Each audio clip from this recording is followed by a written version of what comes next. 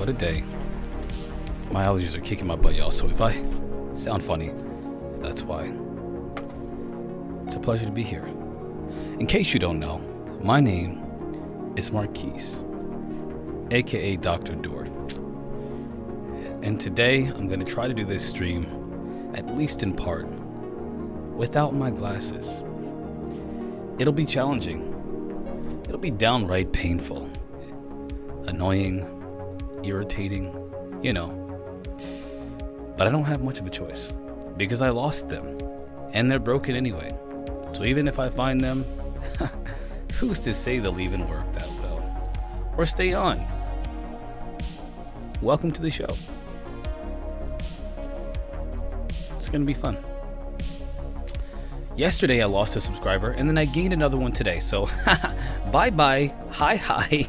It's a pleasure to all one of you who left. It's good luck to you. And all one of you who joined, welcome. It's a pleasure to have you. We're going to have fun. I'm going to have fun. I hope you're going to have fun. I want to try to lighten some things up because I can be a bit intense. I know. I really can. But it's going to be fun because we're going to talk today about the Zeitgeist movement and the Venus Project.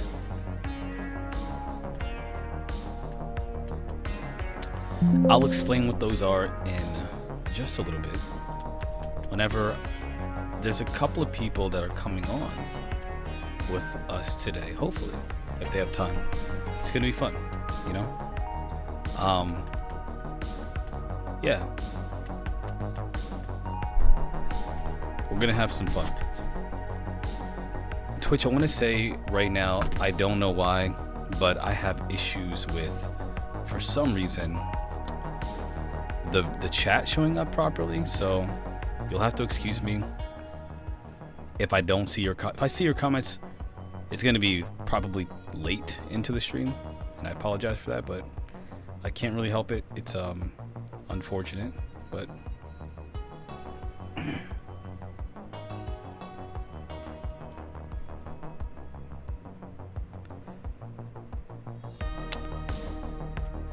we'll make it work, y'all.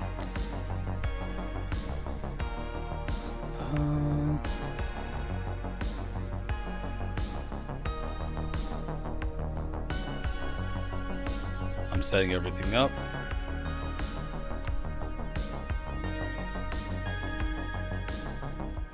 Howdy doody, neighbor. Digital neighbor. Bryson, what's up, my guy? What's crack-a-lackin'? How's it hanging? Don't you go there with me. How's it going, you creep? Jeez. PG-13 here, man. I told you this.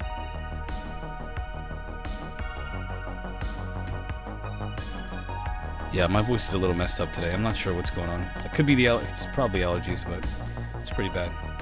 It's pretty bad. Can't kick it for some reason. I've been trying to fix it, but it just doesn't go away. So, we're just gonna have to live with it. By we, I mean me. I mean, I'm gonna have to just live with it. So there's that. But like I said, we'll make it work. Yeah, we're gonna be talking about some really interesting ideas today. What could the potential be for our future? You know? Do we have to live the way that we do today? Oh crap. That background gaming music is loud.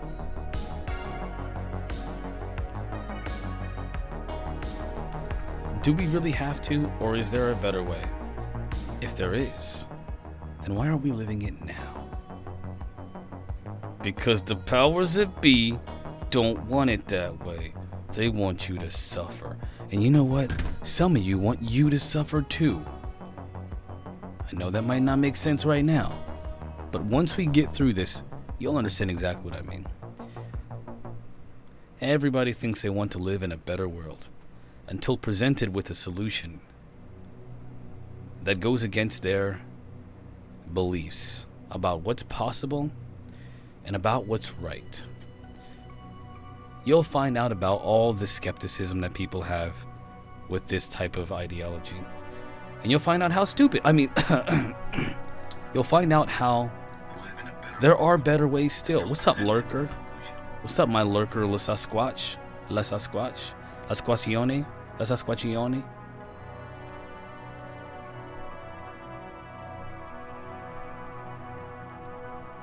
Yeah, so you'll see. And once you see the truth shall set the truth shall set you the truth shall crap. The truth shall set you free. See, there you go. All right, dear Armenian, no problem. I got you, man. Do the best you can, my brother. If anything, you don't have, like I said, we could just watch it. I could show the chat, we could show them what we're talking about today through a video, and we could do a viewing. In the meantime, I'm going to start this Zoom meeting. I'm going to offer you a chance to jump in, and we're going to get started. I can't find my glasses, so there's that. Not great. Not great at all. Just going to be frank with you. And here's the link. You should have it right now.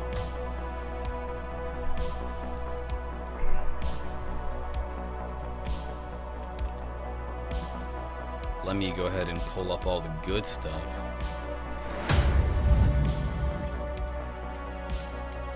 Hey, what's up, chat? How you doing? Karaoke's here. Karaoke? From over the pond. From over the pond. I can't do it. I try. It's not so great. I gotta work on my British accent. I've been told it sucks. Probably right. From over the pond. Karaoke. I believe that karaoke might join us. He might. I don't know. I know he gets a little worked up about that. Dang, this is terrible. About that religious conversation.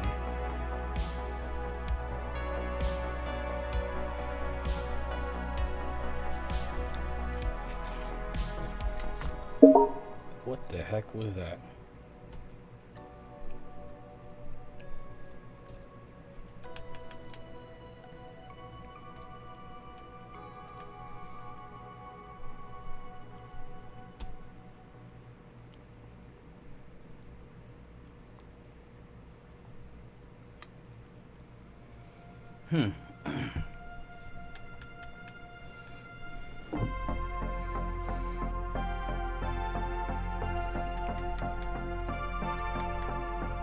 Let's get this party started. I'm gonna go slaughter some innocent dinosaurs while we talk about this Venus project, Yeah, I'm not gonna be able to see half of what we're doing here, clearly. Hold on, let me see. I'll be right back.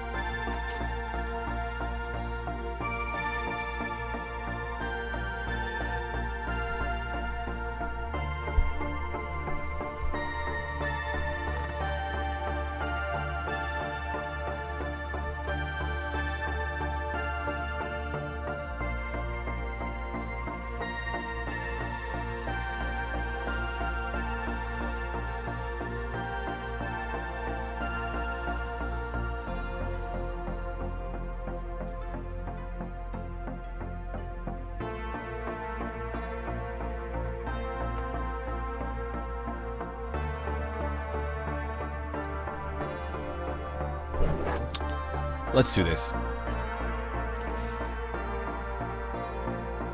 I don't know. Is it? What did you say? Didn't see it. Now.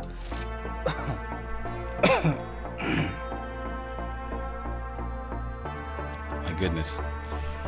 What was I gonna say? I don't actually remember. Well, anyway. Yeah, it's conservative. Streamlabs is a bit dictatorial, if you will. Just a bit. Yeah, I've kind of lost my voice. I can't even figure out how to fix it. Anyway, let's talk about this, because what we can do is today, so I think that we have limited participation today, given some activities that others have to participate in. So why don't we do this? Why don't we watch exactly what I'm talking about? We're gonna take a listen to a couple of things. We're not gonna get through everything, but we're gonna take a listen to it, and we'll see what happens. So let me break down some of what I think is some groundbreaking ideas that we're gonna talk about today. And if you've never heard of it, we talked about this before. It's called the Venus Project, the Zeitgeist movement.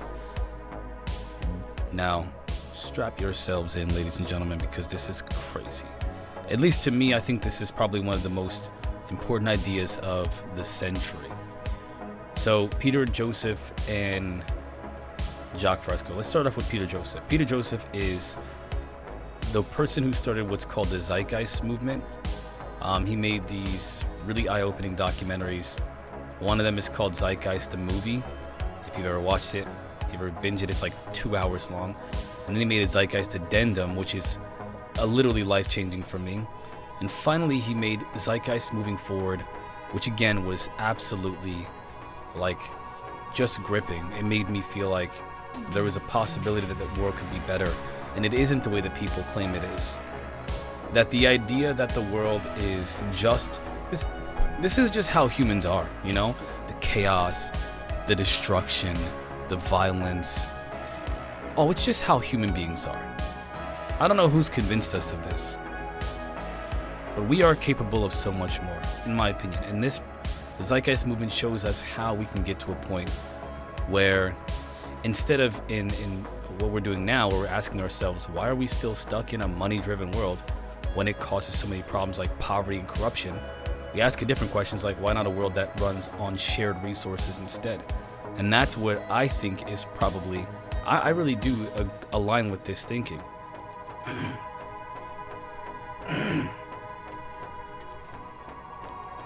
Now on the flip side, we have Jacque Fresco, which is the brain behind the Venus Project. This man is phenomenal. We're going to watch a little bit of his stuff. So imagine a world where, and this is what kind of the imagery he gives, where technology meets nature in the greatest of ways. Like, not like we're doing today. Today, when technology meets nature, nature dies. We kill it. And then we say that, hey, it's natural. What are you talking about? We just deforested an entire freaking region of rainforest. That's natural. You're being an SJ. You leftist. How dare you, tree huggers, tell us that pillaging this planet isn't what we were meant to do. Yes, those are the bright ideas of many people. Many people. It is all scheisse.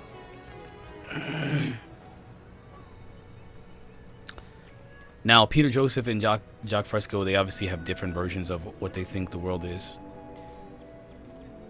In Jacque Fresco's version, it's a world without chaos. The chaos that we have today, like I mentioned earlier.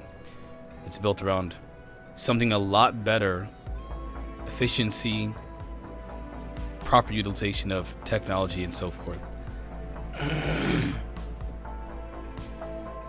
Now, they don't have, they kind of fell off.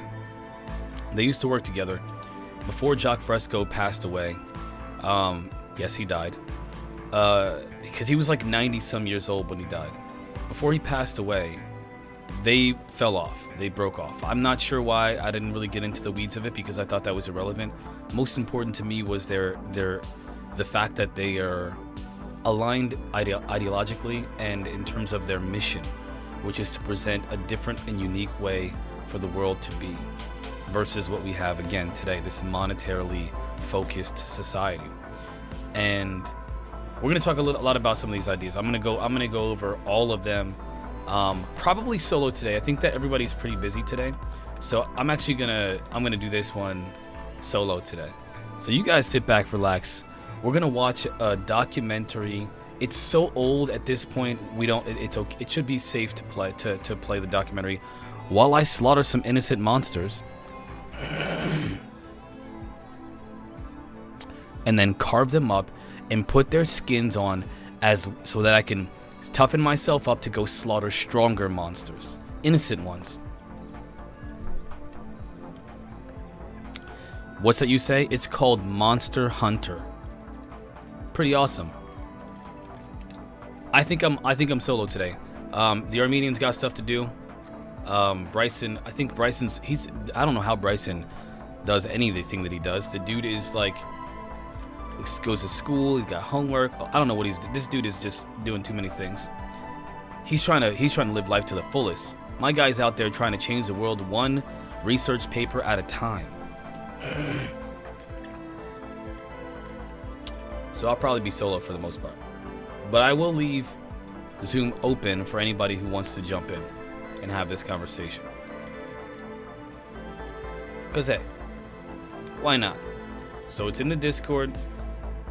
Whenever you guys are ready, whenever you want to, just make sure you give me a heads up because, like I said, we're going to check out some of this video live, and then we're going to talk.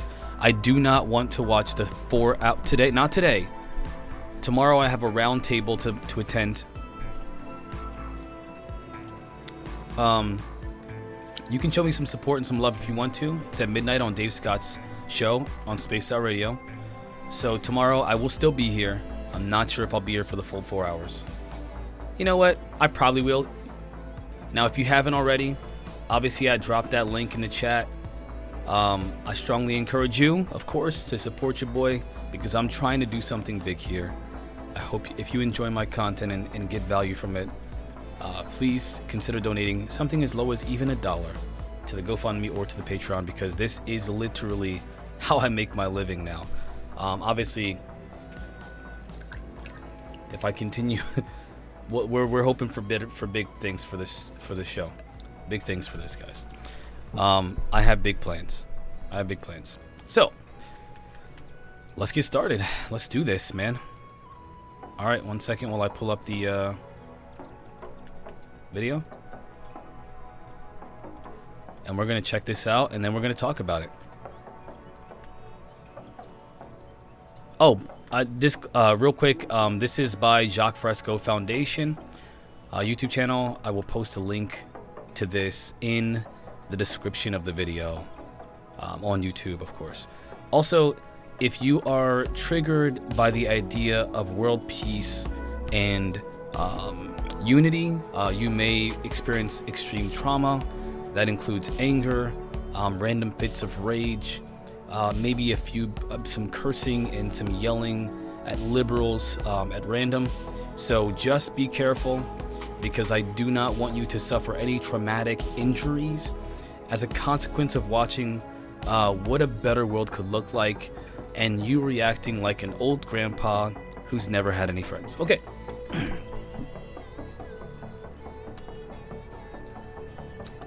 And with that warning, with that trigger warning, allow me to show you Jacque Fresco. Socio-bioengineering. I think that's how you say it. Yeah.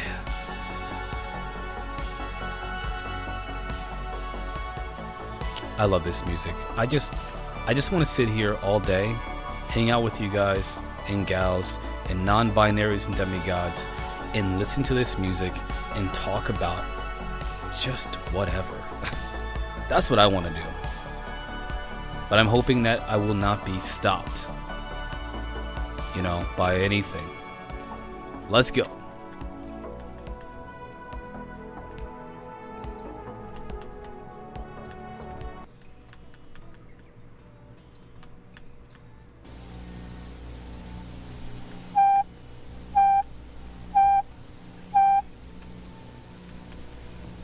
This is a new science, socio-cyberneering.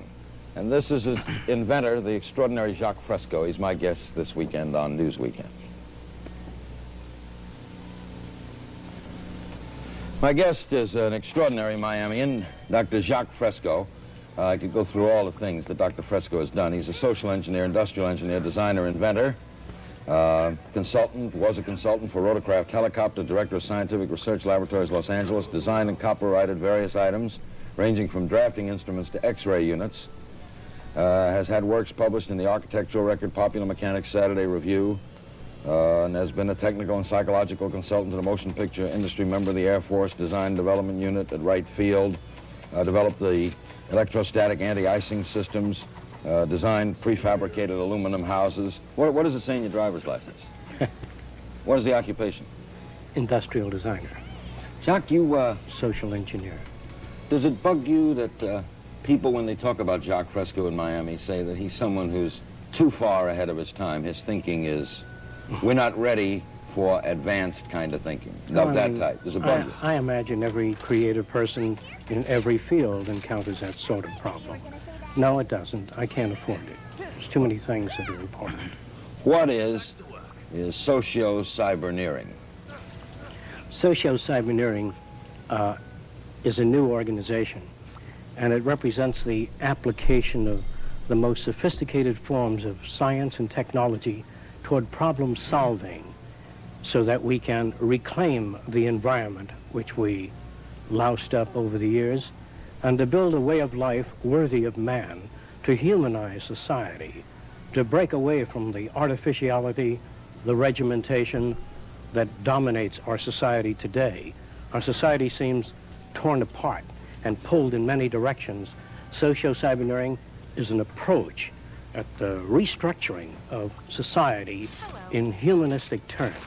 Humanistic terms, yes. The times I've spoken to you, you're very science and technological oriented. You want categories and people, I remember, classified in categories and certain people living here and I never wanted that. No. Let's say that we didn't read each other, or I did not communicate the ideas. In essence, to me, all of the marvels of science and technology, all of the electronics and mechanical wonders are just so many millions of tons of junk unless it enhances the lives of men. The reason we emphasize machines and technology is to free man, to go to art centers, music centers, cultural centers, and to find the meaning of their own existence and lives. How much can machines do? Can they run the things that are necessary to run? Well, Mr. King, if we can launch a rocket off the Earth while it's turning, find a place on the moon, land it automatically, pick up samples of the soil, bring the ship back without humans, I think the Russians have done this, bring the ship back to the Earth, surely we can handle airliners or anything else with redundancy. The problem, though, is a political structure. Is how do you start changing a society this much, which has really no political system? No, it has no political system. It is not affiliated with any political party. It is neither communist, fascist, nor socialist, nor democratic.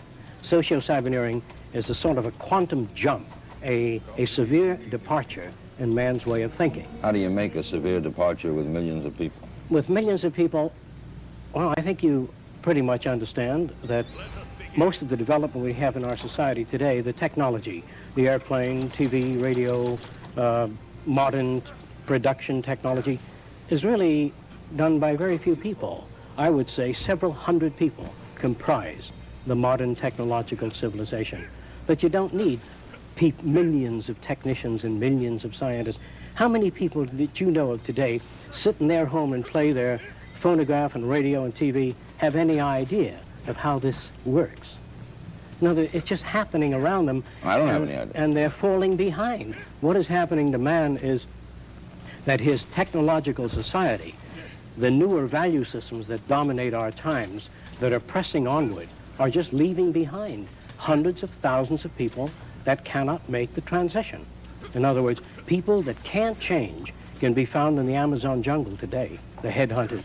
Yeah. And we've got to change. I think the book Future Shock was a gonna book I ask you worked on looking forward. Future Shock points out that there are a lot of things going to happen, whether you like it or not, that the future cannot be stopped by anyone. It is a continuous progression. But there are always going to be large groups of people going to have trouble handling it. Yes, Change. this is true. Look at the change of someone We agree. 60 years old has seen unbelievable change. I believe they can change quickly if the information is made available to them. In other words, to present socio-cyberneering in one shot is extremely difficult. I believe that people should not be divided. The youngsters, the adolescents, and finally the mature young adults, and then the older folks are all divided people. When you get to be 65, you don't want to travel on an ocean liner with old folks. How come we put up these buildings for the old folks? We think that people ought to live wherever the hell they want to live, that cities must be designed so we have an integrated, intelligent society. Einstein, when he was 65, 70 years old, he would talk to youngsters. He kept reading. He kept up with ideas. Why must societies be divided into different groups?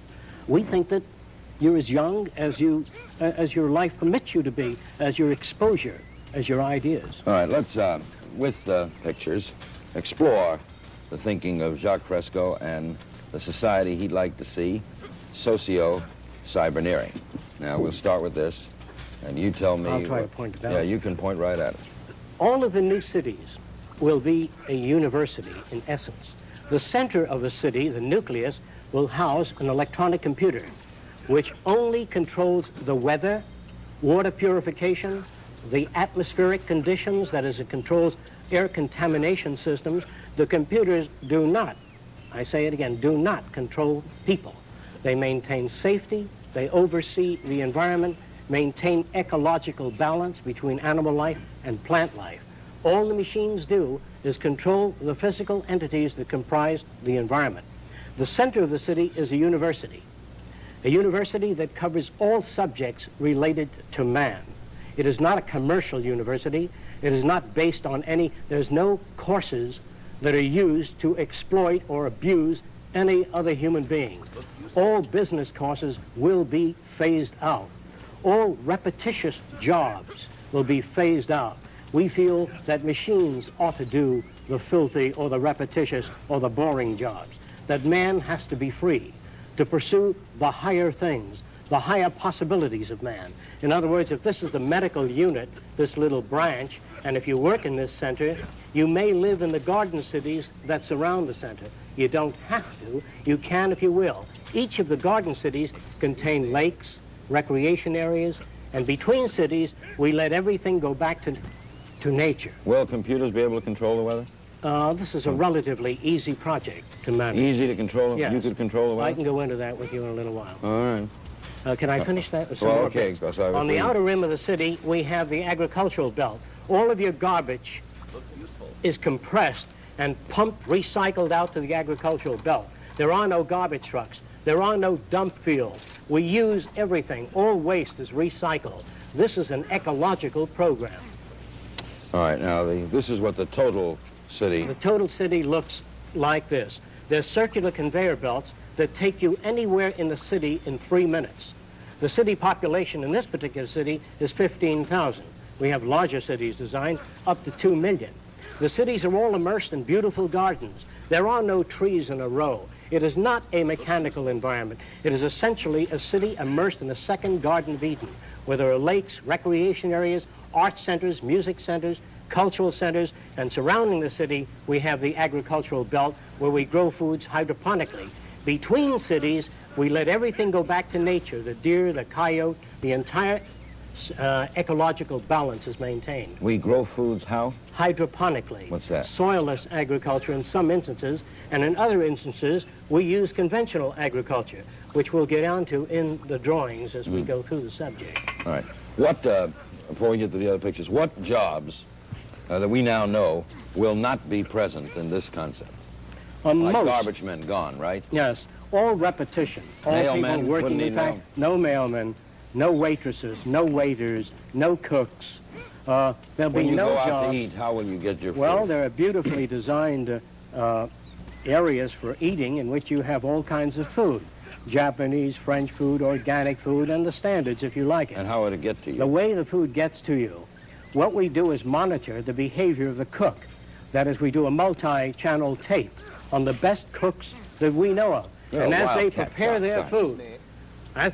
their food, we tape every move they make and how they handle the food and how they dice the carrots the way you like it. Then you dial 2736 and you get the kind of food you want. Chef Milani style or individualized. You can even tape your own cooking. I remember 5 years ago I used to laugh at you, and now all this is very believable. All right, onward. What do we have here? Areas like India, where you have high population densities, or areas like China, we just can't afford to go on and make an individual house for every human being. We just don't have that kind of energy. Our population has already surpassed the point of no return. We have to unify our architecture, not that I like it, but we're trapped. We have to unify it and then make art centers, music centers, and gardens between the cities. In India, this would only extend 6 miles, and then you'd have countryside, lakes, and hiking area for most people. But if you try to spread your cities out, as we're doing, you're going to louse up the entire area. Are you betting that people will not declare war on each other so that you can get at building all of this? Well, we don't have much choice. We're going to destroy each other, or we're going to make it. Now, this looks like some sort of submerged stadium with something flying In an away. area like Panicam Park, we might build circular cities in the sea, where the water's about 30, 35 feet deep. Most of the apartment houses will open out into the sea. You can observe marine life and fish swimming by. There'll be no zoos, no seaquariums. Everything will be observed in natural conditions. There will be boating, scuba diving, recreation, and universities built in the sea. Socio-cyberneering encompasses the entire social spectrum. These drawings all made by you? Yes. This might represent an individual house. Most of the homes will be individually contoured. If you're an artist, you'll live in the kind of house that is most suitable to your areas of interest. If you're a technician, a musician, the house will be designed for your needs. Most of the houses will be self-generative. That is, the heat of the sun falls upon your roof and lowers the temperature on the inside of the house. The sunlight is scattered on the inner walls, in which you have a phosphor coating, and the room glows all evening with a soft glow without any electricity, without any power waste. All of the pavement in the area is black. Under the pavement are heating coils, that is, built-in PVC tubing or wiring or conveyor tubing for water. As the sun beats down on the pavement, we get all the hot water we need without burning any fuel, conserving energy all over the world at a much lower cost. Who's going to pay for all this? Where's the money coming from? If you took all of the gold and all of the wealth of this country, all of the certificates of debt and all of the land ownership, all of the diamonds and rings, and dumped it off the coast of Japan, as long as you didn't touch the American way of thinking, our technology, and our resources, we would not be impoverished at all. America's wealth is not its gold, is not its banking institutions. These are false institutions, that the entire money-structured and materialistic-oriented society is a false society. 10 or 15 years from now, our society will go down in history as the lowest development in man. We have the brains, the know-how, the technology, and the feasibility to build an entirely new civilization. You believe that we teach competition, that it's not bred into someone? Competition is dangerous, socially offensive, considered right and normal, because you are brought up to that value system. What kind of competition did Jesus have? What kind of competition is there in your body? Suppose your brain said, I'm the most important organ, and the liver said, I am, and I want to go a free enterprise system. You'd rot away in a month if every organ of your body went out for itself. What's this? Some individuals will live in homes of a different design. There will be a wide range of what you call individuality. The city is built to bring out what you call individuality, creativity, thinking, development, to question all things and challenge all ideas. The city is not utopia. It is an open city to develop all ideas, to change our concepts when they need to be changed. And we have a three-phase picture. Architecture will run the gamut, that all the buildings will be earthquake-proof, fire-proof, termite-proof, and shock-resistant, in that they will rest on a particularly designed sand bay so that no direct shock can be transferred to the architecture. There are no fire departments because nothing in the architecture can burn. There are no television sets, radios, tape recorders, or record players. All of that is done by the central computer system, in which all of the world's music is housed in a central computer. You don't want records, tape recorders, all this junk that requires continuous maintenance. All you want is the music you like. You dial it and you get the music. You don't need to pick up records or store them. You live in an insane culture where we duplicate things. It's like having a television station in every home or every apartment building. All you want is the music or the program. You dial that. There's where the computers come in. They don't control you. They provide you with the music. But you wouldn't need a set program. in the house to get the program. No. All you need is an image screen. An image screen. An image screen, a flat screen built in on the wall. You don't have a set sticking out. You don't have tape recorders. All you have is the music you like. Did you read Ira Levin's This Perfect Day? No, I did not. Well, he had a society like this in which the computers also control the human beings. Well, this See, one like, against. And he made it so that you felt a little ill, you pressed the button, and I you don't got like that. That's too much like 1984. All of yours is and Brave using. New World. This is humanistic. All our cities will be separated by a half-mile of landscape areas and return to the natural ecological balance. The lakes, the hills, the valleys, the animal life between cities will go back to nature. How will we travel? Cities are connected from core to core by either cyclic elevators or linear transportation systems. There are no freeways and no automobiles, therefore no automobile accidents. No automobile accidents because they don't exist. We have continuous transportation. You don't need to wait for a bus. We have continuous moving conveyors. Now, when I get back to money, and you said that it's unimportant, to start this, who will build it? Who's going to build the first? It's a membership organization, and the membership organizations, like, the members pay about $10 a year, and they get the booklet and the information, they go to meetings, but the funds actually come from donations from organizations and various agencies of the federal government and private foundations to build the first city, to solve the transportation systems, to work out a totally different environment. And after the first city is built, we expect a rapid growth in the membership. It is difficult for people to immediately understand socio-cyberneering because it is not like anything else that you're familiar with. Obviously, it requires a change of thinking. But you're not dull, Jacque. Okay. For example, agriculture.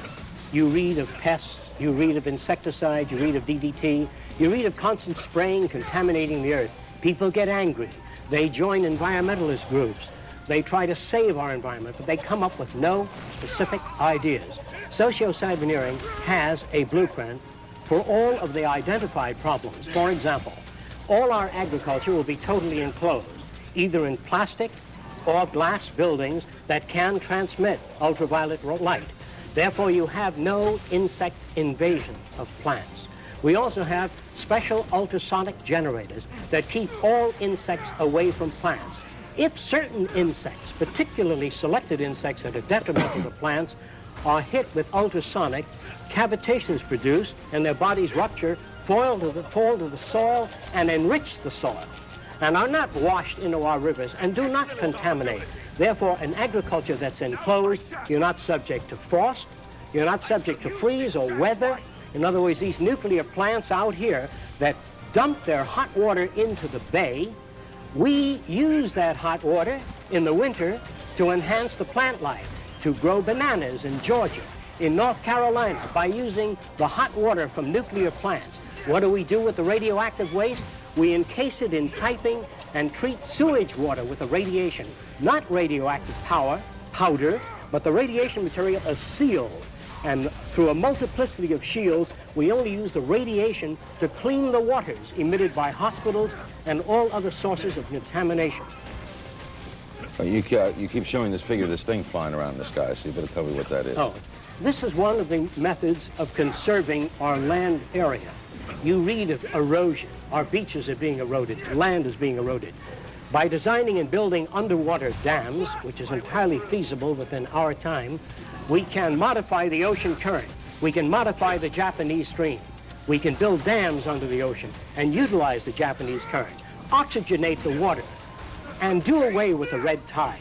The red tide, by the way, can be dealt with by oxygenation, by recirculating the water, by building dams under the water in the Gulf Stream to set up greater turbulence in the water, and this is feasible. If we don't do it, we will cease to be as a nation. We have the energy, the know-how, the raw materials. Socio-Cyberneering is an organization that is probably the boldest organization ever conceived of. What? And we're undertaking the most ambitious project in the history of mankind. What's this?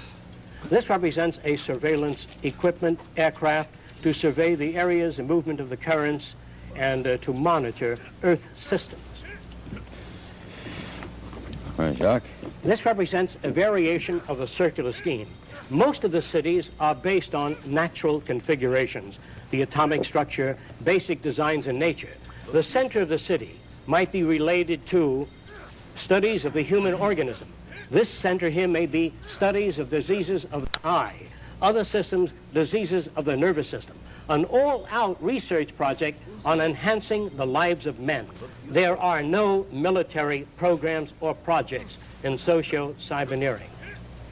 There's no need for an army? No need for an army. Now, what if one people decides to attack another people? We then invite, after the first city is built, we tend to go Socio-Cyberneering International, to invite the participation of all nations of the world into a system of monitoring the Earth and using the Earth to enhance the lives of men. What about what if one group of people get together and attack another group of people? We believe that is done due to scarcity, or that a society suffers from economic deprivation, lack of arable land area, or Whereas overpopulation. you believe it would not occur? It would not occur. What is this wild-looking thing? This is clean sources of power.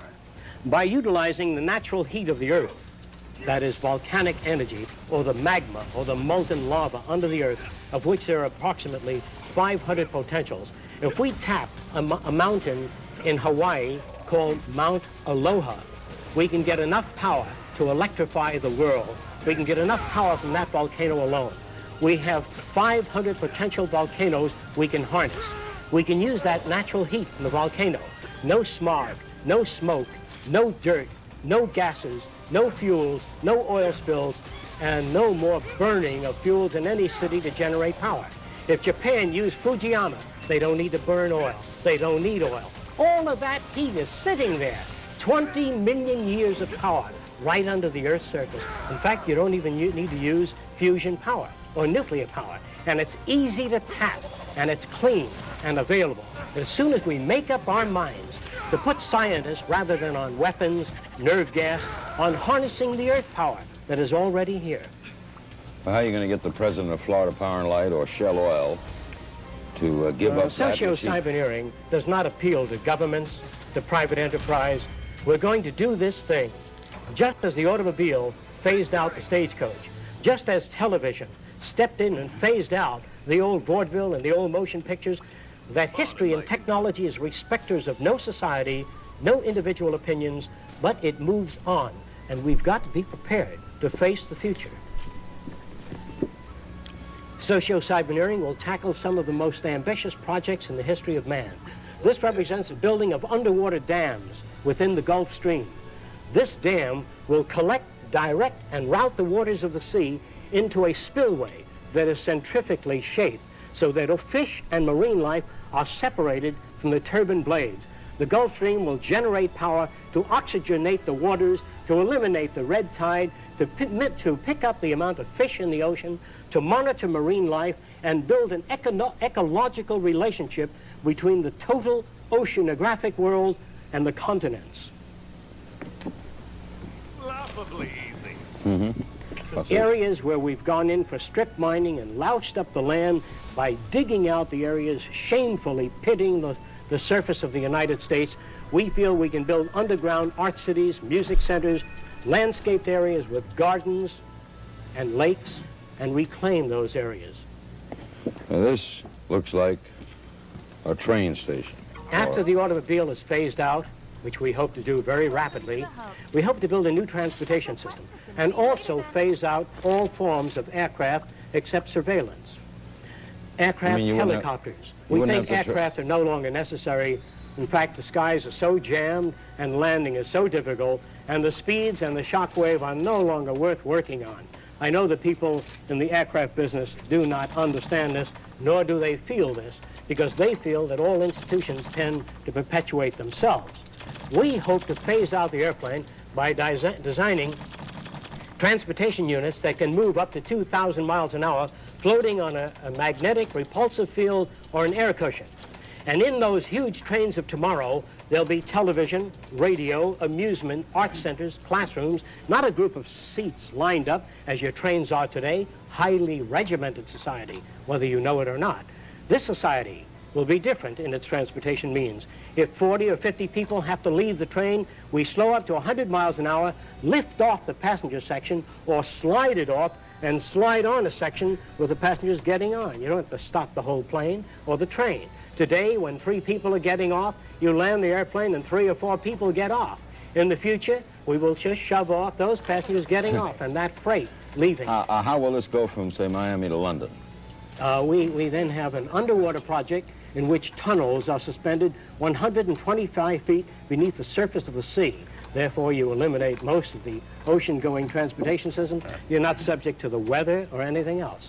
This is part of the linear acceleration train that can take you anywhere in the world in just a few hours, safely, without snow, rain, being lost at sea, Are all subject to the weather. all these things you're saying, Jacque, could they be built with what we know today, or are some of these things, are you guessing based on what we know today? No.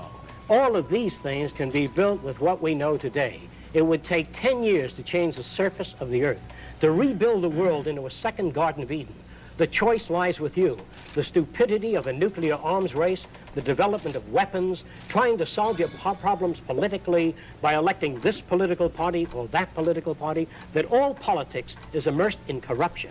Let me say it again. Communism, socialism, fascism, the Democrats, the liberals, we want to absorb human beings. Women's lib, all organizations that believe in a better life for man. There are no Negro problems or Polish problems or Jewish problems or Greek problems or women's problems. They're human problems. To come into socio-cyberneering and take your part and function. We are not concerned with the divisions of segments of society. No control of population? Population control is dependent upon education. We feel an educated population needs no control. You wouldn't stop sex? No, sir. Good move, Jacque. What's this? Some individuals may want to live in a way-out house. How far way out, how far out you want to live would be determined by your value system and your lifestyle. It is not a restricted society. It is not a 1984. It is not a brave new world, but is something brand new. We would like you to investigate socio-cyberneering. You know, I'm going to give you the address out of people who'd like to know more about, ooh, the next one looks really weird. Some people may want to live in a different kind of home. I myself am interested in world affairs, ecological changes. Therefore, the walls would have panoramic screens giving me the kind of information that I am interested in. Your home may be different, designed to fit your needs. The homes will be molded. No one very will rapidly. pay the builder of the home. He will not receive money. No. Why will he build the home? He doesn't build the home. The homes are built through systems engineering in which we can form a home every half hour by blowing the floor up out of the ground so that we have up out of the plastic unit which the floor is comprised of. We blow and shape the furniture and then spray the furniture. In other words, if you're going to be here, if the United States is going to be here for the next 20 years, you can't have a plumber install the toilet bowl and the sink and the shower in the same old hand tool fashion that was done 40 years ago. We've got to make a quantum jump, mold maybe 15 different types of bathrooms. You pick out that which you like. The bathroom is self-cleaning, self-drying, and we install it in your architecture based upon your selection. What, it will be so hard to change, you know, a lot of these things sound fascinating, but in order to accomplish any of this, you require, to me, a change of the human. The human value system. Yeah. We feel that if enough human beings are exposed to socio-cyberneering through information, and they question things about human behavior, the new schools, I'd be happy to describe all things. We don't have enough time now to go into that. But it doesn't take very long for Americans to change. Americans have been conditioned in their kind of society to get a different kind of car next year, to buy a new television set or a tape recorder. We are radical as hell. But our political and social institutions have not changed. And this is where we are stagnating, because we always equate any new idea with communism or regimentation, because we've been brought up to fear that which is new. And I think that Christ was a radical. He brought new ideas, but it took time, thousands of years, for people to really appreciate ideas. They still haven't bought them. Exactly. What's this giant foot? What looks like a giant foot is really a wind tunnel in a vertical position. We feel by building 6 of these in the Los Angeles area and the New York area and accelerating air down through this tunnel by means of turbines and electrostatic filters and a low temperature base, we can clean the air of the solids, particulate matter, gases, and all suspended particles within a period of 1 year, clean the air in the Los Angeles and New York area, and then remove these structures and build garden cities again. Let's not wait for nature to do it. We loused it up. We're going to have to clean it up like the war program. You know, people, before I show this last one, people, just so you know that a lot of this is wondrous to you, and it is to me, of course, but Dr. Fresco is a respected social engineer, industrial designer and inventor, PhD in human factors engineering, and has worked on many things from anti-icing systems to prefabricated aluminum houses, designed systems for noiseless and pollution-free aircraft, wrote the book Looking Forward. He has lectured at the Department of Sociology in Princeton on Sociology of the Future, guest at the College Editors Environmental Conference in Washington, lectured at Queens College, New York, University of South Florida, University of California, designed various items ranging from drafting instruments to X-ray units. And so, you know, don't just dismiss this. If he says it's possible, it's possible. What's this? Well, in times to come, most of you are probably familiar with the giant units that are used to move the rockets onto their launching platform, tremendous tractor systems. In the distant future, perhaps the next 15 or 20 years, huge tractors may be built with a nuclear reactor built in that can fuse the earth into canals and transportation ways. We can shape the earth by nuclear energy without mixing concrete, without having trucks and human beings leveling the concrete. We can do this today at 20 miles an hour if we wanted to. Shape the earth into highways, waterways, flood control systems in a totally different, reorganized technology. All right, now, technicians working now in this present setup in the private industry concept, why haven't we seen more things like this? If they are feasible, for example, the Japanese, everybody's working on a high-speed train. And you can't tell me that the Japanese wouldn't like to have, the Seaboard Railroad wouldn't like to have a train that could get you to New York in 20 minutes, even for profit. Why don't they? There, as far as I know, at present, there is really no integrated transportation system. Integrating a transportation system, you have to design, it's just like designing a heart of a human being, if God did it this way, and then he decided to put some lungs nearby, and then he built another structure to hold our arms. All of these are afterthoughts. What we have to do is design a city as a living system, as an organism, as a university, that all of the cities of the future will be university cities that grow, that continue to exchange ideas. The city will have a built-in transportation system, so there are no accidents and no unthought out areas of technology. Medicine, botany, agriculture, the total system, one planning system. Our cities have been designed a long time ago. The area like Miami, downtown Miami, they put in a couple of pots and a couple of trees, and this kind of simulating an intelligent approach to an environment which costs thousands of dollars, and these little intrusions on Flagler Street only cause the buses and the fire engines and the emergency vehicles to become further tied up. There are no solutions. They're clumsy, academic approaches by people immersed in this kind of society, coming up with their cop-out solutions that have no relationship to the problems. You cannot be a conventional architect, a conventional engineer, work for the telephone company or any other of the old establishment and come up with an idea that is a radical innovation. The space program takes new thinking to save our country, to save our land, to save our environment, to save our youth, our stupidity, our conflict.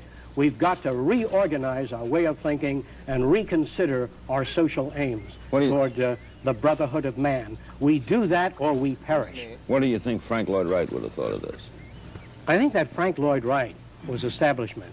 I think that his architecture was radical, But I think it was radical in a limited way. And we've got to get away from this limited, I did this and I did that, and the self-centeredness that dominates our society today. It must be a privilege to serve members of society. Not that we want rewards or medals or honor for what we do, because it is just an honor to do it. And if you cannot work for that, then you miss the boat. You don't understand the teachings of the wisest men that ever lived. In your society, there are no mayors of cities. There are no mayors, there are no politicians, and you don't have to fill out any forms to go to the arts center or music center, and you go to a university whether you can afford it or not. If you want a suit of clothes, how do you get it? Well, most suits of clothing are designed by anatomists and physiologists to be comfortable. Most of your shoes will breathe as you walk. They will be very different than the shoes that dominate your society today.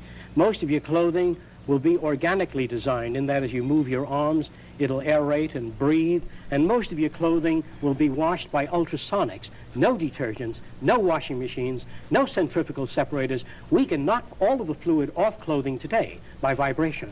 We can knock fluids off clothing. In other words, if you could move a piece of fabric from position A to position B rapidly enough, the fluid will remain behind. Ultrasonically vibrating the fabric can remove the fluids, and you need not contaminate your waters. You don't have to use any of the systems today. Let me briefly say this. You have a bumper in front of your car, behind your car. But your society, your car's hit on the side also. You have safety belts and harnesses in your car. But that assumes that you're going to be hit by the rear or in front. If you're hit on the side, you go right through the side of the windshield. What good are these approaches? They are designed by men that are cerebral insufficients. You've got to design a society with a bumper all around the car, phase out human drivers, put electronic guidance systems in cars, or eliminate the automobile and design a holistic transportation system. We must put our mind to this as we do to put a man on the moon. We must put our mind to the social problem. We wish to get away from politics. We wish to get away from the old world method of solving problems. If you can barely understand what it is I'm trying to say in this short period of time, please investigate socio-cybernetics. Are you saying that General Motors could build a safe car today, totally safe car, with the knowledge at hand? Yes, if they're given that assignment. They're not given that assignment. Well, because they're working on their own initiative to make more money. They're only interested in look, if General Motors had to service their own cars, I can tell you for certain that they would have two levers that you turn down and pull out the engine, shove it in a service unit, and you don't, to change a $3 spring in a car or a $2 part, you got to do a $45 job on a small car just to pull the engine out. But if they had to service the car, I can assure you that whole engine would slide out. You know, they put a race car wheel on with one turn? That's the way your wheels would go on. You'd have bumpers all around. You'd have no chromium, no ornament. The chromium would be in the engine where you have chrome steel, tougher engine. In other words, the automobile companies have actually they have contempt. Let me say this again. All manufacturers have contempt for you to sell you the toothpaste. The products that they sell you are deliberately designed to wear out, break down, so you have to continually service those things. You notice that your telephone is pretty reliable? Well, we here in America can think. We can design things that don't wear out and don't break down and don't require maintenance at all. Yeah, the instrument, yes. The phone, that stays forever. You bet. If the automobile companies had to maintain their cars, it would be a forever unit. The phone company has to maintain the phone. That's why it's good. That's why your units hold up. I never thought of that. I don't. So a phone never, I mean, you know, operators can be bad. Yeah. This can be bad, but the phone itself. Well, it's the same for your TV sets, by the way. You mean if RCA, if everybody had to maintain their own? You bet. There ought to be automatic system which you pull out, shove in a replacement unit. If your engine breaks down, they pull out the engine, shove in a courtesy engine, and you take off. Why hold up the whole car when you need a battery job? If you did that in the Army Air Force, you couldn't operate at all. Your society is really comprised of very stupid men. Let me say it again. All politicians, all lawyers, all businessmen will be phased out. I'm not going to do it. It's not going to be a revolution. You don't need it. Our society cannot be maintained by this type of incompetency. It was great, the free enterprise system, about 35 years ago. That was the last of its usefulness. Now we've got to change our way of thinking or perish. Our system is dying. If Nixon remains in, it'll die in his lap. If a liberal group gets in, the society will fall. Our cities are going broke. We don't have the money nor the type of mentality required to save our society in politics or government. I am not your enemy. I am not trying to destroy things. I do not believe in revolution. I believe that ideas must be presented to American people. They have to make the decision. Now, Dr. Fresco is in the local phone book, am I correct? Yes. Is that the number people would call to contact? It's F-R-E-S-C-O, Dr. Jacque Fresco. And we're going to do some more with you, because you know what I'd like to do one day? Maybe we can do a special. Yeah. I want to do one on human behavior. No, human behavior. How about a human behaviorist? And how about some engineers?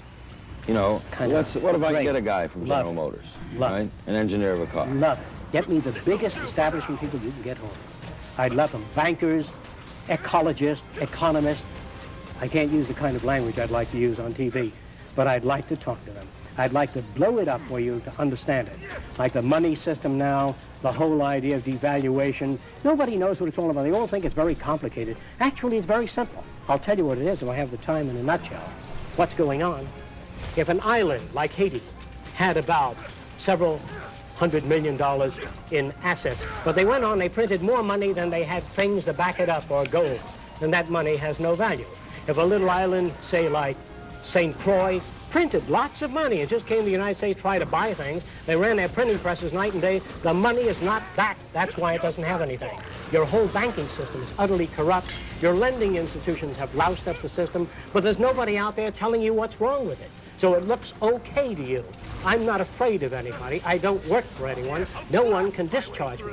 I have no boss. The only thing that can happen to me is I can be put in prison. Well, there are many books to write. In other words, there are many things to be done. I am not afraid. I am afraid to live in the society we live in today. The direction we're moving in gives us 25 years for total environmental destruction. We have 7 years to mass starvation. We don't have much time.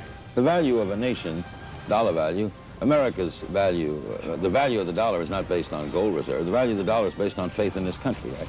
And its output, isn't it? That's the truth. You can't build a nation on faith. It has to be backed up by resources. I mean, but if the French respect the dollar, it's backed by respect for American resources.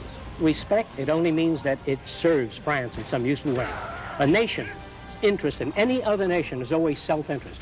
When we send representatives to any other country, our self-interest is first. Whatever happens to that nation is secondary. We have nothing but utter materialism which dominates our society today. You're talking about all countries? Yes, all countries. The science is socio-cyberneering. The man behind it is Dr. Jacque Fresco. I'm Larry King. Keep attacking! Yeah, what's up? All right, chat, what's up? Come, you want to join me? Join me.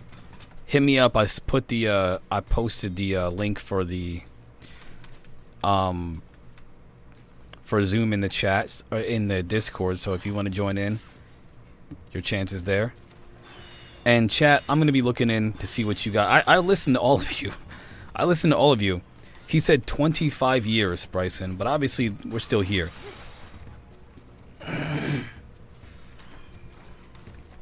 Yeah, we're still here. So, two things to say about that one. The first thing is, I'm getting my cheeks clapped by this little dinosaur. The second thing is, hold on one second. Let me get rid of these fools. The second thing is, there are a lot of predictions that were made about the end of the world based off of the way that things were at the time. And then, of course, things changed. So obviously, you can't account for any kind of changes that happen in the future because you're not psychic. To make those calculations based off of the data of the time is fine.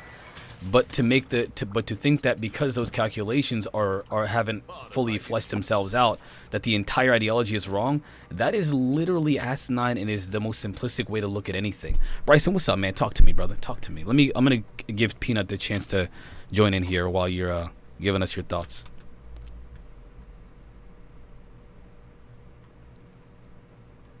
Oh, I'm muted. I didn't. Okay, hold up. I just realized. Bryson, I don't know if you heard me or not, but what's up, man?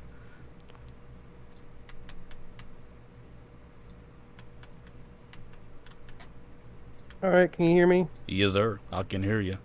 I hear you. Okay. Loud and clear, fella. Tell me what you think about this, brother. It sounds great. I mean, it's going to take small steps, though. The way he's selling it is it sounds like it's going to take, but it would happen not gradually, but almost overnight. But maybe rapidly. That's the word I'm looking for. Yeah, it sounds great, but it's like me in class where like the theory of everything behind it all sounds great until you're actually working in the field and you realize, you know, this resistor over here isn't exactly an even number, and this capacitor over here might be, you know, lower in efficiency, but it is what it is. I'm for it. Really? I'm for it. I'm surprised to hear that. I wasn't sure what, you know, hold on one second. I wasn't sure what you think. Hold on, they saying the music's too loud. Let me adjust that real quick. But yeah, I wasn't sure what you think because the chat, I mean, you bring the comic relief in the chat. I appreciate that.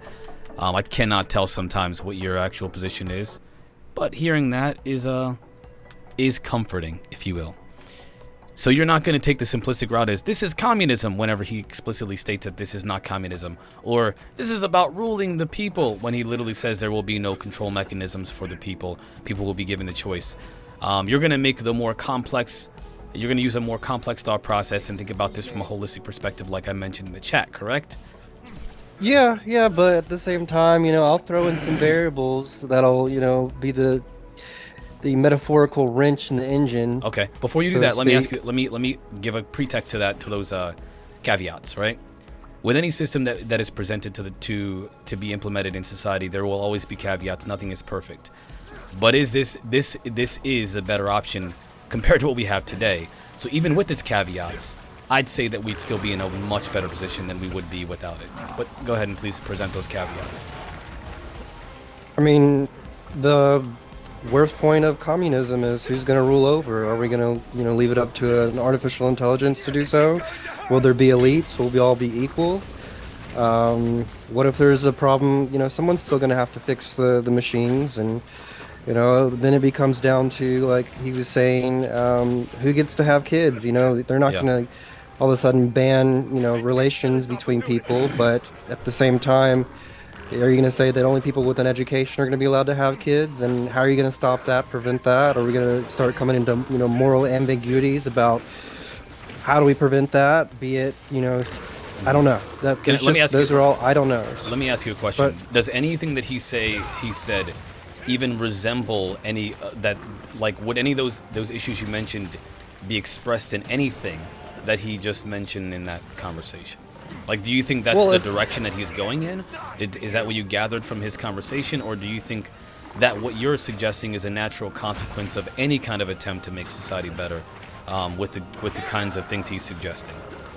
Well, here's the metaphor I'm going to use. He's an engineer, which means he designs the things. Right. And it always looks great on paper, but then whenever it's implemented, you'll have the mechanic who's working on it and be like, why would you put the oil filter over here where I have to take the whole engine out in order for me to get to this one small part? You know, why did you have to build it like this? And then there comes to, like, the destruction of our society right now. Like, how do you start over? How do you build over, like, the roads that we already have? Yeah. He was saying how, well, yeah, but again, it's all on paper and it all sounds great. So, I don't know. We got a third person here with us. Why don't you get his opinion? Because I need to go to let the dog out. Hold on one second. I didn't realize. Let me. Who else is with us? Sasquatch, what's up? Talk to me, man. What's up? We finally got Sasquatch back on the chat. That's wild, man. Haven't talked to this cat for a long time. Oh, he's too afraid to talk. What a wuss. What a wuss, man. All this time, I thought he was gonna have the gonads to have this conversation. He's hiding. He just wants his face to be seen. I don't know if his mic's muted though. Sometimes he has issues with his mic, so I'm not sure if that's what's going on. Wait for it. But yeah, I mean, I will say, you know, I always put it this way. When we present, I can hear you now. Okay. No, I'll let you finish the thought, and then I'll. So my final thought, real quick, just to kind of finish what I was saying, was that there will always be caveats to any system that we implement into society, especially given human nature, if you will, or at least how human beings naturally have all of these caveats just as a byproduct of human nature. Now, when you're talking about eliminating, for what he's mentioning, poverty and hunger and resource deprivation or scarcity, if you will, then literally 90% of the problems that the world faces today wouldn't be an issue. And I think that's where he's trying to start from there. So the point is, okay, so there are all of these issues that we experience with the society we have today. However, if you eliminate this one main factor of our issues, the main crux of most of our issues, which is scarcity itself, then you wouldn't have 90% of the problems that we have, and from there we can start looking at caveats and adjust the system accordingly. So go ahead, Sasquatch, my bad. Well, I don't know if I would agree necessarily. I mean, scarcity is a problem, but I think this guy's stance is purely idealistic. There's this ideal, but that's that I think, like you said, is not there. There's the human factor that has to be accounted for, and that just I don't think that would allow for a society like this. There's so much that he just I think glosses over. You think he glosses over stuff? Well, oh yeah, obviously he's giving this sort of 30,000 foot view of this utopia that just can't be because of the human condition. Scarcity is a problem, fine, but what about stuff like jealousy, anger? Where do those things come from? These are just natural human responses to. Give me an example of why someone would be jealous. Sure. Well, you have a girlfriend, right? Or Right. Maybe there's females. Maybe there's one in particular you don't, or that you want, but someone else, maybe has her, or vice versa. There's a guy that you want, but I mean that causes jealousy. I mean, how many fights break out over competition for a girl or a guy? Do you think that those things are built into societal, like a society's way of living? For example, like a value system that we hold in America is one that fosters this idea of companionship, but in a very romanticized way. So in an indigenous population, romance isn't even considered the way that we do in America. But in indigenous populations, they plan marriages sometimes, families do, or they just adapt and somehow coalesce to a natural state of union. They don't have a lot of the issues that we do have in this society because their value systems are vastly different due to the way that their society is structured, naturally. No, I mean, there are ways that you can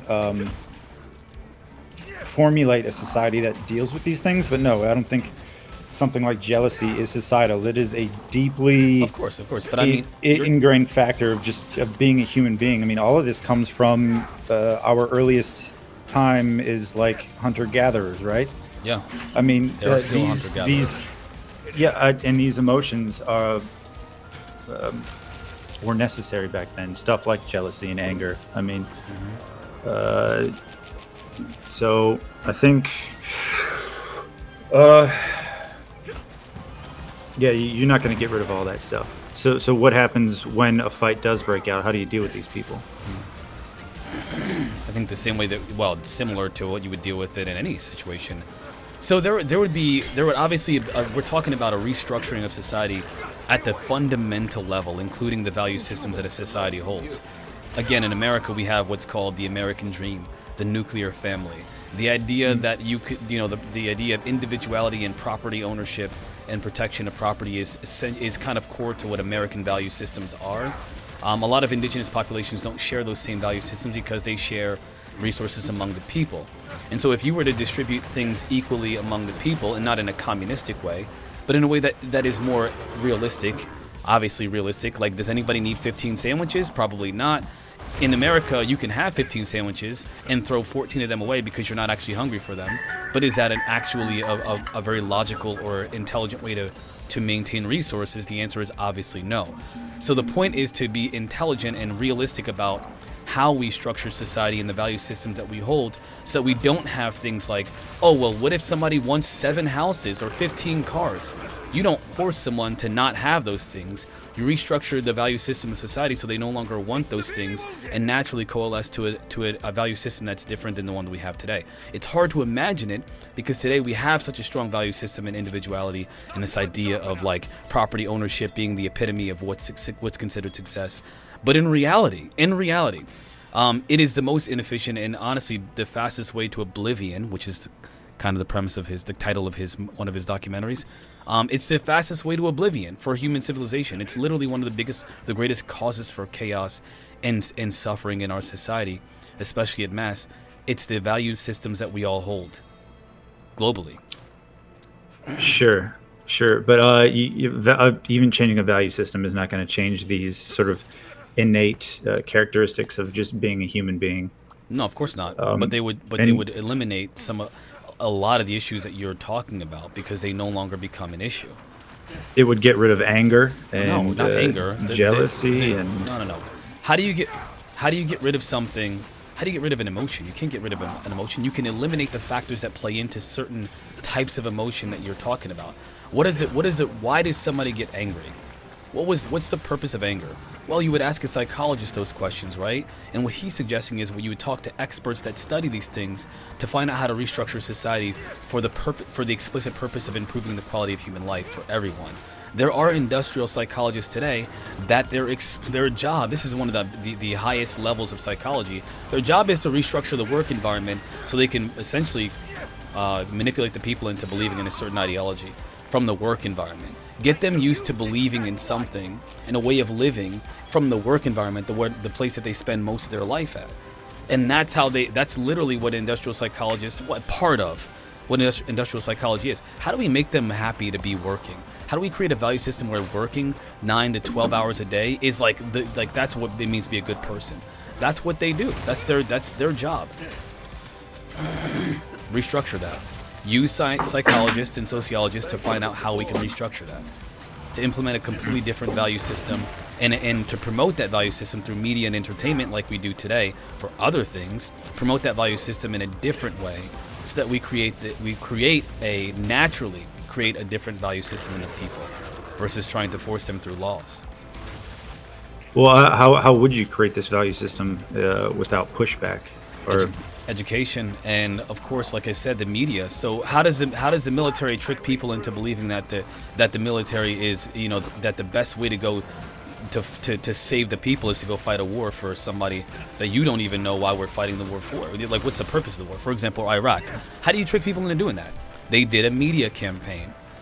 They did a very powerful, very effective media campaign, and it worked.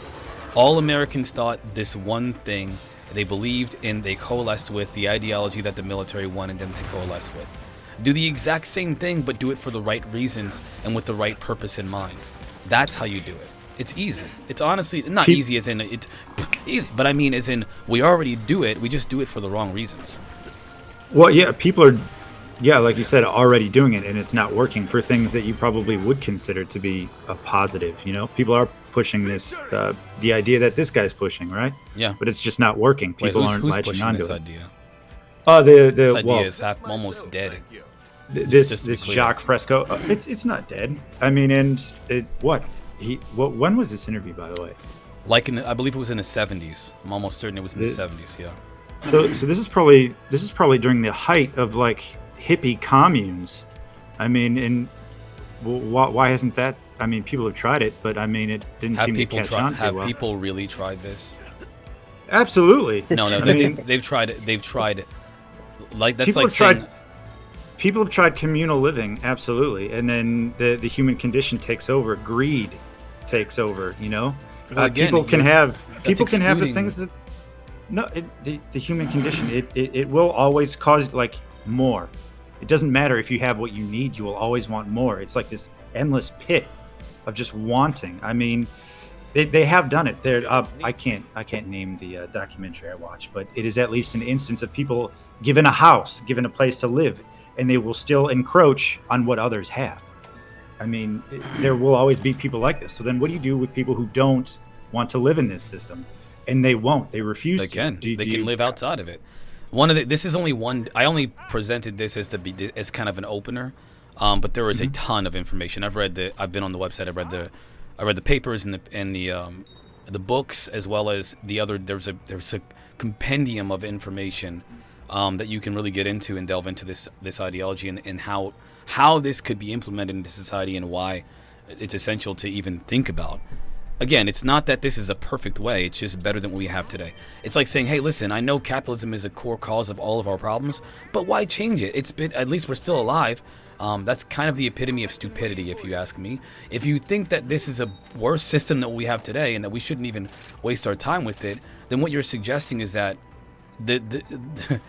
is that we should continue down the road that we are, in the hopes that it will, even though there's no evidence to suggest that this is going to amount to anything other than our destruction, in the hopes that one day maybe things will just fix themselves. Like the invisible hand of... Baby steps, you know? Babies don't just immediately start running. They got to learn how to crawl first, Right. and then they start taking steps. And then maybe one day, you know, we'll get to that point. But I'm going to need, instead of radical change, I'm going to need it slowly over time. I'm with you on the idealism of it. It does sound great, and, you know, I would be for it, but I know that it would be hard to implement in just my single lifetime in the next 50 years.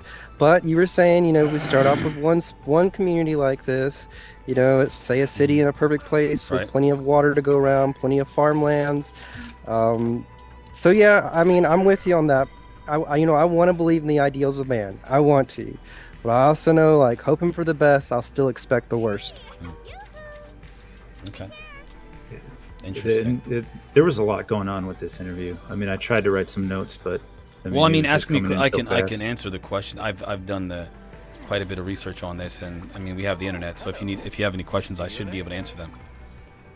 Well, one of the things that, like, so universities, I think he said, won't teach business, and they'll get rid of repetitive. Maybe I missed it. Will people have any jobs, or do you just get to do whatever you want? So think about it like this. If you ever seen Star Trek, everybody has already told me on the chat, at least most of the people in the chat have said things like, man, I wish, like, Star Trek is a pretty cool idea, the future of it. Then there's some hesitations about the way that society is structured, because there's like a universal law or code, or if you will, there's like a rule of a unified rule of being for society intergalactically. Nobody has to worry about money. They're giving credits and stuff like that. So, like, they're like, well, that's kind of, I don't really like that idea.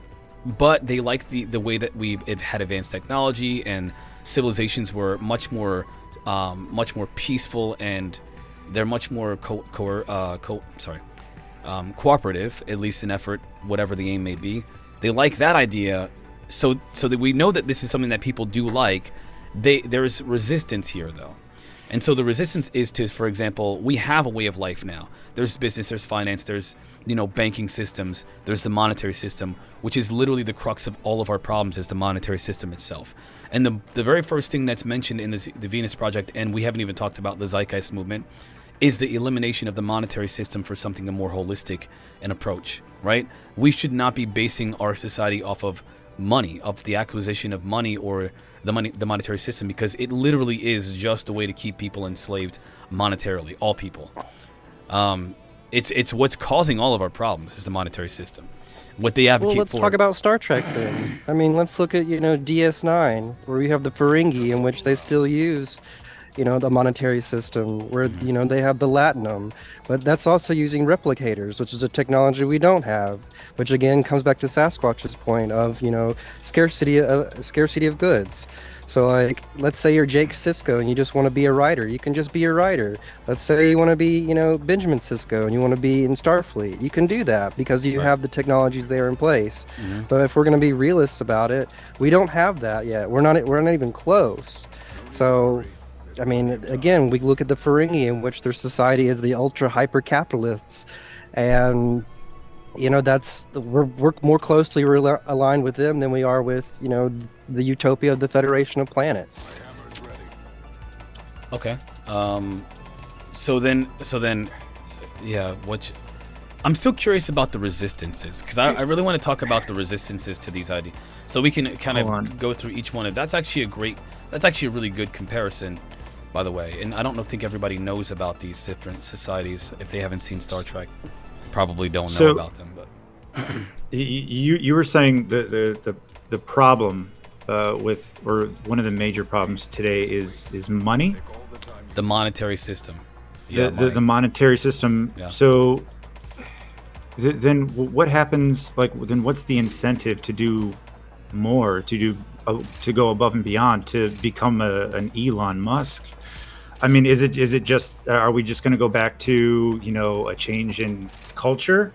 I mean, you know, if we change the culture so everyone can have the same value system, and everyone just wants to do the best just because it's all mutually beneficial, or because then I would probably go back to, just the human condition. Like, no, I mean, I would say you'd have to also get rid of selfishness. I mean, that is deeply ingrained within human beings. I mean, a lot of us are just deeply selfish. I mean, we only do things For ourselves, right. yeah. I mean, Yeah, I agree with you on so this system that we have, no one's going to argue it's perfect, but this monetary system does offer an incentive. Like, you can have your 7 houses or your 15 Right. sandwiches, So what's the incentive you're saying, right? Yeah, well, what would provide the incentive to I don't know, be productive? When you were a kid, what did you want to be? Good question. I don't really remember too much. What if you could be anything you want to be right now, what would you be? Honestly, like, just be real. You don't have to. I mean, if you want to be a freaking veterinarian and take care of the little cats that we talking about, right? Whatever. Like, honestly, what did you want to be when you were a kid? Well, I can't remember what I wanted to be as a kid, but if I could be anything right now, I would probably just go back to school, go to college, and just sit around and learn things all day, So you just want to understand that just your life, everything. Yeah, I just Basically. enjoy learning. So like learning different things would be fun for me. You know. What about you, Bryson? What if you could literally be and do anything you want to do? Money aside, what would you do? An explorer, be it something here on the planet, just visiting as many people, places, and cultures, or be in the ideal Star Trek future where you hop on a spaceship, you do whatever your task is set out to you, and then you go out and explore new worlds. I mean, if I have that ability, that absolutely, in a heartbeat. But I think I forgot who brought it up the other day. Before you add your caveat, I just want to let's just for a moment, please save that. Write it down if you have to. What do you do now, Bryson? What do you do for work now? Right now, I'm in school. You're a full-time student.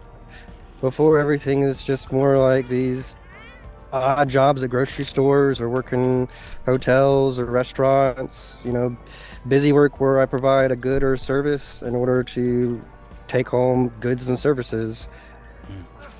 So you were still contributing to society in some way, but you did it, you just did what you had to do to essentially just making the ends meet. What about you, Sasquatch? What do you do now for work? But I work at a bank. The irony. So Look at this guy. This guy got a cool beard. It's awesome. Full head of hair. You can't. It is interesting though, because this is my first job. Right. Well, I've never worked at a bank before. It is fascinating though, because like a full year's salary, the average human, or like here in America, if you put it into hundreds, if you have a stack of hundreds, it probably is only that big. So you're working for an entire year for a stack of papers this big, right? Yeah. And so and we count it and all that stuff. So that was kind of interesting. But obviously, you trade each piece of paper for other goods and services. Well, the point of my question, and I by the way, guys, I really appreciate you answering those questions. Honestly, I just was curious because why did you? I mean, you got to ask yourself. Both of you want to do something completely separate from what you're actually doing right now. And the reason why you're doing it is essentially because you need to make ends meet. It's for the sake of survival, right? But if you could be anything, you've told me what you would do. And it has nothing to do with banking. It has nothing to do with busy work. It has nothing to do with the mundane tasks of this society. So if you could eliminate those tasks, if you could eliminate the necessity for just surviving, and allow you and free you to do things like exploration, for example, Bryson, or exploration for Bryson, and in your case, understanding the nature of reality or just things, then you would be doing that. But if you could eliminate the necessity to survive through the monetary system, you would be able to be free to do those things. And that's what's being proposed in this ideology. It's not about control or about, making anybody do anything. It's about giving people an opportunity to do the things that they genuinely want to do, to be free to do those things. And if you give people that opportunity, they'll take it. They're not going to waste it. They're not going to squander it. Because as an adolescent, as a child, you dream and you hope for something that's fantastical. And if you had a chance to actually live out those dreams, you would never think twice about doing them. You would never be worried about having to make ends meet. You chase your dreams. Why not give children, the opportunity to do that through a different system? Why not give them the hope for something more than just surviving? And that's what's being proposed with this idea. Now, again, I'm only giving the best case scenario. There are going to be caveats, and I want to hear those so we can address each one. But I need you to understand something, that everything that you're concerned about isn't a concern in the society that's being proposed. Well, I mean, I'm kind of doing what I enjoy right now, right? I mean, I just don't get to do it full time, which is part of what, you know, the ufology subject and cryptids and all that, all the weird stuff. It affords me a lot of learning opportunities. So, I mean, I'm kind of doing it. It's just more of a hobby at the moment. Yeah, I mean, if you see this, let's be very clear here. If you could, though, you wouldn't be banking. You'd be trying to understand the nature of reality, because especially if you didn't have to worry about time, money, and survival, you'd be doing things that you actually enjoy, and that's what's being proposed here. It's about giving human beings the opportunity to be free to do those things. It's not about. I mean, I believe that there's a simplification of this ideology and a conflation of this versus communism or socialism or any kind of other ideologies. He's made it very clear. This is why he tries very hard to make it clear that those ideologies won't work. They will not work. They cannot work. They don't go far enough. Sure, but I mean, the system just isn't feasible right now. I mean, we can't live in that society. I mean, so should we not try? Baby steps to crawling to running. Yeah. So I mean, I'm on your side on that, Marquise. You know, gotta at least try. You quit before you try, you'll never get anywhere. 100%. I mean, it could be tried on a smaller scale. I mean, what is stopping anyone from trying to do another commune, or, you know, setting up shop in, you know, some remote area somewhere, buying some land? I mean, well, I mean, there's still countries, there's still sovereign nations, there's still this idea of possession and property. In the society that we have today, with the value systems we have today, not only is it not possible, it would probably be dangerous for the person trying it. We'd have to have one a way to unify the consciousness of the people. I mean, we've all at some point in our conversations, all of you have mentioned the idea of unifying into this one mindset, this idea of coming together for greater aims for us all. It's interesting how when we have a solution, the solution is rejected because what? Because there are caveats, but the caveats don't outweigh the dangers of what's happening right now, and if we continue on this path, what's going to happen to us, which is our extinction, literally. You think the current system we have right now is leading us towards extinction? You don't? No, I wouldn't say so. Obviously, again, it's not perfect, but I mean, our medical science is better. Famine, weather phenomena that are happening on again every year versus every century, every decade or century. You think that this is not something that's being led by the society the civilization we built today, pillaging the earth? Life is better now than it ever has been, ever in the history of mankind. And that's because it's better now, you think it shouldn't be better than it is? I mean, I'm just saying it will continue to get better. I think the system we have now allows for things to continue to get better. You think that the way that we are treating the world that we live in today is going to only lead to a better society, a better civilization? You believe that? What do you mean? How we're treating? Like, did you again? Like, I mean, if you want to go back to Hiroshima to Chernobyl, if you want to look at the war that's happening with Russia and Ukraine, if you want to look at what's happening in Syria with Israel, if you want to look at the potential for a nuclear war that's being threatened by Vladimir Putin, if you want to look at the potential for war with China, whether or not you believe it or not doesn't matter. The reality is that China and the U.S. there's a tension there. If you want, again, I'm not going to get into global politics because I'm not adept at that, but I do know, at least on a surface level, there's an issue there. If you want to look at the potential for global destruction, it is a direct extension of, or I should say, the outcome is the direct expression of what's our society that we have today. It's about the value system of possession, of land ownership, of sovereign nations, of a divided world. Mm-hmm. It's a direct consequence. So you would advocate for a one world government? No, a not giant at all. monoculture? No? No way, man. Governments are not going to work. That's how you get the dangers of 1984. Like you're talking about a real dystopia if you do something like that. So then we hand over governance to AI or some distributed like block. more like blockchain, AI. I don't know. More like we focus on giving that kind of decision making to engineers, psychologists, sociologists, and scientists, people who collect data analysts, the ones who do things to solve big problems instead of looking at little problems that arise at every occasion. It's like literally patching yourself up with a Band-Aid with every blood drop after a gunshot wound. That's what we're doing today, versus going to a doctor and having the source of the cause fixed. Well, even that's not going to be done with the society we have today, because they don't fix the source of the problem, they just patch it up. Yes, I think that there is a better way, and I think the only way is what's being proposed with this ideology. So then the world will just be still run by human beings, except it would just be engineers? In conjunction with, like if you will, similar to a technocracy, but there still needs to be an involvement of the population, which is why, when it comes to Bryson's point, the idea of a progressive way to do this, a way to acclimate the rest of society to these ideologies, to change the social dynamic and the value system of the population, is the only way that we can do this. It's the only way. I'd still think that they would still be subject to their own human nature. Of course, human nature is inevitable, but it's not. But the way that we're seeing it today is not.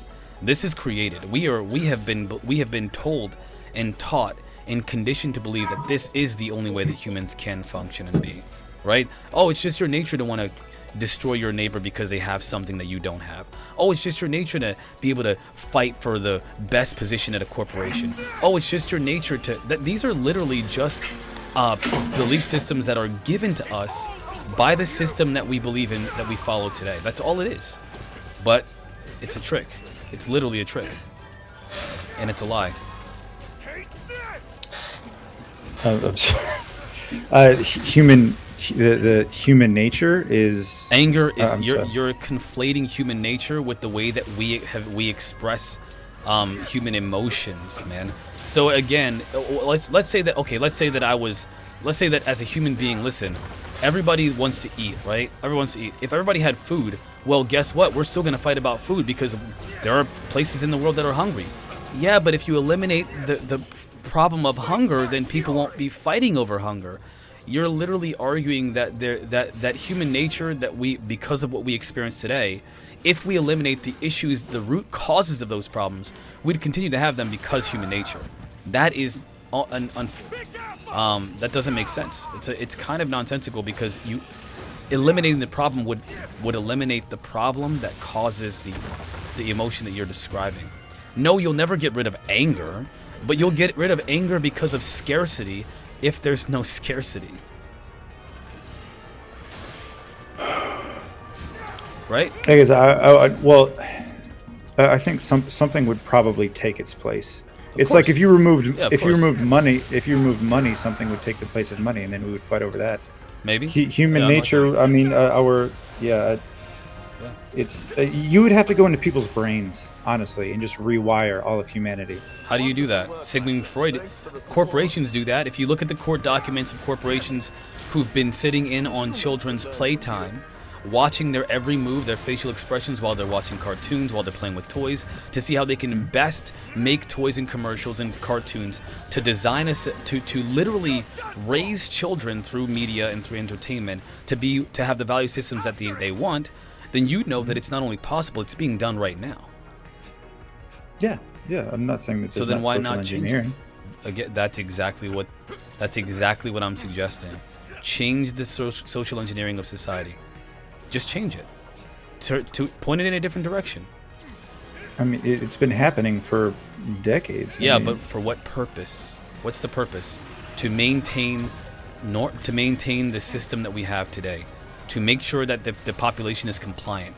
To, as in the Industrial Revolution, to make sure that everyone's a good worker, a good soldier, and a good slave to the system, right? That's literally what the system was made for.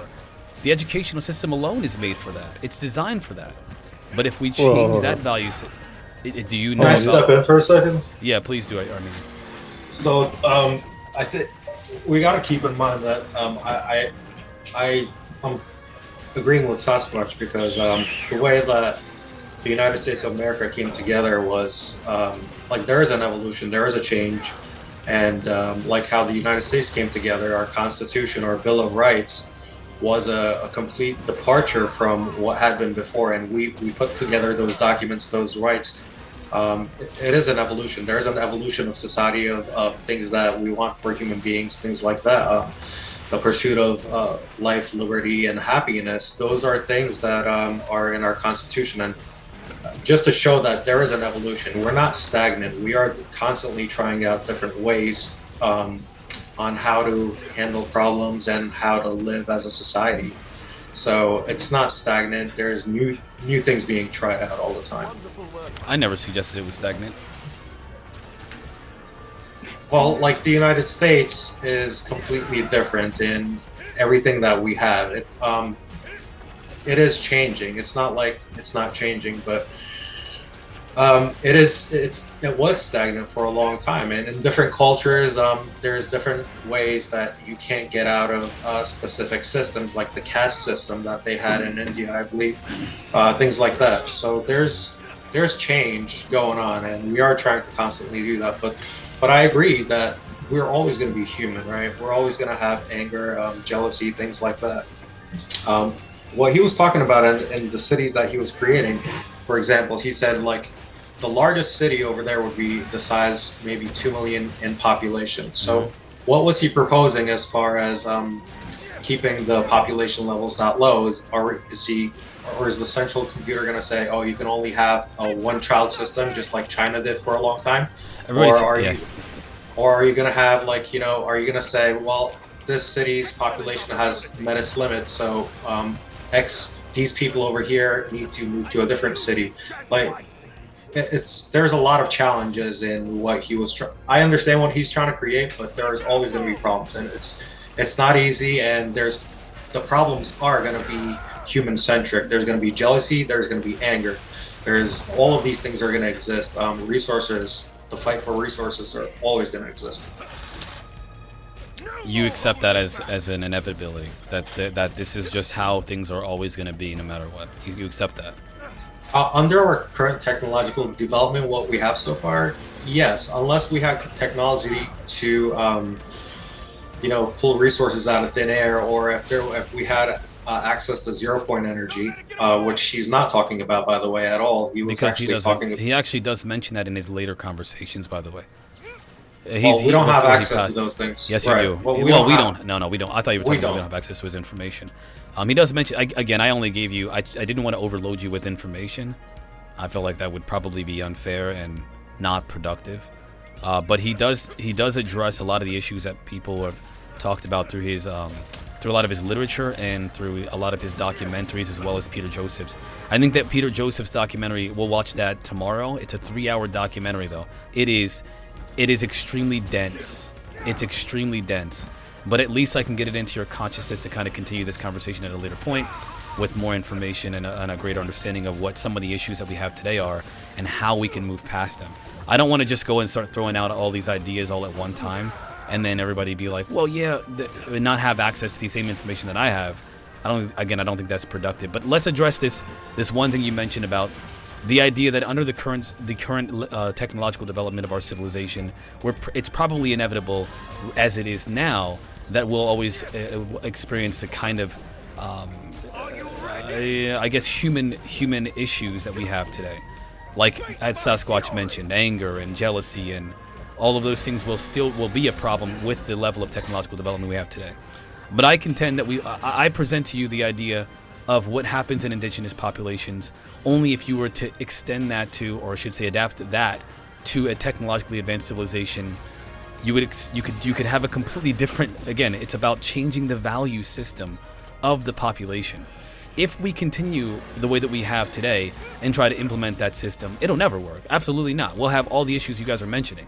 However, if you change the value system of the population, then we would never have any of the issues that are being expressed through our civilization today. And that's what's being proposed in this ideology. Even with this video, without any of the extra information, it's saying he's literally trying to point out, listen, the value system that we have today, it will not work to try to implement these ideas. You have to change the value system. Have you ever seen the movie The Giver? Yes, I have. I freaking hate it. I hate that movie. Absolutely hate it. I think it's one of the worst movies of all time. But yeah, like the core concept of that movie, though, right? That kind of sounds like what he was advocating for. Hunger Games. There's a lot of dystopian futures that people show. It's the same thing with alien technology, right? You watch an alien movie and they're blowing up cities, they're eating people, and they're invading yours, right? Everybody says to me all the time, well, look, you keep watching that stuff, and of course it's gonna be in your consciousness.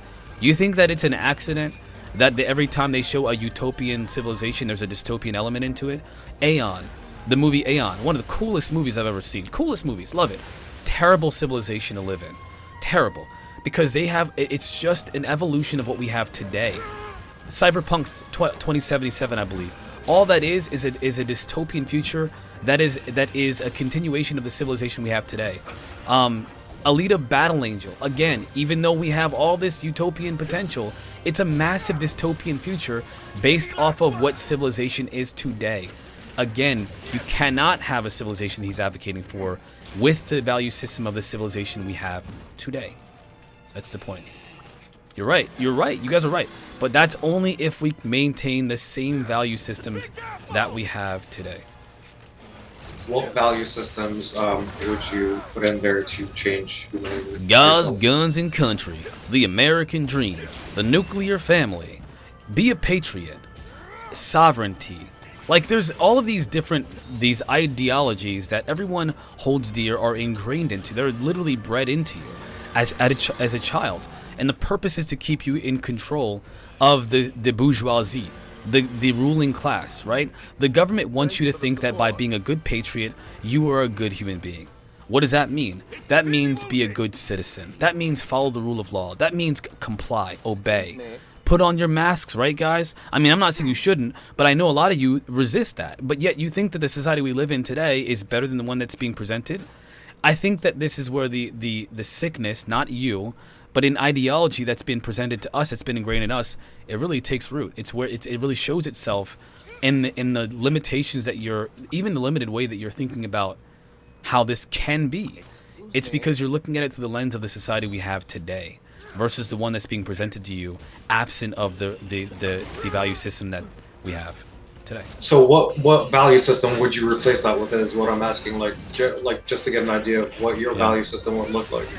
My value system, I mean, he mentioned in this that people would want to do it because it is just the idea of serving your fellow man would be more important than the idea of gaining capital or gaining status.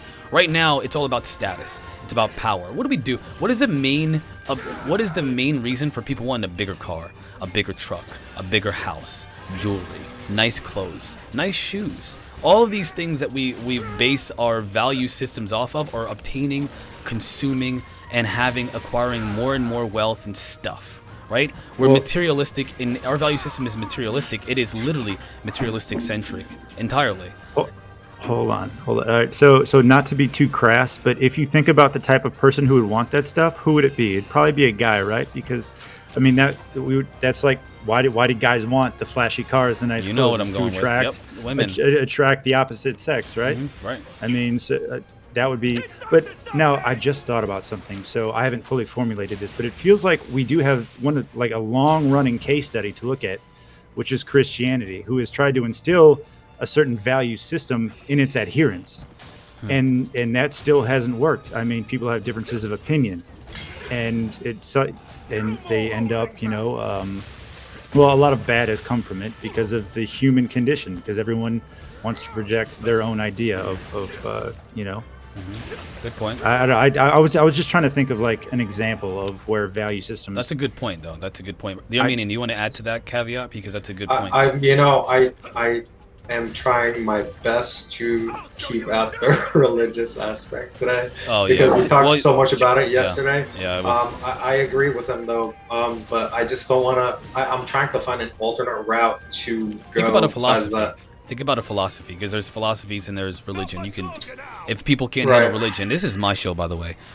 I mean, this is my I don't know why if you can't handle religion, then again, you don't have to be a part of the conversation. I love you.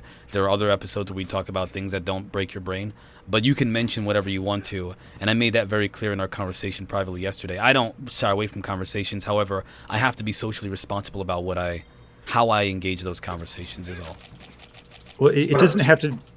It doesn't have to do with religion per se. It's just an institution with a set of values that it's trying to instill. So you could you can swap out Christianity with something else that is trying to instill certain values. Right. And so that was the only. Well, that's why I mentioned like the good old patriot, the American dream, Yeah, I don't think there's. I mean, even if God can't instill values in people to be good, I don't think a central computer system is going to be able to do the same. Or you know what I mean? Yeah. Yeah, the programmers programmed the central computer system, which means it's fallible to human logic. Do you realize that what you're saying is that essentially any system that could be implemented? By the way, guys, I am a systems thinker. If you haven't noticed by my conversation, I am a systems theory thinker. In essence, that's where I get a lot of my ideologies from, anyway, at least socially and culturally. But what I think that we're missing here is the fact that our society today is not based off of anything that's intelligent in a sense for the betterment of society. It's meant to keep people under control, right? We already implement the system that we're talking about. I should say we use a framework to try to implement these value systems in people, but the framework is to maintain control and to maintain the system that we have today. It's not to change on a fundamental level the value system. It's to maintain that value system and direct it to whatever the bourgeoisie, so to speak, or the ruling class wants. It's all about that. For example, our government, right, is the people that we all say that everybody's, I don't like our government because of this, because of that. Well, I don't want my government to give me free food, because if they give me free food, then they're going to take over everything. People are literally rejecting help from the government because they don't trust it, because they know that the government has designed a disinformation campaign to make people believe in lies, right? Again, it's already being done now. How do you do it?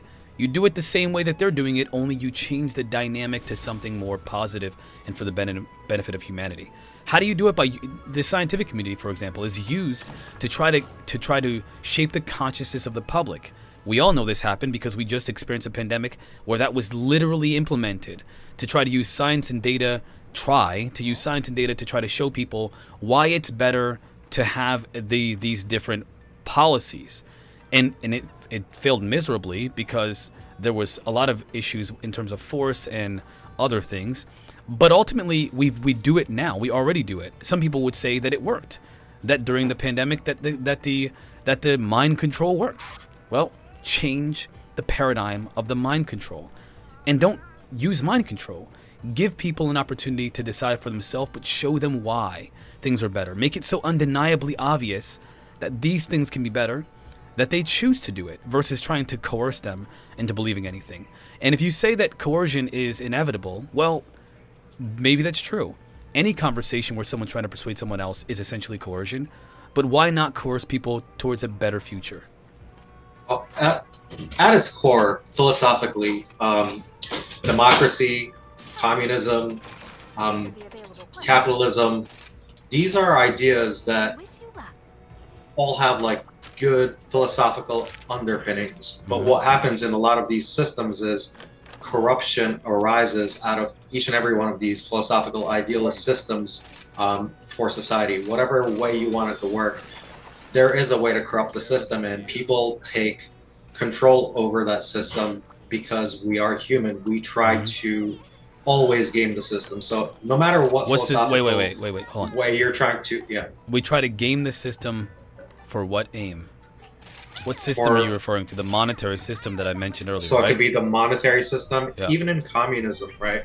And socialism, there are people that are living way above the means of other people. How do they do it? Well, they get into government, and then they line their pockets with, but that's not supposed to happen in that type of system, right? So what I'm saying is that philosophically, at the core of like a lot of these systems, there is a goodwill, let's say, for these systems to work, and the philosophical ideas behind these systems are to make it so that society can conform to these and live peacefully under these systems.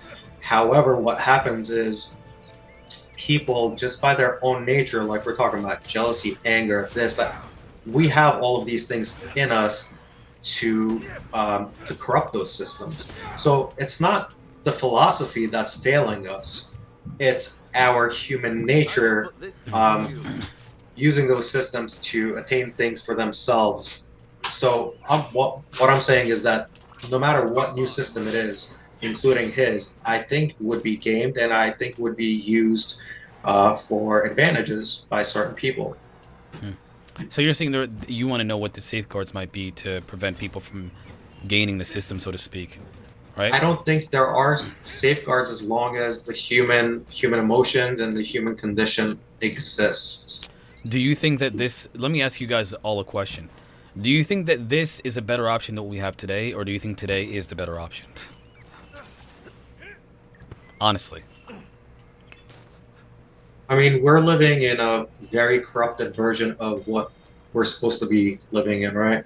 Right. So yeah, obviously, if you look at it from that point of view, a new system would make sense, and people are always moving to different belief systems to make things better for themselves. I mean, yeah, the corruption in society right now it's not sustainable, and things are breaking down systematically, and it's not good. So, but that's not to say that that wouldn't happen in any other system, including his.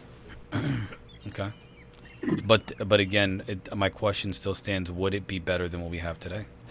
If it's a brand new system and it works philosophically if you're talking about the philosophy of it, I mean, yeah, until it's corrupted, it would. Well, let's say there's... What I'm saying is that it's going to be corrupted. Okay. Anybody else? Matter. I don't think it's an option that's realistic, so I would have to stick with what we have. I would be willing to try it. Oh, Peanut. What's up, Peanut? What's up? I didn't see... Hi. We can only see each person one by one. What's up, Peanut? Welcome to the chat. Thank you for joining us. Thank you. So, Peanut, what's up? What do you think? I'd be willing to try it. I mean, I agree with everyone that there will always be corruption. But, like, if they needed a test subject, I would do it. If they need a test subject, sign me up. All right, cool. Bet. What about you, Bryson? What's up, man? I mean, I want it, sure, but that's above my pay grade and as to how to implement it and get the baby steps, or at least the crawling before we even start getting to steps. I don't know how we're going to crawl to a better society.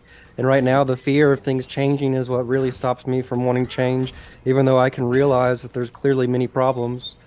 And I mean, like if our space brothers out there do it differently, I'd like to know how they do it. I'd like to know their sociology. Get some, pointers and tips and tricks. Okay. Sasquatch, you briefly said something, but I want to know what you think. No, yeah, I just don't think the option is, well, whatever this his proposed feature is, it's not even a real option to begin with. So, right, and I don't think there's any system that is set up to not make. Every system that has been attempted was in pursuit of making life better. They just haven't worked out. I don't think anyone tries to implement like communism to make life worse for people. So you believe that people have people start off with good intentions and then things are corrupted through because of human nature? I think ego comes into play. Like I don't know. Maybe I'm sure Stalin had an ego and he thought, he knew how to make things work perfectly, and then you're just wrong. So just to be clear, people like myself think that people like Stalin and others, if you will, are a byproduct of the system that we have today. And we can look at the research behind that if you guys want to, but the reality is that these are literally just manifestations of what the natural manifestation of what this type of society creates. These are not byproducts of just the human condition alone. They are the product of the human condition as an extension of the society that we have today. This is literally a psychological, or if you will, sociological. Bryson likes the idea of sociology being applied to a lot of our thinking and perspectives. Well, sociologically, you would think you would look at things from a perspective of a more holistic way. You wouldn't look at, for example, the individual and say, well, according to the individual human condition, this is what's always going to happen. You would say, well, it is about human nurture, not human nature. I think what most of you are thinking of is a natural expression of human nature versus the I guess you could say recognition of or acknowledgement of human nurture and the power that holds. If I were to bring this back to, I'm going to bring it back to religion, just to go for it. Give you a viewpoint. And this is just like a biblical take on it, right? So, like, we're supposed to be created in God's image, right? According to people that believe that, yeah. Right. Which, I mean, that's in the Bible. That's what so according to people who believe that, yep. Right? Just by that alone, we know that biblically, God himself is a very jealous God. So he has these emotions, right? Like, he has the same type of, we have the same type of emotions that he does. Even that, like, all the way to our history of our beginnings or of our creation. I don't think it's necessarily our environment that caused the human emotions to develop in a certain way. I really believe that it's inherently in us to have this. I think it's literally etched into our DNA original to sin? be the way we are. Original sin? The way we are. Original creation, including sin and whatever you want to call it. All of those things are in it. Well, original creation is not original sin. They're very different. Right, but I'm we were saying created to from be our perfect. creation we have that. Well, according to the Bible, the belief is that God created us to be perfect and to be in direct communication and contact with him. We fell out of that perfection by choice, by the way, according to the Bible. And as a consequence, everyone birthed afterwards is born into sin. That is the biblically accurate way to talk about the difference or distinction between those two things. There is no, we're just born to be bad. No. We are born to be bad as a consequence of the fall of man, so to speak, according to the Bible. That's what people that believe in the Bible believe that. If you believe in human nature, according to the human perspective, then you would exclude any inclusion of God being involved in that process, or Adam and Eve, for example. You would say that we are just intrinsically this way. This is just a natural consequence of evolution and Darwinism, and these are expressions of what we've always had forever and ever since the beginning of since the first single-celled organism. We were seeking for resources to continue our existence, and so that's just the nature of being alive. That's right. What so either way, whether you want to look at it like how you're presenting it or the way I presented it, either way, that's not the important part. The important part is this goes all the way back to creation and even the fall of creation, which is the beginnings of humanity. I'm saying it's in us. I mean, I get it. You don't want to blame God for like what we have in us, which is totally fine. But what I'm suggesting is that these things are in us already. The only thing that I want to say is that if we're going to be accurate, and it's not about do I want to blame God. It's not about blaming God. It's about if you're talking about the Bible and any religion at all, you got to be accurate about what's being presented, because those are distortions. My accuracy is exactly we were created in the image of God, and I'm taking that specific verse, and that's the verse that I basically put into the conversation. I'm not even talking about the fallen man. If we are created in the image of God, and in the Bible, biblically, God is a jealous God, that tells you right then and there that it is in us if we are created in that image. If we are created in that image, then we have all of those things. We have anger, we have jealousy. I'm not even talking about anything else. But my point, again, is to bring it all back to, as human beings, we have this in us, whether it's how you're stating, whether if it's after the fall of humanity or whether it was, how I'm stating it. The point is that these things are in us to begin with. It's an intrinsic part of being human to have jealousy, to have anger.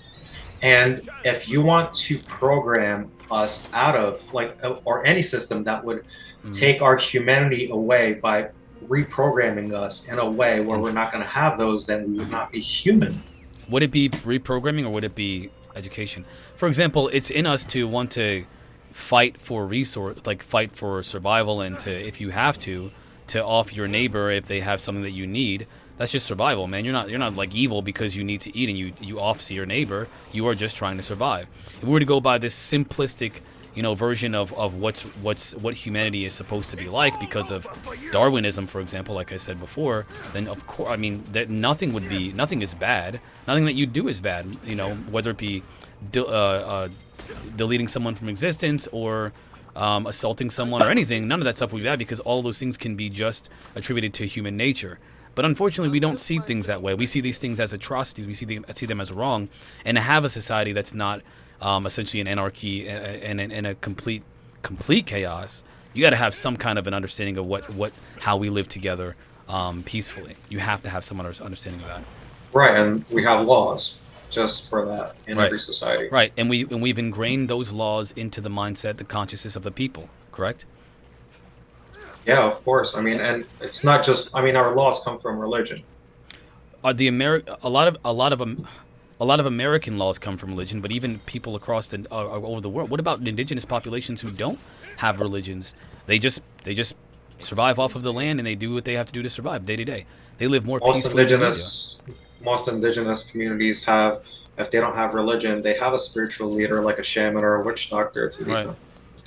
So you think that that no matter what system that we have, ultimately value systems are ingrained into us through religious perspectives?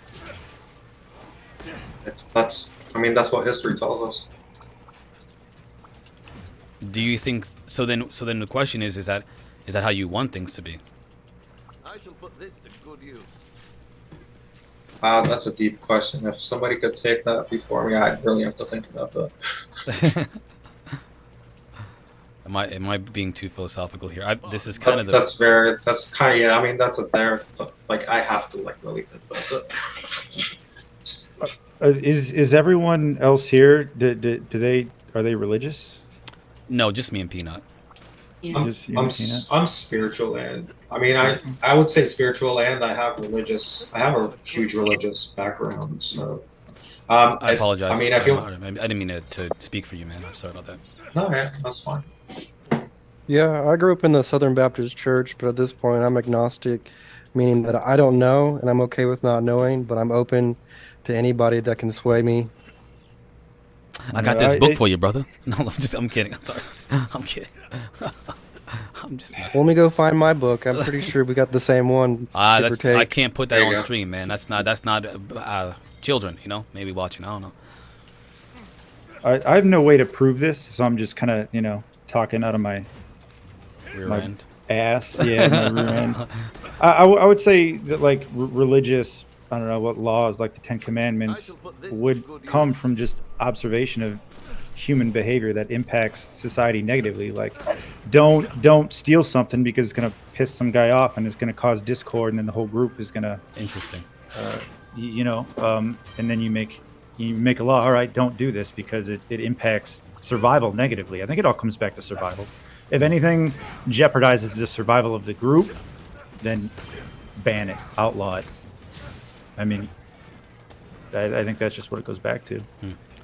That's interesting. This is gonna. I'm gonna try to keep that in mind when we further this conversation, because there's a couple of things that I think are. Remember you guys know that I'm always talking about logical inconsistencies. I think we all have them.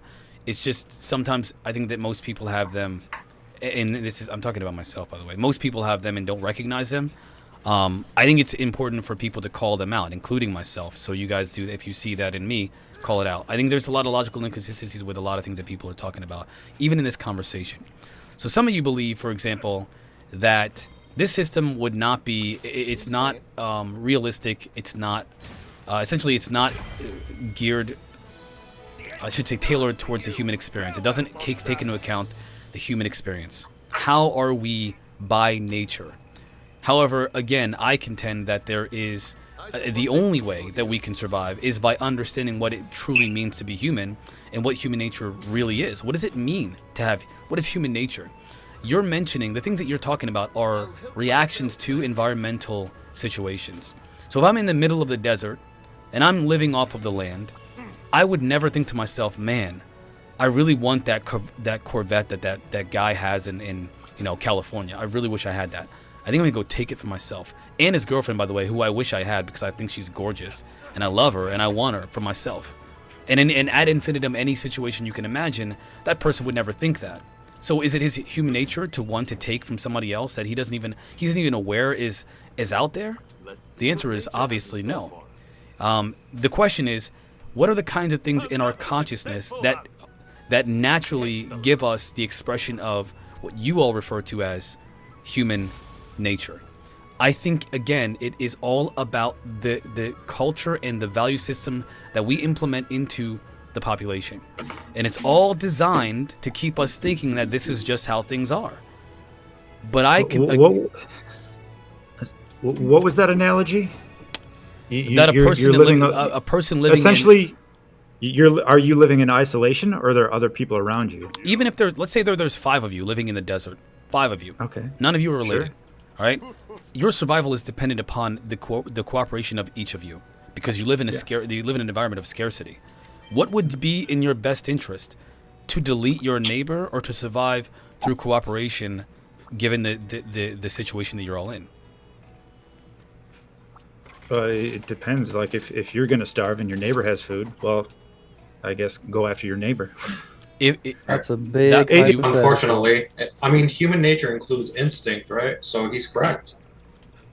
If you right now with the value system that you have, let me ask you this: if you right now with the value system you have, we're in the middle of a desert and you have, let's say you have 2 kids, all right? One of them is sick and dying, and you have nothing to eat or drink. And one of your children is healthy and is able to survive. The other one is probably not going to make it.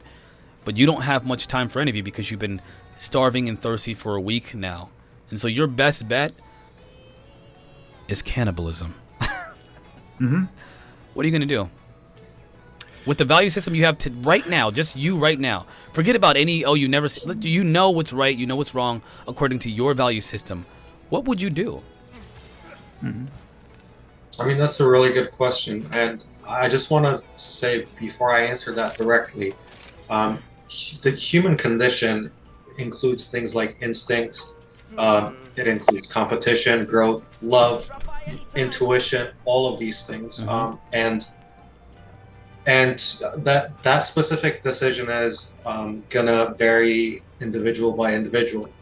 But what I'm saying, at our core, we have all of these things. Like the instincts to perhaps,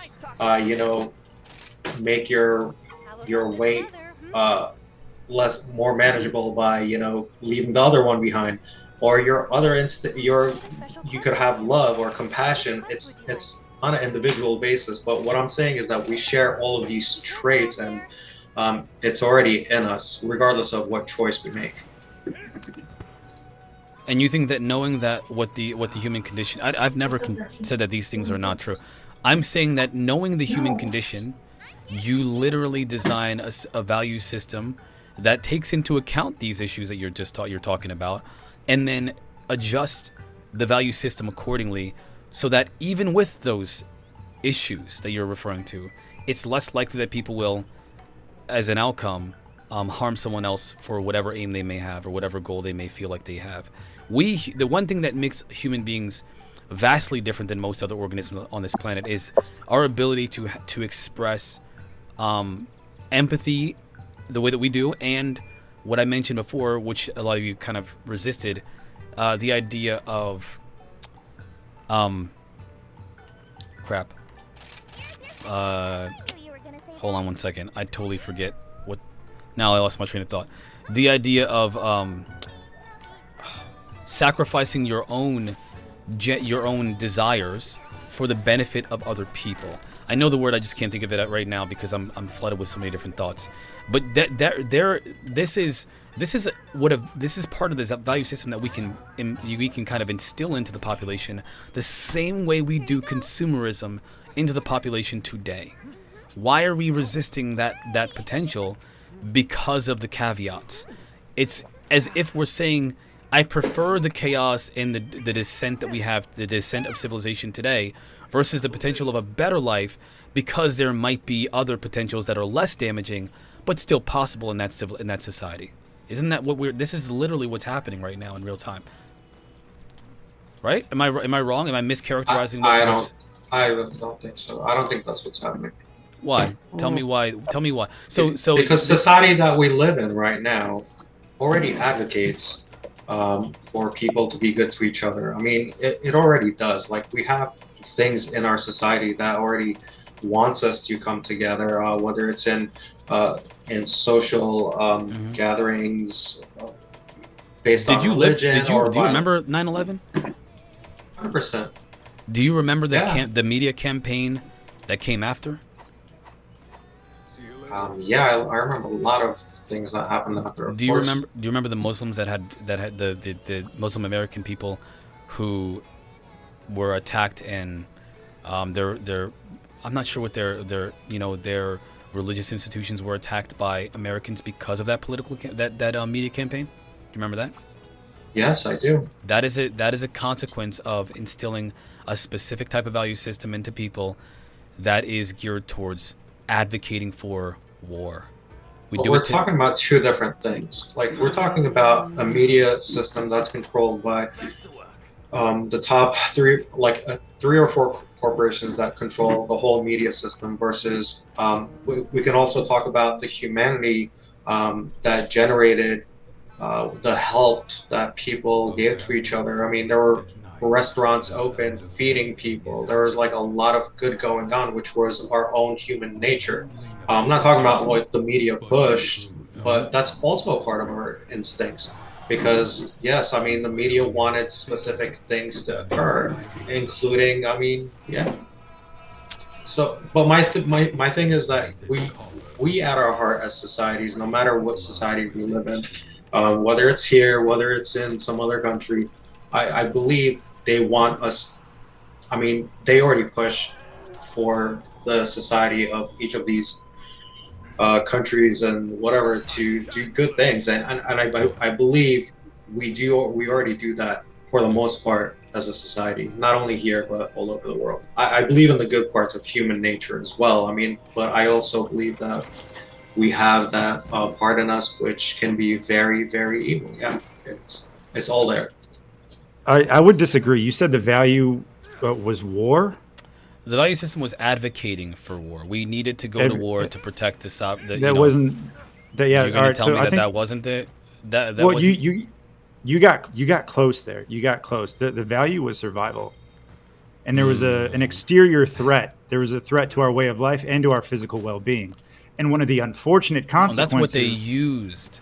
That's what they used. Well, there was a physical war, attack. There was right? a physical attack on several places. Yeah, but we were lied to about where that attack came from, and again, we found that out afterward. Though. I know. Okay. If you're talking about Iraq, that was afterwards. But the threat was coming from I guess the Taliban. Are you an advocate for the Iraq war?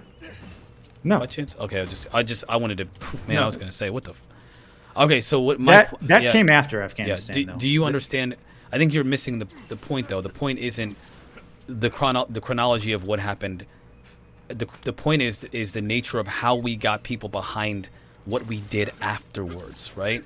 Whether it be the Iraq War or the threat of a potential terrorism on our sovereign land by an enemy nation, or I should say a very small group of people allegedly in caves, we still advocated for a value system that pushed for war.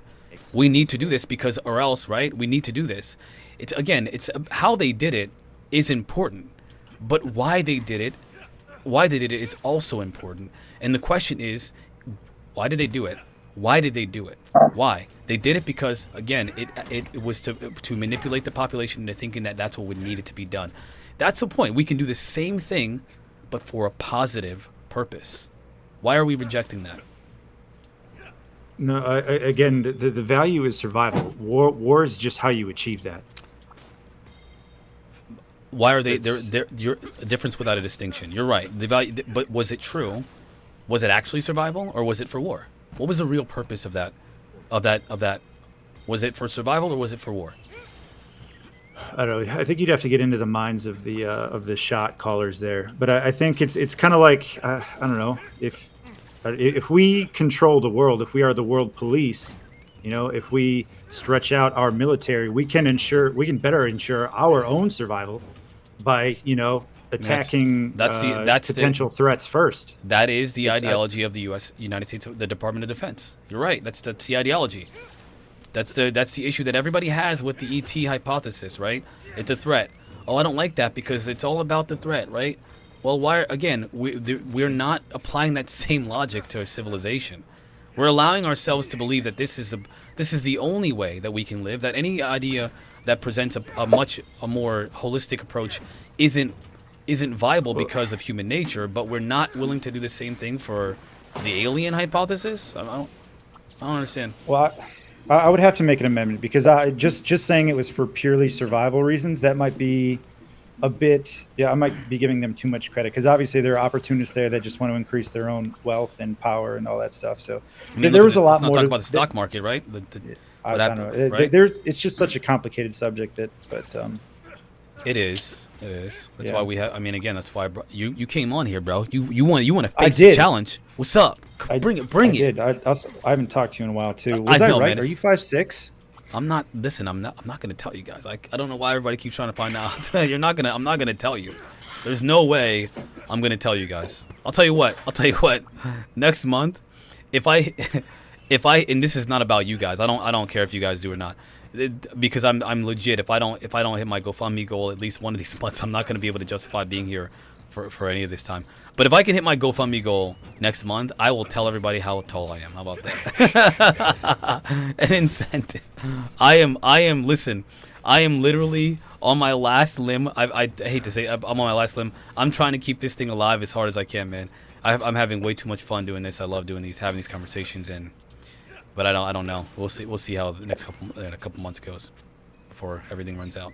But yeah, it's been a while. It's been a long time. We haven't had it. We used to talk. We talked for 4 or 5 hours. I think what was it? One time we talked for maybe 5, maybe even 6 hours. I wouldn't say 6, but probably. I feel like that was. Well, because we talked on multiple occasions. Yeah. It's been a while. It's good to have you back. I think I distinctly remember me being right and you being wrong. Everybody is right, and I am always wrong. This is literally how this show goes. You do realize that, right? I agree with that.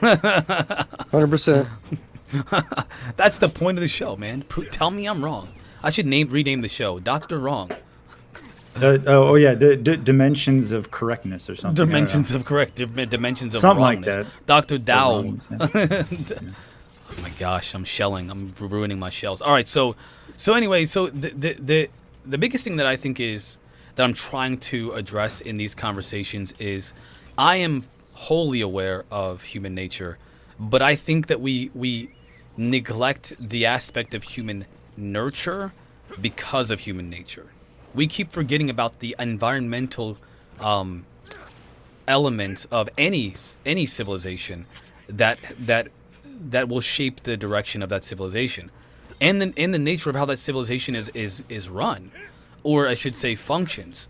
Because what we do is we say, oh man, people are bad, so if you do anything good for them, they'll just turn it into bad. So we should just keep things bad, because bad is better than not knowing how bad the good, what is the logic? I just really need to understand what the logic here is when it comes to rejecting these ideas. The fear. Fear of what? A better world? No, not a better world. The fear that the human nature will take its course with all the other examples we've seen in the past, and that unfortunately we will not be able to build this utopian society, and thus we are going to be okay, not happy, but okay with what we've got, and we'll try to do the best with what we've got. And I think that fear of changing is what stops me from being the change in the world that I wish to see. And unfortunately, that part of my human conditioning is what prevents me from trying harder to achieve those bits of change. Okay, that's fair. What's preventing everybody else? I'm curious. What's preventing? I mean, I know Peanut's kind of on my side, but we'll see what Peanut says in a second, because I got a specific question for you too. But what's everybody's resistance to this type of ideology, this possibility? I don't mind the ideology. my thing is, I have more questions than I have answers for, so I would let others take that first run at this system. If it looks like it's working for them, then I might be inclined to join, depending on where I am in this society. Okay. Sasquatch, what's your resistance? What's your biggest resistance factor? It's just not feasible. It won't work. There are too many moving parts. You have to. You don't think it will work, right? You don't think it will work, because to say it won't work is to say yours. Okay, that's better. I think the probability is highly unlikely. That's more accurate. I appreciate the accuracy. Peanut, what's up? Talk to us. What do you think? Why do you think it will work, Peanut? I mean, we really haven't tried it on the mass production scale to which he suggested that we try it, which is like ripping down our cities and sucking all the pollution out of there and getting all the microplastics out of the soil and replanting the native population and reintroducing the species. Yeah. Like, we have not tried it on a mass scale to see if it would actually work. And who knows if removing all these toxic factors to the environment that we live in right now, what that would do to us and our psyche and whatnot. Like, what was it, the Romans that were poisoning themselves by accident with their pipes, their lead pipes? And, you know, it's my belief that the path that we're on now is going to further lead to, I won't say destruction because that might sound extreme, but like, we are removing all the nutrients from the soil. We're over using our planet. We're using too much land for farming to feed all of us, which is why they want us to all start eating bugs. Oh my God. Of our native, we don't even have enough of our own native bugs or plants here to let the ecosystem do what it needs to do. So we are affecting the planet in ways, even if people don't want to agree with me on that one. And it's like, back when we were in school, and I don't know, because I grew up in the desert, so anytime it rained, like, we would all be rushed inside where we'd have to go in the cafeteria and watch a movie. And I would always want to watch the frickin' movie. I'd want to watch it so bad, but the teachers would be like, look, if y'all don't stop talking, we're just not going to watch the movie, and then you can just sit here and just talk. And it seemed like everyone was more okay with talking and getting to watch the frickin' movie, which was always a very special treat to me. And so I would be willing to try a society like this. I've never wanted much more than to just enjoy the environment that I'm in, enjoy the people that I love, do what I like to do, which is make art, make music, and mind my own business. That's all I've ever really wanted from this life. So I would be willing to try it. And not to say that I'm perfect, but if people more had those ideologies that I believe in, I feel like there wouldn't be as much destruction or need for chaos or violence or overproductions of things, but that's just how I see it. That was very well put, Peanut. Can I be heard? Ben? Who's that? It would be Whiplash Gaming. Oh, Whiplash. Outlaw. Outlaw, what's up, Outlaw? I was like, who the heck is that? What's up? What's up, Outlaw? My bad for not much. Oh, you can say Ben. I mean, I told you, Marquise, you can always use my first name and everything like that. You're not doxing me or anything like that. Me and you know each other personally. Yeah, that's why I just instinctively, I apologize. Yeah, I just instinctively. Don't ever apologize, bro. Like, we've known each other personally. I've met your kids. I know. I met yours too, man. Awesome. Well, not the new ones. We haven't met each other's new children, by the way. That's one. Yeah. I'm planning on coming up to visit, but I just when I get the money and make sure that everything's whatchamacallit. If awesome. You do not mind, if everybody does not mind, would y'all please? I was listening in a little bit, and I didn't catch everything. Could you possibly catch me up just enough where I could be able to start the gears in my brain? Yeah, man. Does anybody want to give a go? Because what I want to do is I would appreciate if each one of you follows me in this and adds a perspective that I didn't add.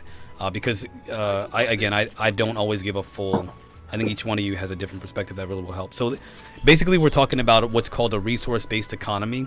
It's proposed by a guy named Jacque Fresco, and another guy advocates for it called Peter Joseph. Before we go into a little bit more about it, describe exactly what they're trying to say about a resource-based economy, because there's multiple aspects of that's been put out there before. Yep. So basically, you would have, let's just simplify this: a bunch of circular cities all throughout the world with a limited population within each one to maintain the resources that are to maintain the resources that would be manageable for each of these city centers, so to speak. And then to restructure society towards more of a human-centric and holistic way, which would be the real development of human progress. So they would, instead of having people work at banks and financial institutions, or maybe they'd be working at, for example, instead of working at like the grocery store or any kind of mundane and repetitive task jobs, you would have machines and automation take those jobs and free people so they can do other things like learning about agriculture, science, exploration. Like we mentioned, people didn't hear what they wanted to do with their life. They'd be able to pursue those passions that they had before they ever had to get a job working at a grocery store or finance or whatever. They could pursue the real passions that they've always had. Some people might want to, for example, understand the engineering of the equipment they see flying around, or maybe the technology they see in their everyday life, or the architecture, and understand that. Whatever their desires would be, they could pursue those desires. And then we would structure society for that. And we would also implement a new value system that would encourage people to want to contribute to society versus what we have now, which is essentially an incentive to gain money and resources for the sake of survival and to gain status. So it's a complete restructuring and redesigning of society through those means. And I want people to please follow up with your perspective on what this represents to you.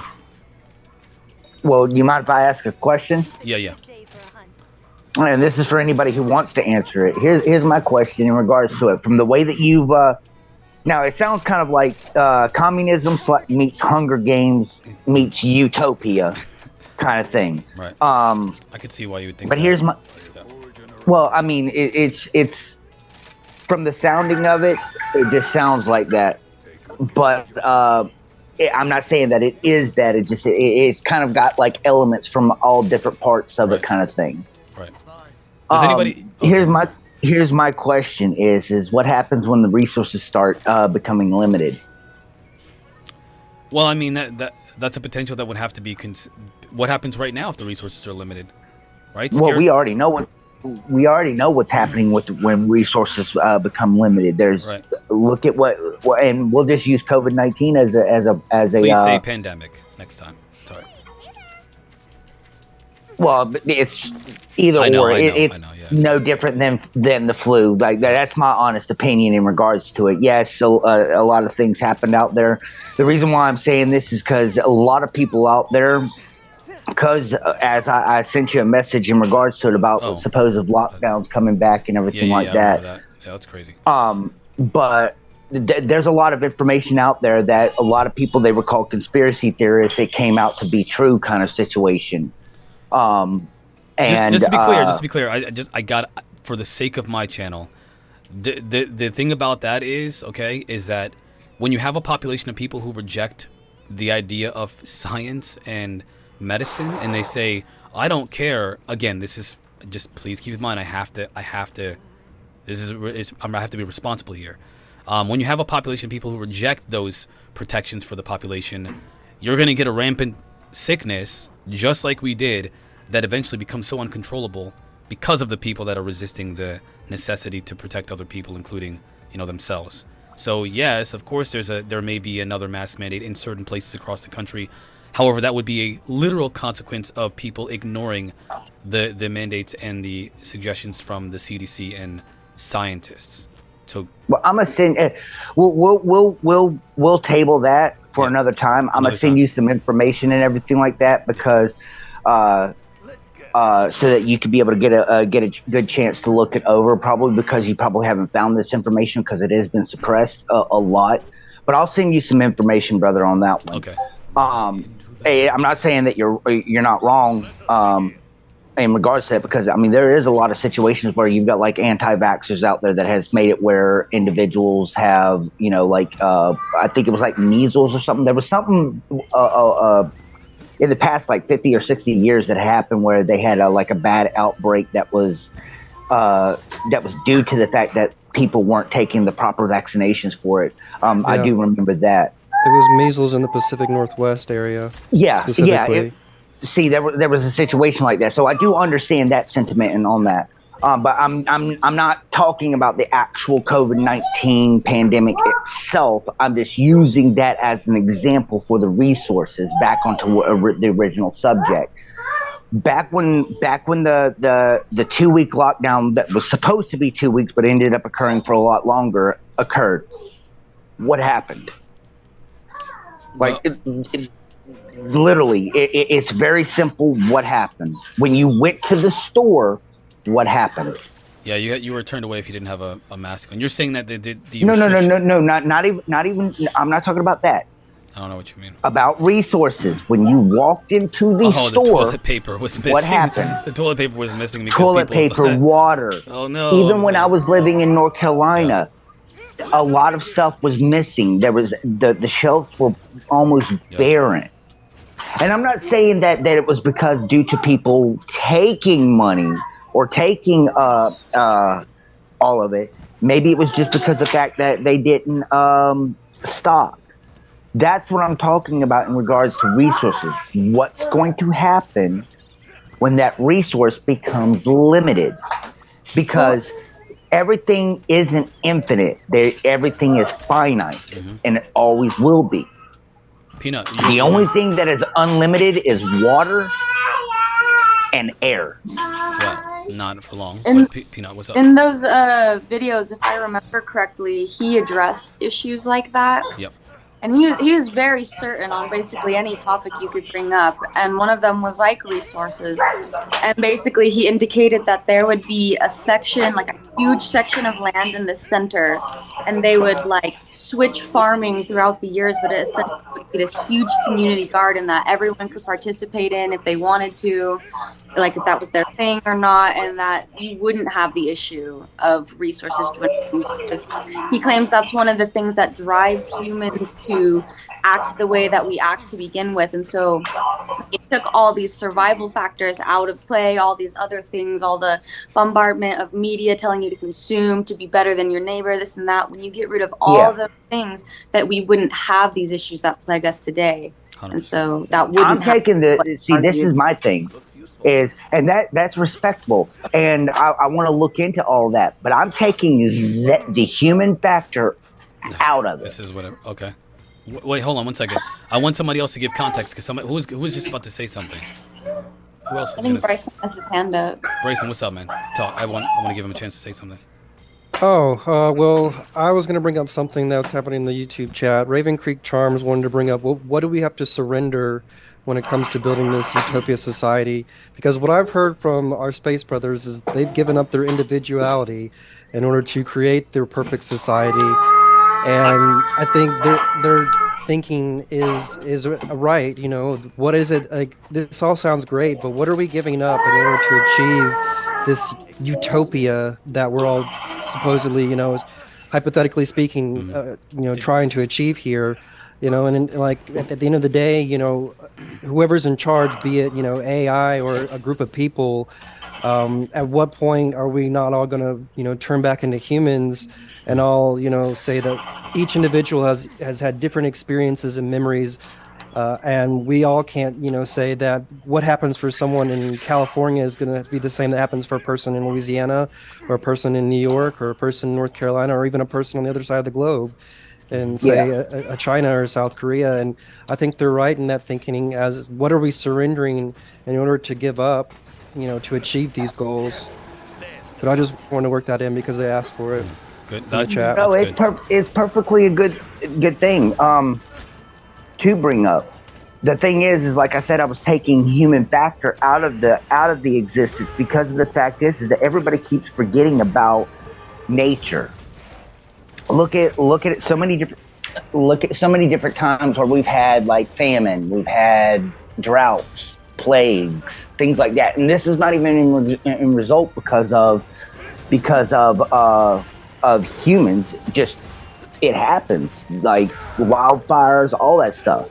You know, we've had wildfires throughout the entire dawn of Earth. I agree. I'm 100% with what American Outlaw is saying. As far as that, even if you take the human nature equation part out of it, crops fail, technology fails, and what's going to happen, when all these things fail. I think See, the that's utopia idea might be a good idea. Don't get me wrong. I'm not saying that anything bad about a utopia. I think everybody would want to move towards a utopian society because of the fact that, there's so much evil and so much Marquise, what's up? That's Peanut. Peanut, my wife says hi. Peanut. She says hi. I love your haircut. She says she loves your haircut. Okay, now back onto what I was saying in regards to that. I think everybody would love to have a utopian society because, if you look out throughout human history, we had World War I, World War II, the Holocaust, the situation that happened in Desert Storm where the dictator of Iraq did what he did to the Shiite. Real quick, I gotta use the restroom. Keep going. I gotta use the restroom real quick. But I can hear you. No, go ahead. Then we have the Middle Ages where we had the Crusades. We had the Black Plague during the Middle Ages. Like, I think everybody wouldn't want a utopia society. But taking the human factor out of it, what if nature does not want us to have that utopian society? What if one year they decide to sit there and say, nature decides to say, oh, well, we're going to do a drought in that specific section where all the crops are. Then you have an issue. Whereas it may not be the best right now. And something can be done to improve it. But with everything being so far spread out, if one area of a crop fails, another area could pick up the slack. It might take away some of the resources, but there will still be an amount of resources there. Even though it'll be limited, it'll be there. Whereas if it's in one section and a drought happens or a wildfire happens, that whole resource is gone, disappeared. He even brought that up in the video too. And I think if we were technologically advanced, as he proposed we would be, that we would have way more preparation than we'd ever need for events like that. We would help the community. Holy hell. Vice versa. Like, yep, I don't think that would actually pose as big as it. But it is true that we have had famines and plagues and this and that in the past, and nature does what nature does. Like, even mentions it in the Bible where, I can't think of his name, but he got dreams from God that there was going to be famine for 7 years and that they needed to store up on these seeds and this and that. Joseph. So people, for the most part, you either survived it or you didn't back in the day. It either wiped you out or you didn't. But it was possible to survive it even back in the day. And so if we had this crazy technology he proposed that is supposed to be resistant to wildfires and above the ground, but that if there is a flood, you don't get washed away. I feel like there's resources. There's a problem in regards to that. Hold on, let me real quick. I got it because I heard a lot of things. We got to address them before they get lost. Okay? So the first thing that I want to mention is the idea, the issue that you presented about. But look what she's doing. Oh crap! The issue that you presented about, a drought that might come about because of whatever purpose. Nature just Mother Nature, right? Well, he talks specifically about what are called. There are alternatives to soilless, farming. For example, hydroponic farming. Have you ever heard of a vertical farm?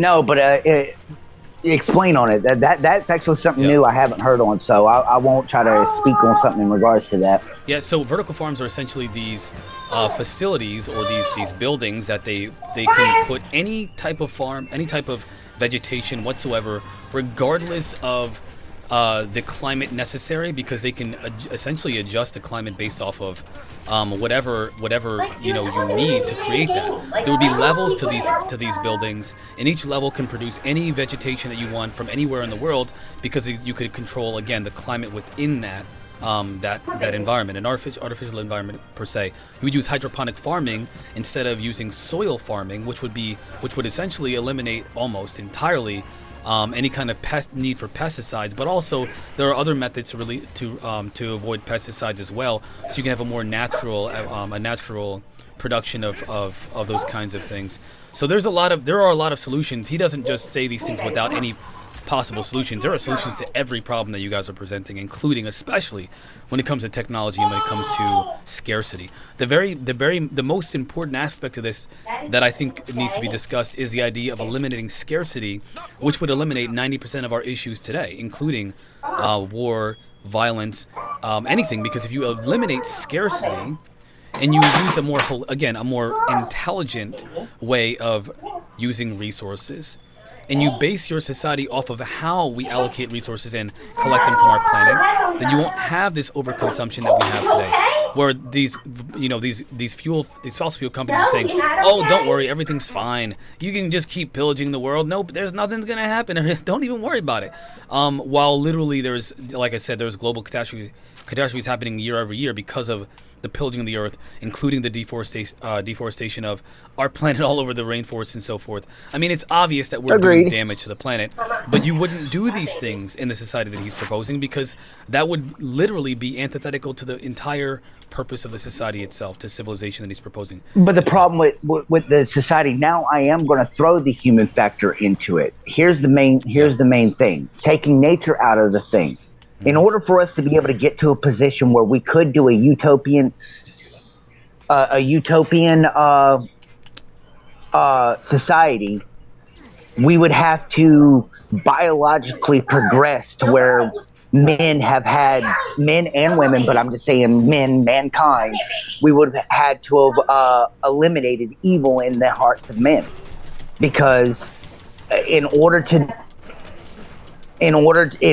prevent all that stuff, everybody would have to be on the same page, and there's a lot of people out there that aren't on the same page, and never will be because of their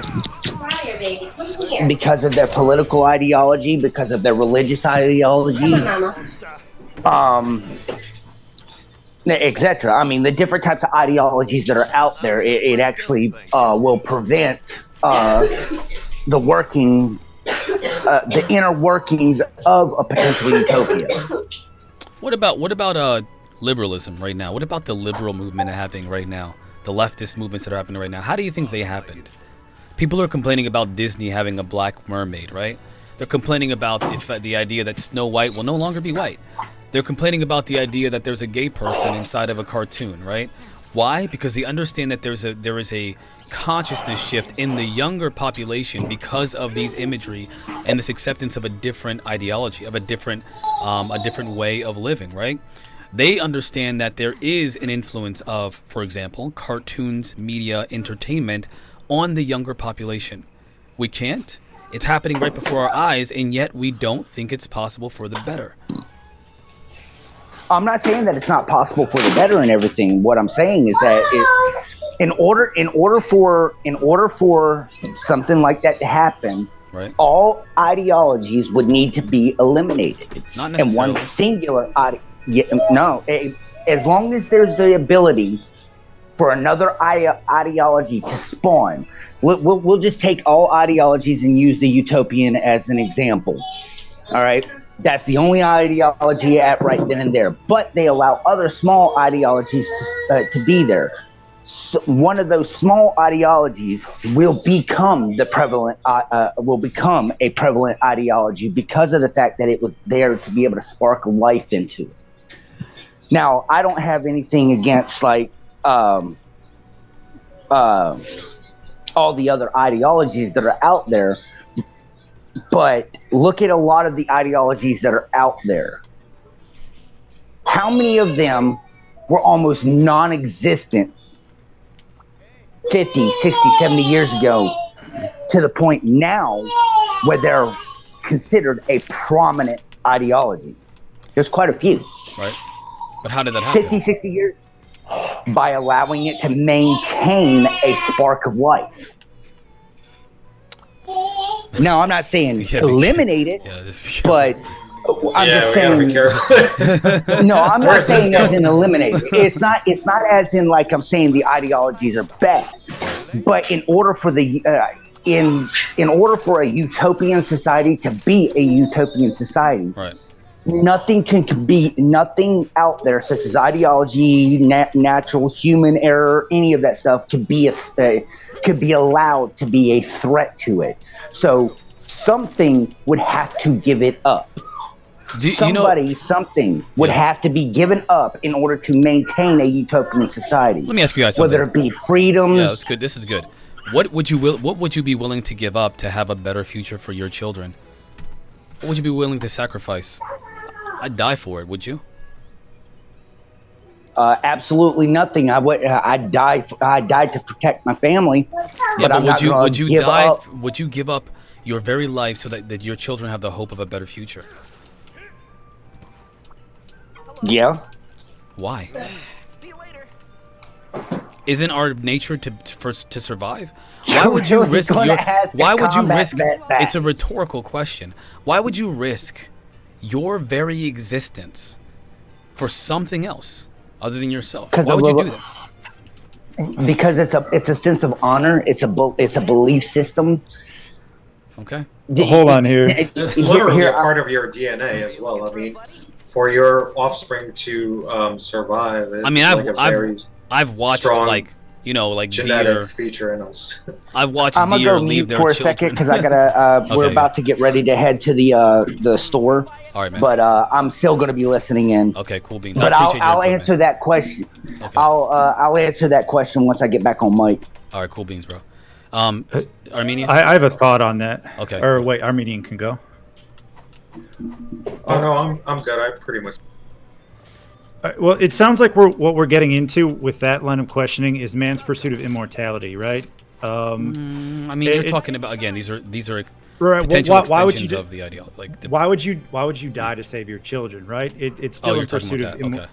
Okay. Oh yeah. So I mean, you say for a better future. Philosophically, you could suggest that the idea of having offspring is for the purpose of having offspring is to continue your legacy, which in essence is to continue your existence in some way. But a few generations later, you're forgotten, especially if it's not written. You'll be forgotten. It's inevitable. How many of your great grandparents there do you are remember? well that's just one avenue. There are several ways that we essentially try to obtain immortality. You know, if you can't have it personally, like live like some vampire, Right. you do. You have kids, right? That's one avenue. Yeah, like a legacy too. Some people do it by creating things, by building things, right? Yeah. You know, that is, or create a piece of like music, right? That lives on beyond you. That's just, I mean, why would you do that? You would give up your life for your kids so that you could live on in some way, right? I would. I mean, these are rhetorical questions that they require no answer. They're evident. But what I'm trying. I mean, it's almost like you're. I find it very interesting that it's like these are slipping past. I don't know how. I can tell that there's something that's keeping you from seeing what I'm trying to show you here, and it's very It's actually really interesting, and I'm learning. There's a lot that I'm learning from this conversation. Peanut, let me ask. What about you? What are you willing to sacrifice to potentially create a better future for your children, for the hope for a better future for your children? Oh man.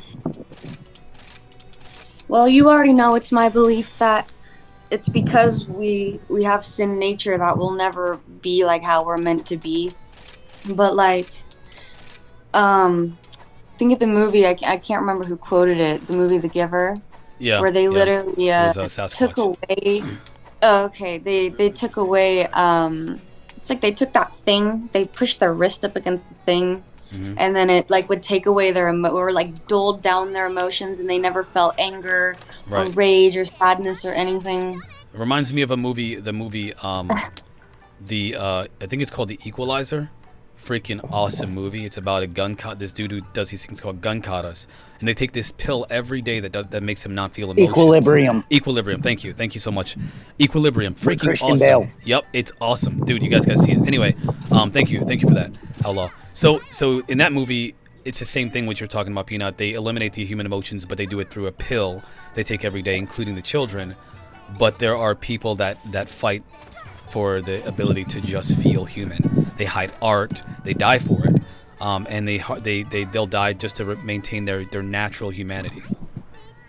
Yeah, I don't think it, like, if it meant giving something up, obviously I wouldn't go that far, because at what point, what's the life from my child? Right. But like, if it meant taking away the things in my brain that keep me connected to like primitive ancestors from our past, be that rage or jealousy or just overall contempt for other people, if it meant taking that away and being able to love my brother more, then maybe that.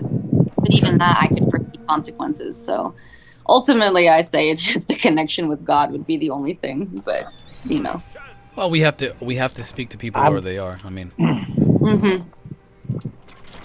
Well, I'm back for a second because I'm sitting outside, but I can answer that question real quick. yeah. After you answer it, please mute your mic, because the wind is it's like cutting off. My apologies. That's okay, man. I didn't don't realize think that. Yeah, that's okay, man.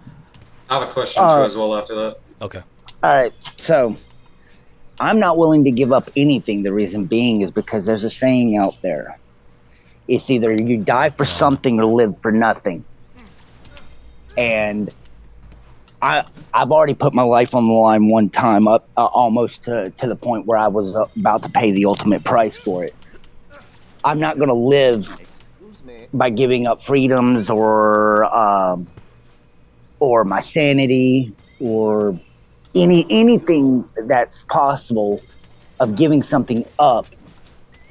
If it's not going to be something that I'd be willing to die for, it's not going to be something that I'm willing to live with. Because the fact is that if I have to sacrifice things in order to be able to live in a utopian society or live in peace, then it's not worth it. Because at that point in time, if something was to occur, let's say we have that utopian society and we've eliminated rage and this, that, and the other, and a malevolent alien existence comes to pretty much subjugate us, he's going to be willing to fight. He's going to be willing to that's interesting. to So if we stand and die. If we don't have a defense, right? You're concerned. You're afraid of a potential threat. No, I'm not afraid of a potential threat. My main thing is saying where will the warrior mentality be? See, there are people out there who are willing to commit acts of violence in the name of protection of others. Yeah, for sure. You know, but if we have to give all that up to have a utopian society, who's going to protect us? This is such a great moment. Armenian, go ahead and get your perspective. I'm gonna go ahead and mute. Okay, thank you, man. Oh, and I was just asking for you personally, would you be willing to give up something as important as your religion for this utopian society, if it meant for the betterment of your children in the future? Would you be willing to give up something like that? That was just my keep question. in mind, of course not, because we don't believe that this life has what we like. This isn't the life. We're not promised a good life now. We're promised a good life after death. So for me, absolutely not. No way. Let's say that somebody, and I've had this question asked me before. If somebody were sitting in front of you and your children, your family, and they said, you tell me that you don't believe in God or I kill your whole family, right? We're all going to die that day, because the promise isn't that we'll live in happiness today. We have to die one day. By the way, this life is very short. The afterlife is forever. Whether you believe it exists or not, it's forever. I believe there's something afterwards. Do you think that I would risk me and my children's afterlife for this short, miserable one? It would be in my belief, it would be morally irresponsible for me to do such a thing. So you wouldn't go for the utopian ideal city, is what I was asking. Absolutely, and you're not alone. And you're not alone. And a lot of people, I think, would be in your shoes when it comes to stuff like that. Even if it's not religion, it could be a certain idealism. And a lot of people are resistant to that one hive mind type of idealistic society. But keep in mind that's not what's being proposed. You guys are conflating these potential, fear, if you, and I will say this because I think that is exactly what's happening. You're conflating the fear of a communistic dystopia with what's being proposed, and it's nothing even akin to that, not even close. We're talking about freedom. We're talking about giving people the choice. We're talking about trying to influence people through their consciousness and instilling new value systems. All things that are done if you have a free society, versus things that you're proposing, which you're kind of, this is not even close to being what's being proposed. You're doing this thing. All of you are doing this thing. Not all of you. Sorry, Peanut's not doing that. Where it's like, man, I wouldn't do it because I don't want to give up my freedom. That's not what's being proposed. Well, I wouldn't do it because I don't want to be. I'm afraid of aliens killing us. Well, before you guys were all saying that it's my fear that thinks that aliens are going to kill us, and that I'm the one that's wrong for using that kind of logic. Well, now you're willing to. Now that there's a possibility of a better future, you're willing to concede to the possibility of an alien threat. Do you have any idea how not only logically inconsistent it is? This is like the epitome of cognitive dissonance. It is terrifying to know that everyone is resistant to the possibility of a better future, but they're not resistant because of a potential threat, because of a potential, hiccup in human nature. None of which is being ignored, all of which has been addressed in the ideology, and again, none of which is even a possibility in this future. It's all being, phased out through not force, not being forced to do this, not through a communistic framework, but through one of influence and one of inspiration into this society. Like, I'm so confused. I think it is a great thought exercise to see not only where people's resistance lie, but also to see where maybe the blind spots in the logic that you present are. Do you see what I'm saying here, or do you think that I'm incorrect? I think historically,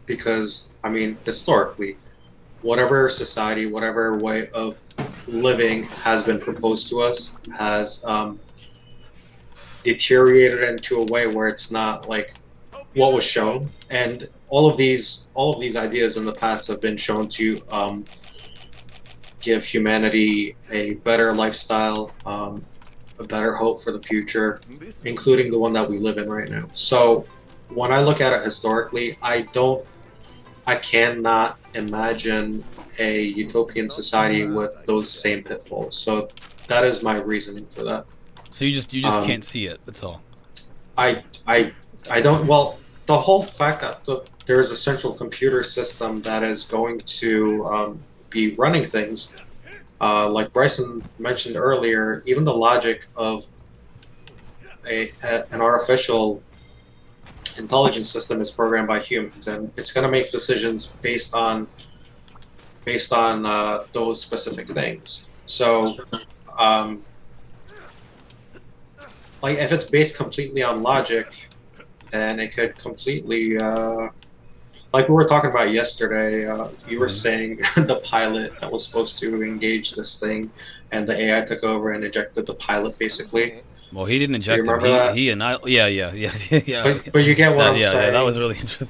That's crazy. So right? the logic of AI is, in itself, it just makes it very, very iffy for me. Just that alone.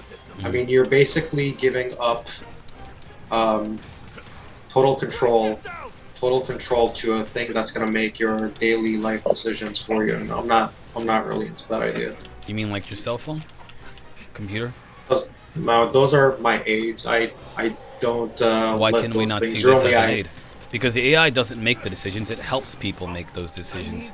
Well, he said basically the central AI would make the decisions. That humans would have no decision making. They would have little. They would have little to do with that. Because, for example, can a person collect billions of bits of information in order to have an output that is beneficial to the desired for the desired outcome? Absolutely not. We couldn't. We would never. It would take us, centuries for some of the calculations that computers can do. Right? We know that, which is why we use science and technology to outsource that process, so we can have better outcomes with technology today. We do it today. We just do it for bad purposes. Why not shift that? Because we're going to use it anyway. Why not shift that for the betterment of people instead of for, these ill purposes that we're using it for today? It's not about whether or not we will do this for bad or will not. We do this for bad. do you want to continue to do it the way that we're doing it, or do you at least want to try something that's at least advocating for a better way? And if that presents itself as a problem, we can address it. We can address it just like we would if as it's happening now. Only we would be better positioned in that different society. Right. I agree that computers can make those decisions on a way faster and really calculate those things way faster than us. And it comes down to like resource management, things like that. So if there was, just hypothetically, like I said, crops fail, technology fails, and if something were to happen with the disruption of, let's say, a food supply, a logical AI, I would imagine, would want the survival of those few who are running that society versus like the engineers, the scientists, versus some of the people that are the artists and the musicians. Well, that would be if we instill it into the system to do that. You have to logically, for survival of its own self. We're talking about a whole society. Self-preservation of the society. Who do you think the AI would allocate the resources to? The scientists, the engineers that are keeping it running, or the musicians out there, or the artists? What about pilots? A pilot is, I don't know how far away they are, for example, from their target. If a fighter pilot is so at a certain distance away from his target or her target, and then fires a missile at a specific point, and that targeting system automatically, through artificial intelligence and technology, reaches the destination, it doesn't decide, oh my gosh, I'm gonna blow myself up, I better not do that. It never does. As a matter of fact, never in the history of any missile ever that uses artificial intelligence. Just going back to my example, what do you think the AI would prefer for the survival of? I don't know. In that situation where there are resources. I don't know, because I do know this much. If we program it for self-preservation, it will act accordingly. But we don't program missiles for self-preservation, do we? I'm not talking about missiles. Well, I'm talking about this very specific, because it brings up certain things. Now, like if it was to do it for survival, then it would keep the engineers, right? It would keep the scientists. If we program that in, just like we don't, again, my point is to say we don't program them into missiles, we don't program it into the AI, because obviously we want to make sure that human beings are the ones that are preserved, not the AI. Are you suggesting the meaning that the AI is so far advanced, it's not AI how we see it and have it today, it's like it's able to think for itself and not go based I mean in the preservation of not just itself, of the society that is trying to protect, that is trying to make the most of. Yeah. Say you have this system that is trying to protect every aspect of.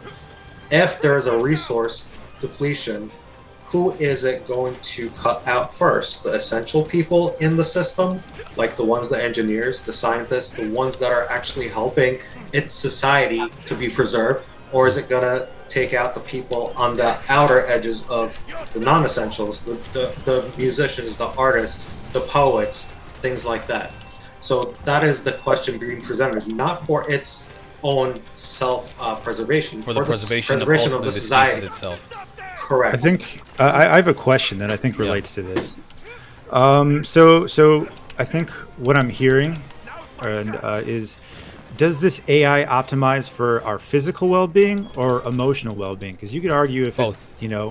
Both. What that's not possible. You're not going to get 100% of either. No, of course, you'll never get 100% of anything ever. It's called perfection, and it's not possible at all. No one's proposing perfection. Does it try to split the difference? Does it what?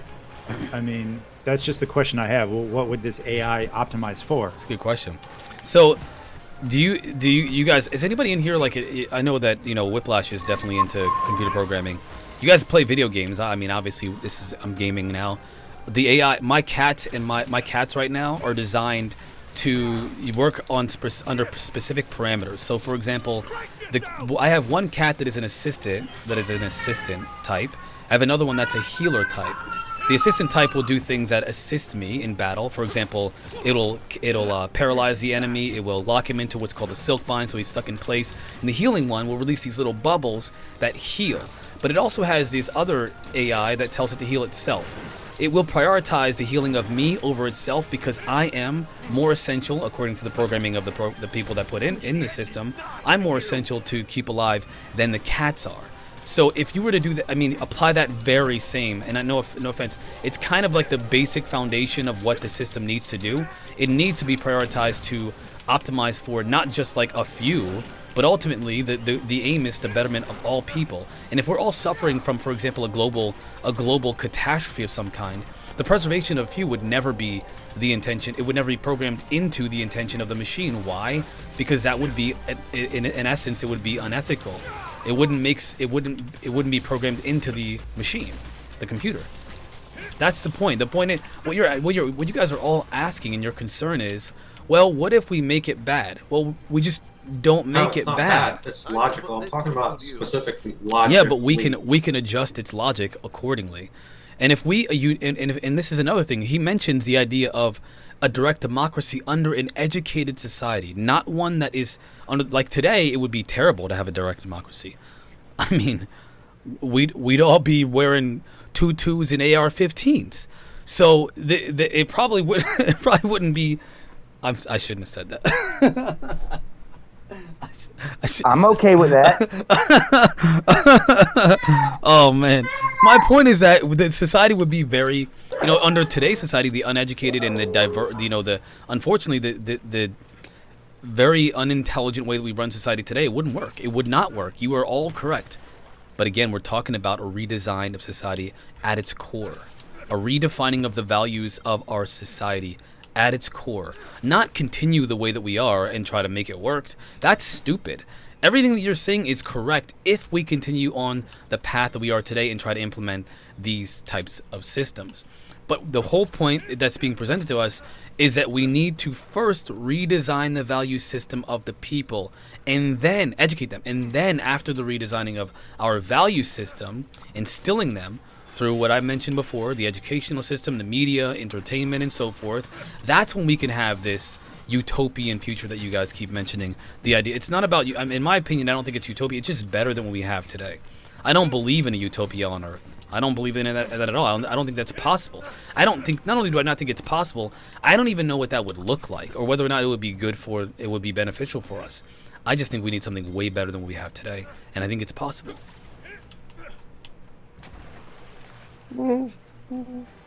I think everybody would want something way better than what is today, but the problem is that everything that everybody's proposed in regards to what would possibly be way better than what is today is pretty much all would lead either to a communist society, a democratic society, or even a utopian, but we would have to sacrifice given freedoms in order to do so. And I think that's what the worry is. Freedom is a funny thing because we have a value system that tells us that freedom is being able to have 10 cars.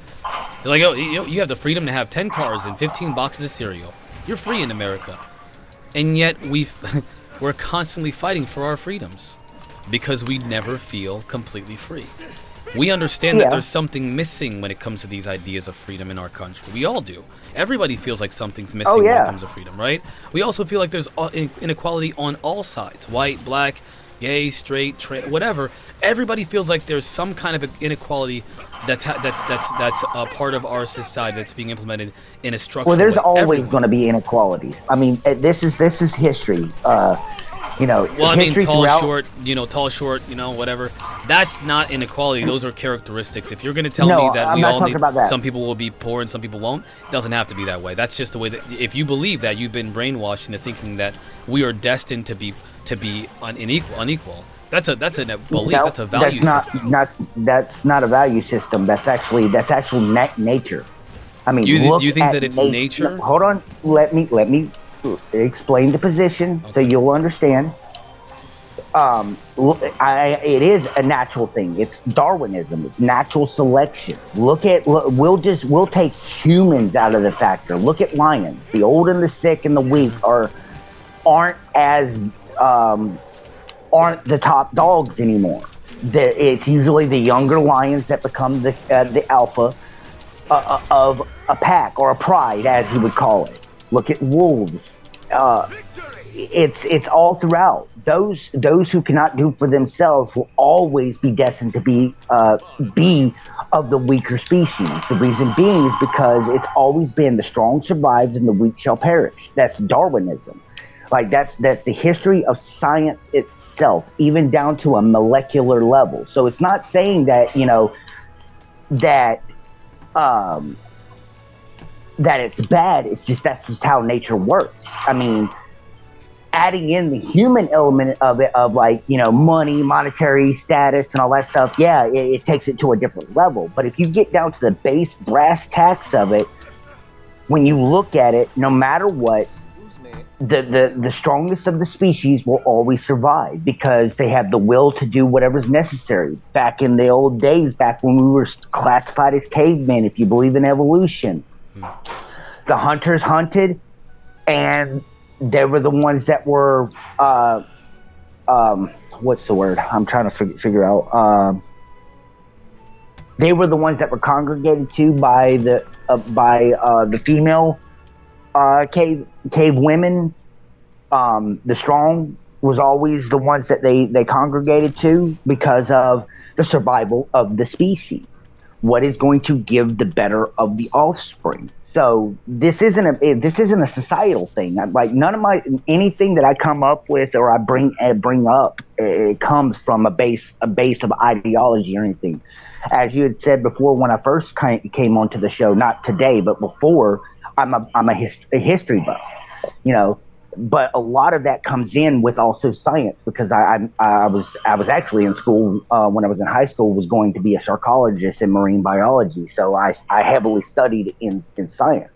So looking at all of that stuff and aspecting it in with psychology, with history, and science, all three of those you can add every single one of those together, and you can get conclusions from it. A lot of people think that they're not exclusive, but that they're all exclusive, and they're not. They can all intertwine with one another because if you use psychology with the mental state of each individual person, with how nature works from science, and then use religious or political history for like the Middle Ages. We'll just use the Middle Ages from the Holy Crusades and all that stuff. Mm-hmm.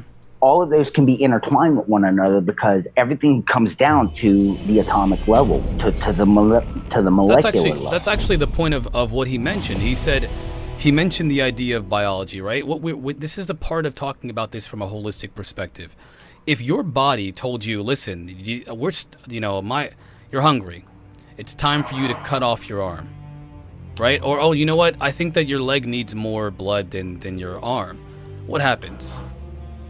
You'll lose circulation to one part of your body, and then as a consequence, and this is just purely based off of the idea that if we were to talk about things from molecular level, let's talk about it from a cellular level, right?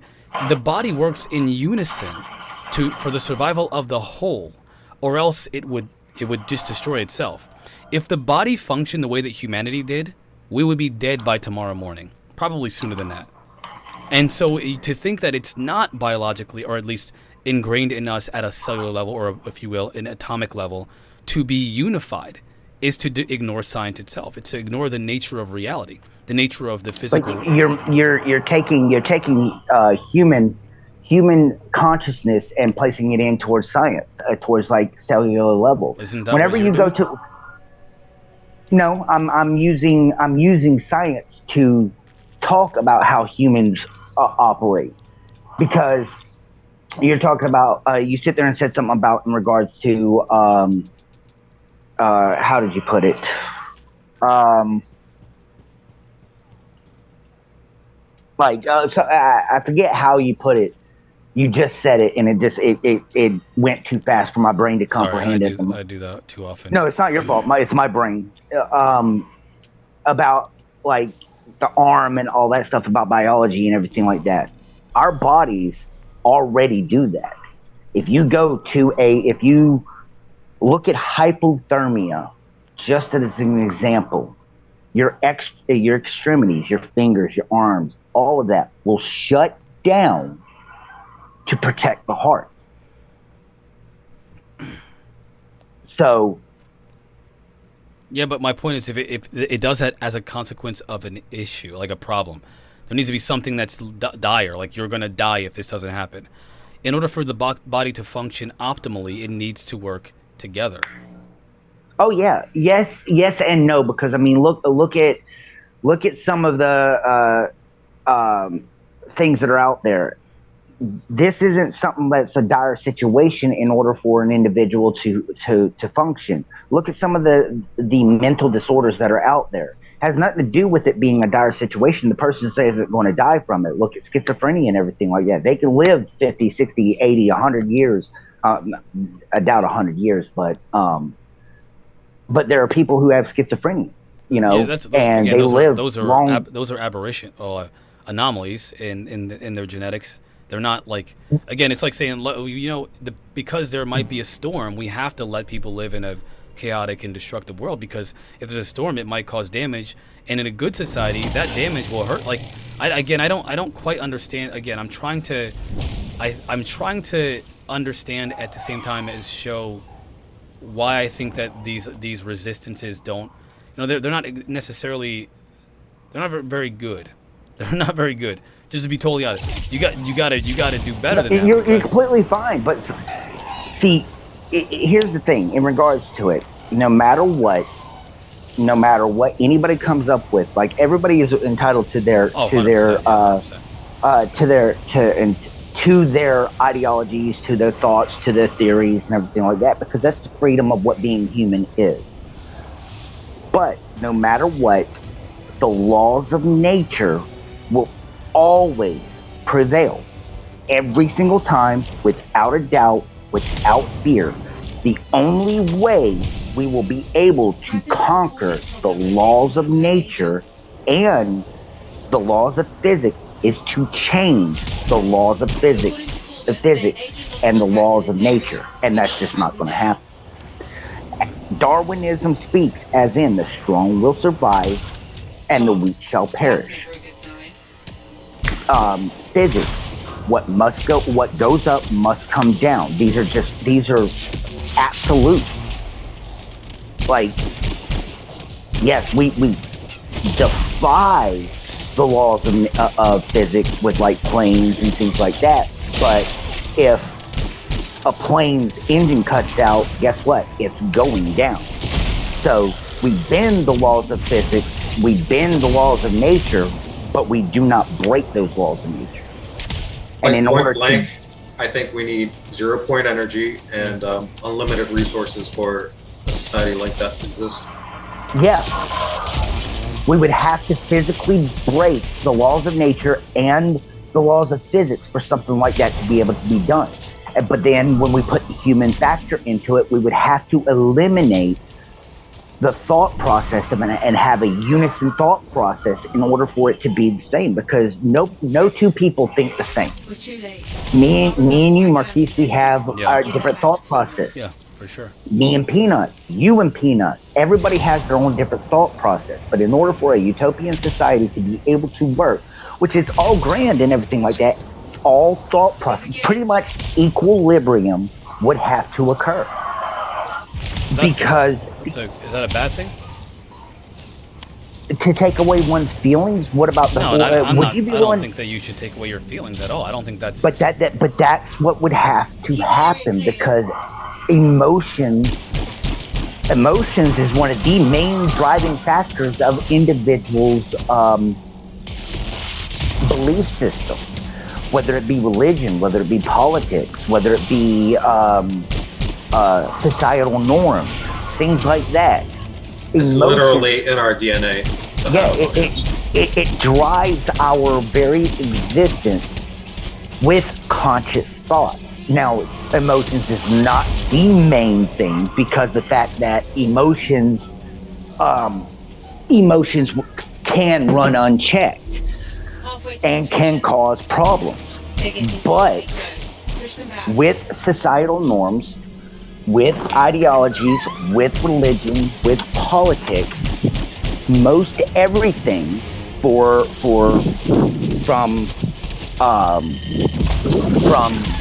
the Constitution all the way down to the freedom to be able to say, like one of the other podcasts, that one of the other roundtables that we were on, about the freedom of speech, you know, what would be limiting, things like that. All of that is based around our emotions. and to have the utopian society, emotions would have to be eliminated, and everybody would have to have a one centralized thinking.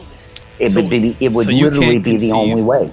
You can't conceive of any potential future better than the one we have because you think human emotions would prevent us from that, and that the only way to have this type of better future is through eliminating human emotions, and therefore that logic you're saying it's actually a bad thing because you think that's the only way to implement this solution.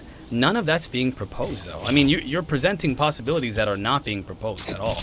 None of those things are being proposed. They're not being proposed, but they are a byproduct of what you're talking about. They're not being proposed, but they are a byproduct. So you think that they are you think they're an inevitability, not just a byproduct, but they're inevitable. That again, the only way that this is possible is through eliminating the human emotions.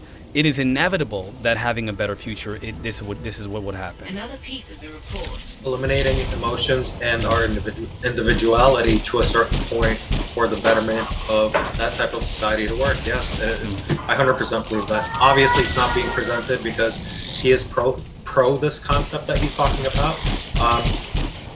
Has he been asked about the cons, or has he stated any of the cons? So what are the cons in his opinion? Well, in terms of cons, the cons are any kind of natural, I guess you could say, uncertainty that could happen as a consequence of just living life. Hurricanes, natural disasters, and so forth would be, I guess, a caveat, but then you would just adapt. The consequence of not doing it are far worse than the consequences of doing it. You think that only, and this is based off of just personal, no offense, but this is about fear. You guys are afraid this would happen. You think that the only way that this could be implemented, or that a consequence or an inevitability, is that of a getting rid of human emotion and getting rid of personal freedoms and giving up something that you have today. But what's being proposed is to have. It's not that it's a fear. It's a reality of it for me. Exactly. It's not out of fear. Well, keep in mind, you're saying that your perspective is the only perspective, because you're predicting a future that not only has it not happened, but it's not even within the data that's being presented to you. It's not about the data is already there. The data is already there, and I'll explain it to you. How do you split an atom? What? Through a hadron collider? How do you split an atom? Not as in the process, but the action. How do you split an atom? I don't know. Through a violent action. In order to split an atom, you have to a violent action must occur. So violence is the only way. The violence is the law of nature. It is. Like, it's not. I'm not saying that violence is a good thing, and I'm not saying violence is a bad thing. But when you split an atom, violence is the only thing. Violence is the law of nature. It is. You sound like the governor, man. You would be the villain in every superhero movie ever. You are literally the villain in every. You guys are literally. Violence is a part of nature. But like I said before, I just want to make that clear. I just want to make it clear. You guys are Thanos. In the, I mean, you're literally you're the governor of the Walking Dead, right? But either kill or be killed. This is the way of nature, the way of the law of the land. No, it's how nature works. I mean, look at cells when they divide. In order to divide, it has to be violent. Listen, man, I'm just saying. I just want to be clear. You're saying. I just want to make sure everybody knows that you guys are the supervillains of every story ever told. Okay, then philosophically. I'm Thanos now. I mean, yes, you can call me the villain all you want. I'm like that. I know. I know. This is fun to do. But it's the fact. I mean, it's the fact of it. I mean, I'm not thinking on human consciousness. I'm using actual science out there as how it is. Like, violence is the law of nature. I mean, you looking down to how animals eat. Look at sharks. They attack and devour seals or fish. Look at us. we have to commit acts of violence to Well, eat. keep in mind, we are a species that's able to supersede our natural inclinations. You Yeah, do but realize, like, that's one of the things that sets I'm us looking apart. down directly. I'm taking out superseding of our species. I'm looking at the acts. Okay, that sustain our life. one more thing to note. What you're saying is that if, again, what you're proposing can only be true if you eliminate the things that I'm mentioning, which are, again, Yep. which are certain truths that would contend with what you're saying is inevitable.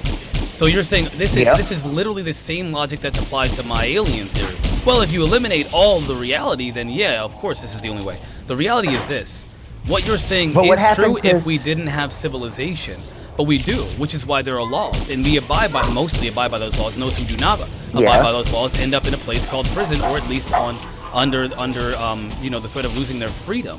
There are consequences to deviating from what we consider to be legal or lawful. And a lot of those things that are considered lawful are things that are meant to preserve life, liberty, and happiness. The right to life, liberty, and happiness. But what happened to that? But this brings me back to one other point. What happened to that society that was in outer space? That was whatever it was. I forget what it was happening without saying the name of the show and everything like that. Two caveats happened. One perished, and the other one became crazy. Oh, I know what you're talking about.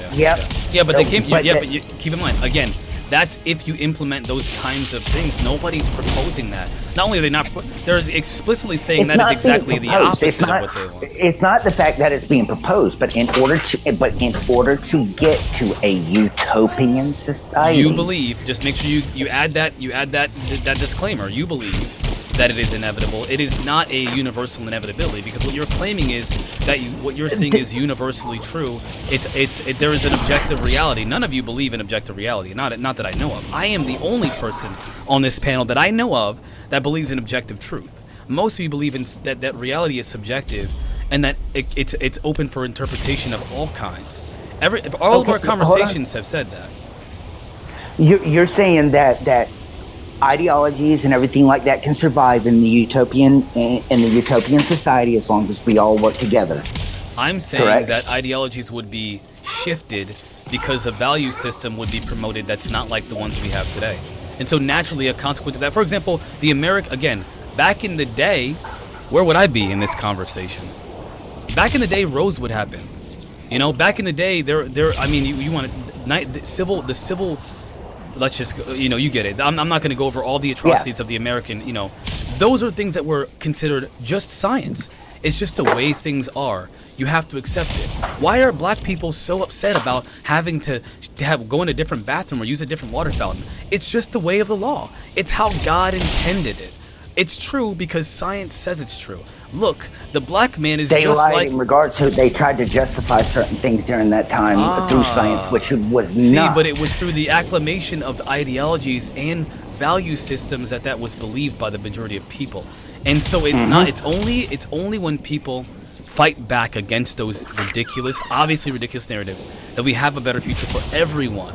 And what I'm proposing is that you are, in essence, just as anyone in any point in history has supported the idea of inevitability of human nature, you're supporting you're hindering the potential for progress because of what you believe is objective reality. And objective reality that you're proposing, if somebody were to propose that to you in an indigenous population, they'd say, why would we want that? Hey, guess what? They do that. In like indigenous populations where they pillage their resources, the French would go there and say, hey, we're going to offer you books and things to read. Let's give you pencils and paper. Look at all this artwork you can use. What's up, Science Louis Borgia? What's up, my guy? This is what people would say to the indigenous population they don't know about another possible future. They're happy as it is. But if they heard about what capitalism was, they'd be like, are you guys insane? Why would you do that? And right now, you're saying that the better future is the insanity, not the terrible one we're living in today, the reality that we're living in today. Hold on. Our reality that currently now may not be perfect. There's a lot of difference between ideologies, but a lot of people out there are at peace. Like, believe it or not, even though a lot of people think that it's not, there are a lot of people that are just at peace with themselves. you know, because of the fact that all religions are accepted, you know, all ideologies, even though there might be pushback on each end, they're technically accepted, you know. Hold on here. Marquise, first off, I think you said that neither of us believes in objective reality. And well, I don't know about you, but everybody that I've talked to so far, when I mention it that there's objective truths, they don't believe that there is any. They think that a lot of what we experience in this life is subjective. And so whenever I make when I say certain things, they say, well, that's just your perspective, right? We've had plenty of these conversations to pretty much affirm what I just said. Yeah, well, I was going to say that there are things that are clearly objectively true. I believe that, but I don't think that everybody does. Unless am I mistaken here? There are things that are objectively true. Like I'm not saying that you're wrong on that. What I was saying is the fact is I'm using the law of nature, the law of science. It has nothing to do with ideology, thought process, and everything like that. In order for, as I was stating before, you know, in order for everything to be able to become as one, everything would have to think as one. You know, when a machine, we'll just use a machine as an example, or a car. Let's just use a car for an example. Everything does its own thing. But in order for it all to work together, it all must incorporate into one major being. A car, you know, transmission must be able to shift within a certain way. The drive shaft needs to be able to move a certain way. The pistons need to be able to move a certain way. Throw one thing into that, and it completely will discombobulate that entire car. So take that into a utopian factor. Everything and every part within that utopian factor must be able to move and operate as one. Even though it is its own individual part, it must be able to lubricate and be moving as one for the entirement of the whole. So if just one thing gets thrown into it that can throw that complete ecosystem out of balance, it will collapse the whole thing. And that's what I was saying, is all ideologies must be removed, because if an ideology spawns inside of that makes that ideology say, hey, I'm better than this person, so I should get this position. Now the whole out of balance, because that one ideology is completely taken off. It's not that I'm saying that a utopia would be a bad thing. It's just stating that, hey, you know, in order for that utopia to work, everybody must be able to move as one, as like a car. If one thing gets thrown into it, a monkey wrench gets thrown into that engine, everything completely just goes out of balance. And we become autonomous and not human beings at that point. So embrace the chaos, because anything else is just unthinkable. I'm not saying that's not what embrace the chaos. That's not what I'm saying. No, that's not. That's not what you're saying. I'm using what is currently here, what is currently on the book, what is currently inside of our society and our current existence as what would be for the future of a utopian society. We do have utopian figures here in the element of a car. I'm using that as the example. But again, that is the perfect example of it. For it all to function perfectly, it needs to be well maintained, it needs to be looked after, and it needs to be properly lubricated. One thing goes wrong inside of that, and your car no longer moves. You have engine lights, check engine lights, warning lights, all sorts of things. It's not that utopian society is a bad thing. I think everybody out there would want a utopian society. But again, in order to achieve that goal, everybody would have to think as one. Because again, human nature comes into the factor of I'm better than you. You're going to have better you're going to have people out there that think that they're better than the other person, or think that they don't need to do anything in order to get said product or said thing. You know, you would, in order for that to occur, then genocide would have to occur, because there are. Jeez, why? What is happening right now? You guys. I'm just explaining. Listen, if you want to live in a better future, you got to kill everybody, or else you have to cut your spleen out. Because if you don't, then you can't have happiness. If you trust me, what use in a utopian society would somebody of an IQ of 50 be? I'm honestly. There's a belief that people who are comatose are not worth the air they breathe. There's a belief that people who are mentally ill are not worth the air they breathe because they contribute nothing to society, and therefore, as a consequence, you should eliminate them because they are allowed to be here. Right, but some people believe that they shouldn't be because they're leeching off society, and so if they're not posing a benefit and all they are is a burden, therefore we should eliminate them. I, for one, think that is insanity. That is a way of a psychopath. It is insanity. Right? No, it is insanity. I completely agree with you.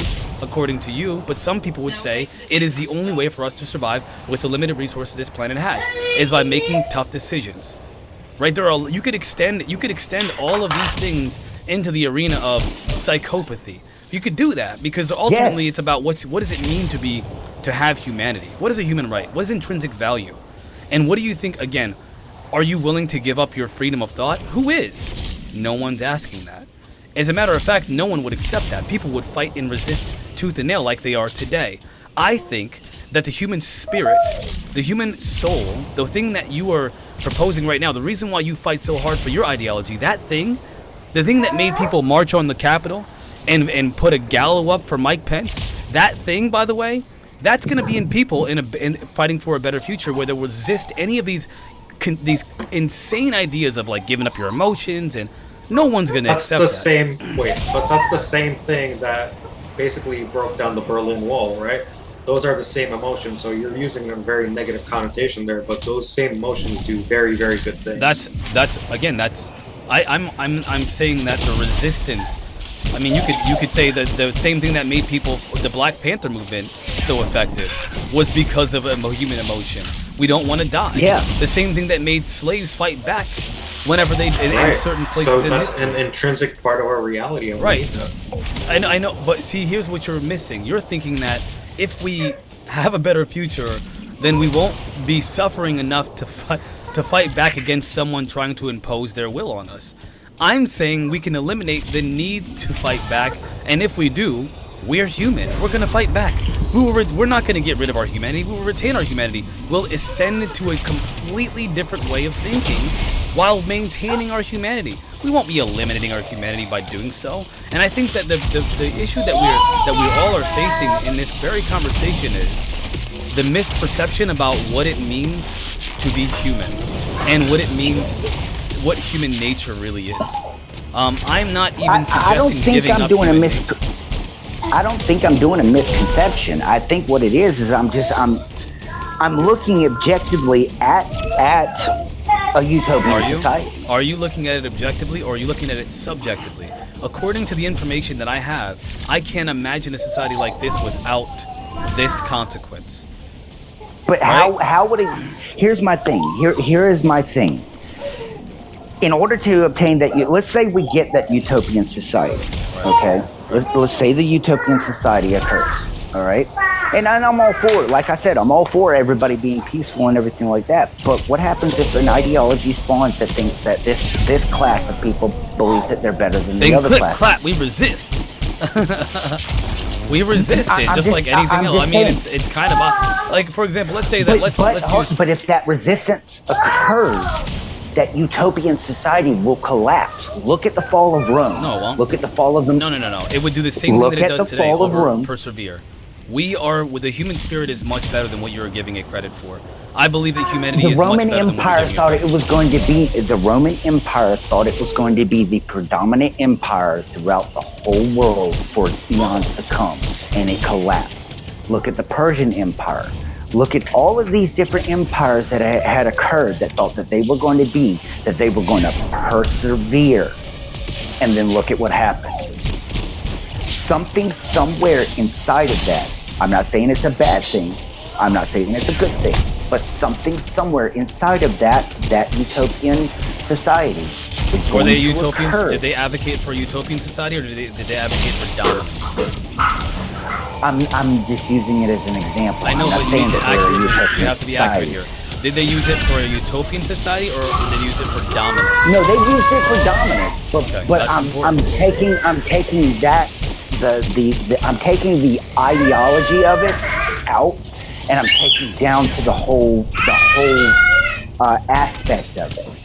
All right, there was dominance, and then there's the utopian society. Okay, we take those out of the aspect, and we bring it back down to the human part of it. Unless it is bred out of us, or something like equilibrium occurs, there's going to be an offshoot somewhere.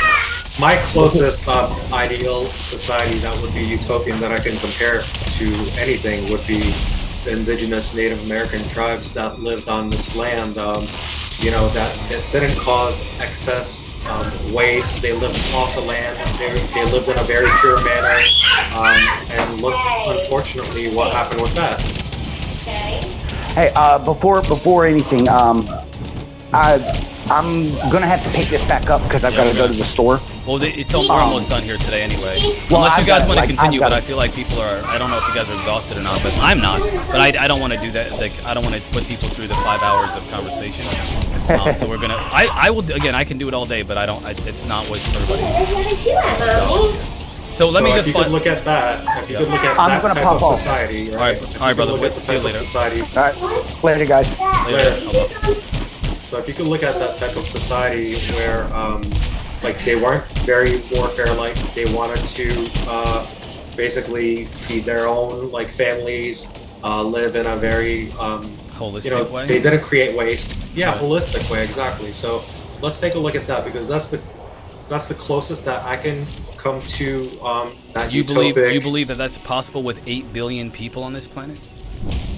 Well, I don't think it's possible, but I'm just saying, let's look at it because I have to compare, I need something to compare this society to. So my point that I'm trying to make is that what happened, look what happened to the Native Americans. Right. So even though they knew how to fight, when something else came along, it wasn't utopia. It could very well be influenced from an outside factor that could destroy it, including not just the advancement of the Europeans themselves, but what they brought into the picture, including diseases and things like that were not ever experienced before. That was one of the biggest things, actually, is they didn't have a self-defense mechanism for the European viruses like measles and things like that.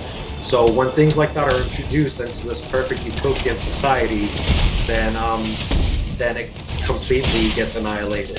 So what I'm suggesting is that in a society like that, there's big pitfalls like that they're not guarded against as well.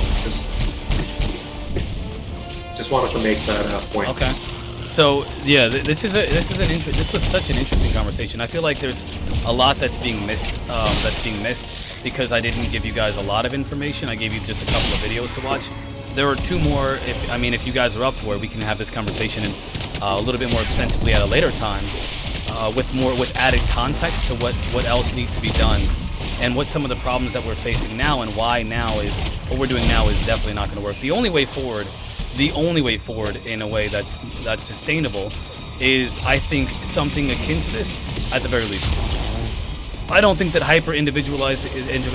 individualism and this idea of barbarism, it literally is just a civilization of barbarism, is going to work, because we've transcended these primitive notions of that everyone is pretty much thinking that we are destined to continue. I mean, we no longer. The people used to, for example, cut the heads of their enemies off and put them on pikes. What if that happens again? Well, it hasn't happened for thousands of years in civilized society. So why is that a concern?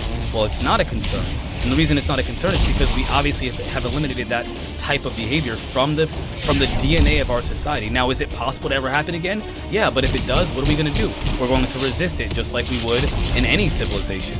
And I think that if we apply that... it happens. It happens. It still happens. It's happened within the last 10 to 20 years. It's not, you mean the United States had done this to people?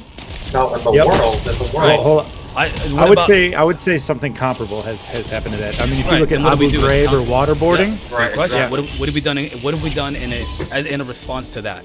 What have we done? What have the people done in response to that? Resist. Do we like it?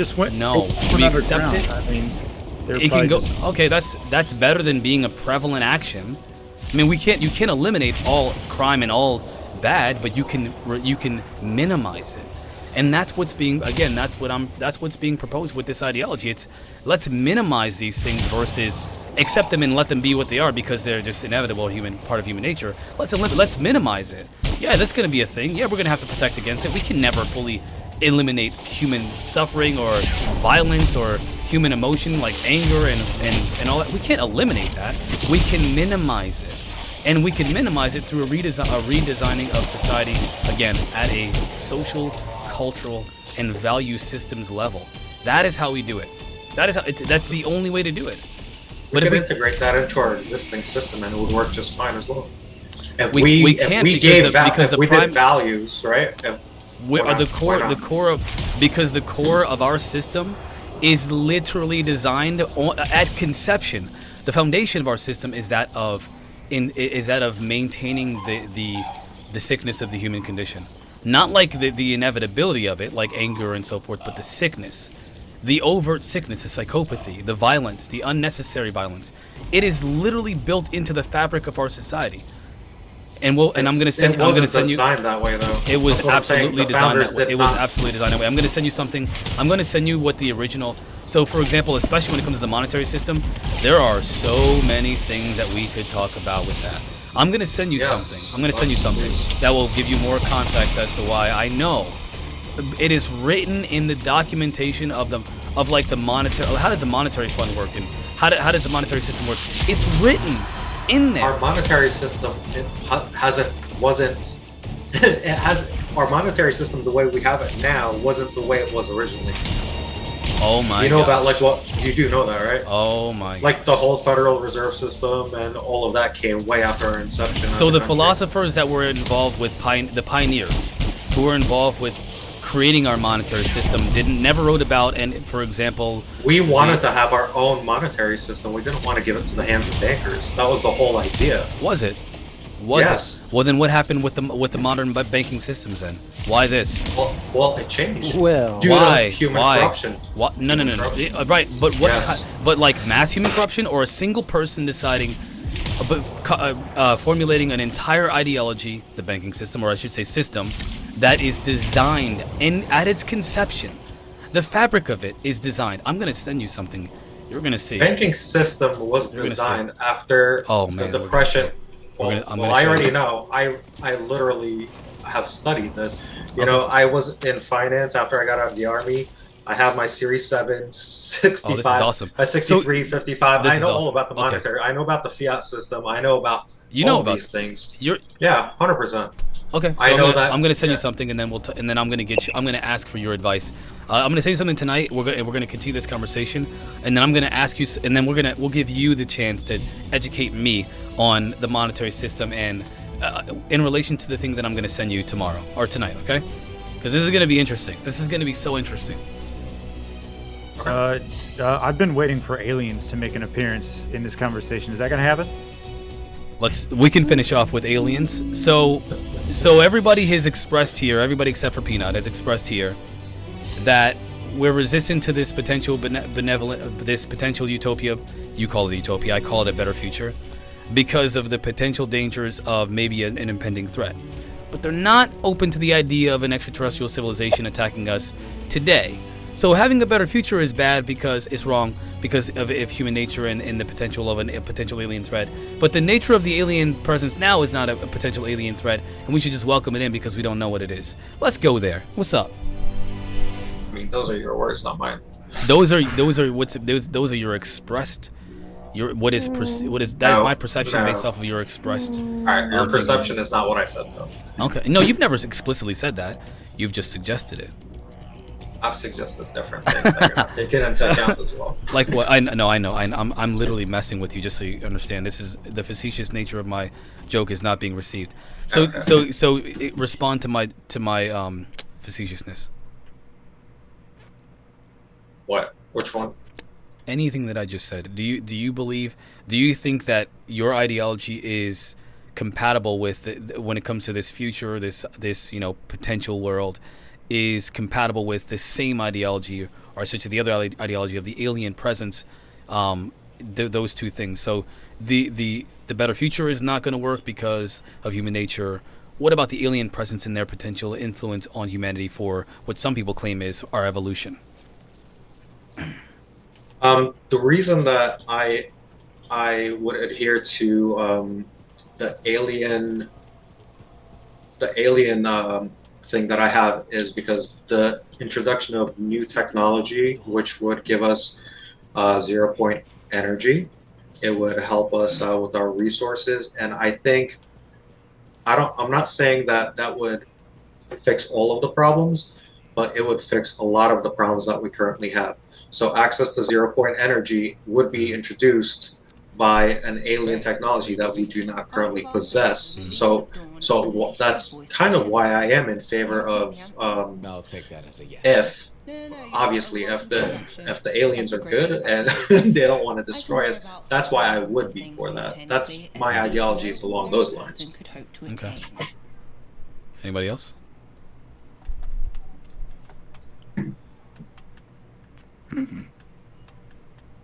No thoughts there, Sasquatch? Well, I already. I'm not on the alien. You asked for aliens, bro. I did. Just because I want to talk about them doesn't mean I don't know.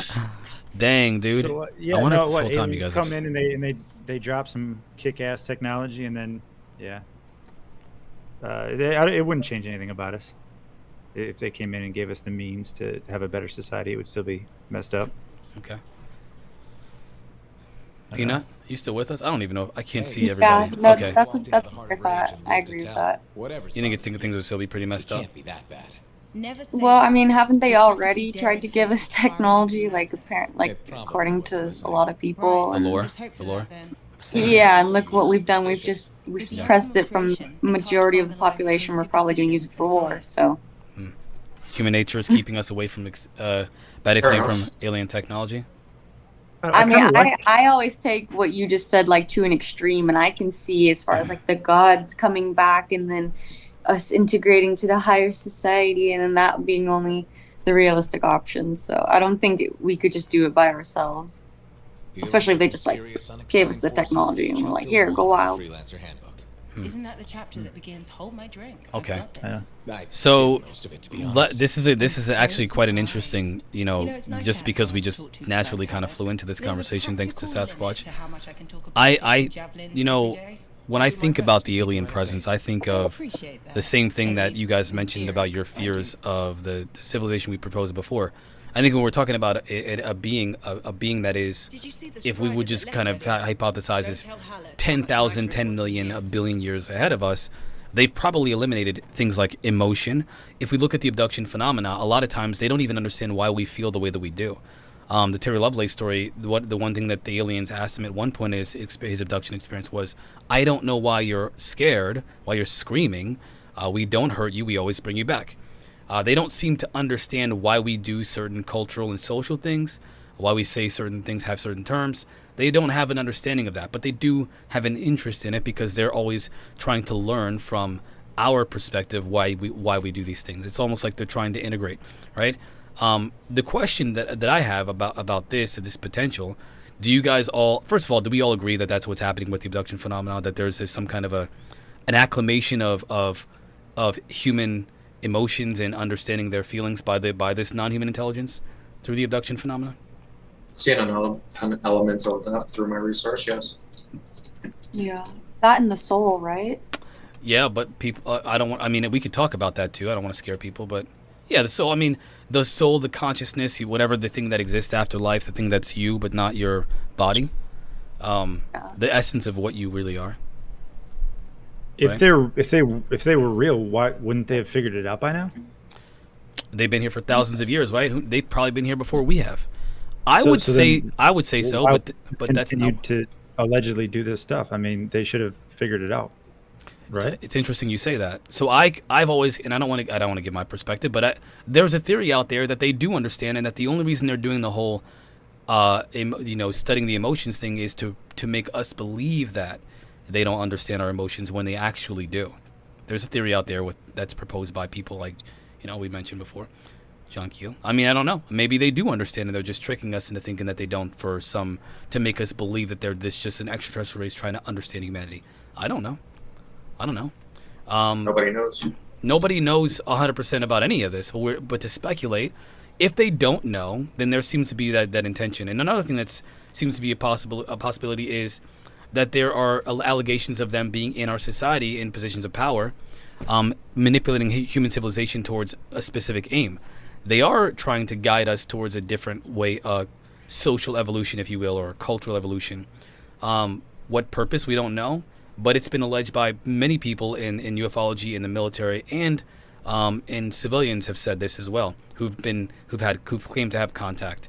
So if we were to just kind of hypothesize and theorize, it's possible that they're guiding humanity towards some kind of assimilation, potentially an evolution that they want for us to be towards, one that might not be what you like. So it may be the hive mind, right? They all work with one mind because they're psychic in nature, and maybe they want to make us psychic. Maybe the implementation of technology is a way for us to be acclimated solely towards a unified one mind. What do you guys think about that? It's interesting. To what end?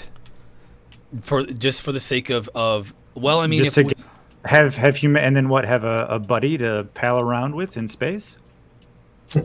If we're there, what if we're their creation or we're their experiment? Sure. Right, and they're just like guiding us towards whatever aim for whatever purpose they want. Again, it's not about what's the purpose. Who knows what the purpose is? It's not ours. It's their purpose. Weren't you starting yesterday? If they are our creators, then they kind of get to do what they want with us. If that's true, right? If we were going based off of the possibility, I entertain that hypothesis. Right? I would be resistant to that. Why? Because I would be resistant to it because I'm on the side of human. Like, I'm pro-human. You are. I'm pro-human. I want what's good for the evolution of our species to move forward, and I'm not pro any agenda, whether it's like a religious agenda or alien agenda. I'm pretty much, I want humanity to prosper and go to a good place On their own? overall. Autonomously? I don't know about. I'm not saying I don't want help, but I definitely don't want the kind of guidance that you're suggesting, which is not guidance at all, but authority. Oh, it's manipulation, right? Because they're Right. yeah, that's essentially what it would be. I wouldn't want that. Can I just ask something completely off topic? Yeah, man. What do you guys think of the newer Tim Burchett? Does he seem like he's not as gung ho, or that maybe, I don't know? I kind of got Yes, the feeling I feel like that he's lost steam. He's lost steam. He's done, right? Yeah, like, he's lost steam. He's already lost the fight. Well, we don't know recently, what's going on behind the scenes. We don't know. We keep hearing, let's talk about what we this do know. It's like Matt Turner saying, publicly that he doesn't believe in the phenomenon. He doesn't know why the House Oversight Committee was even brought up a hearing. But we do have this hearing coming up in Mexico. Oh, I gotta go. What? Okay. That was abrupt. House fire, or are you all right, man? Is it? Is it a Chinese space laser? What's up, man? Talk to it. I mean, look. What's up, Peanut? Sorry. Go. No, it's okay. What was the question again?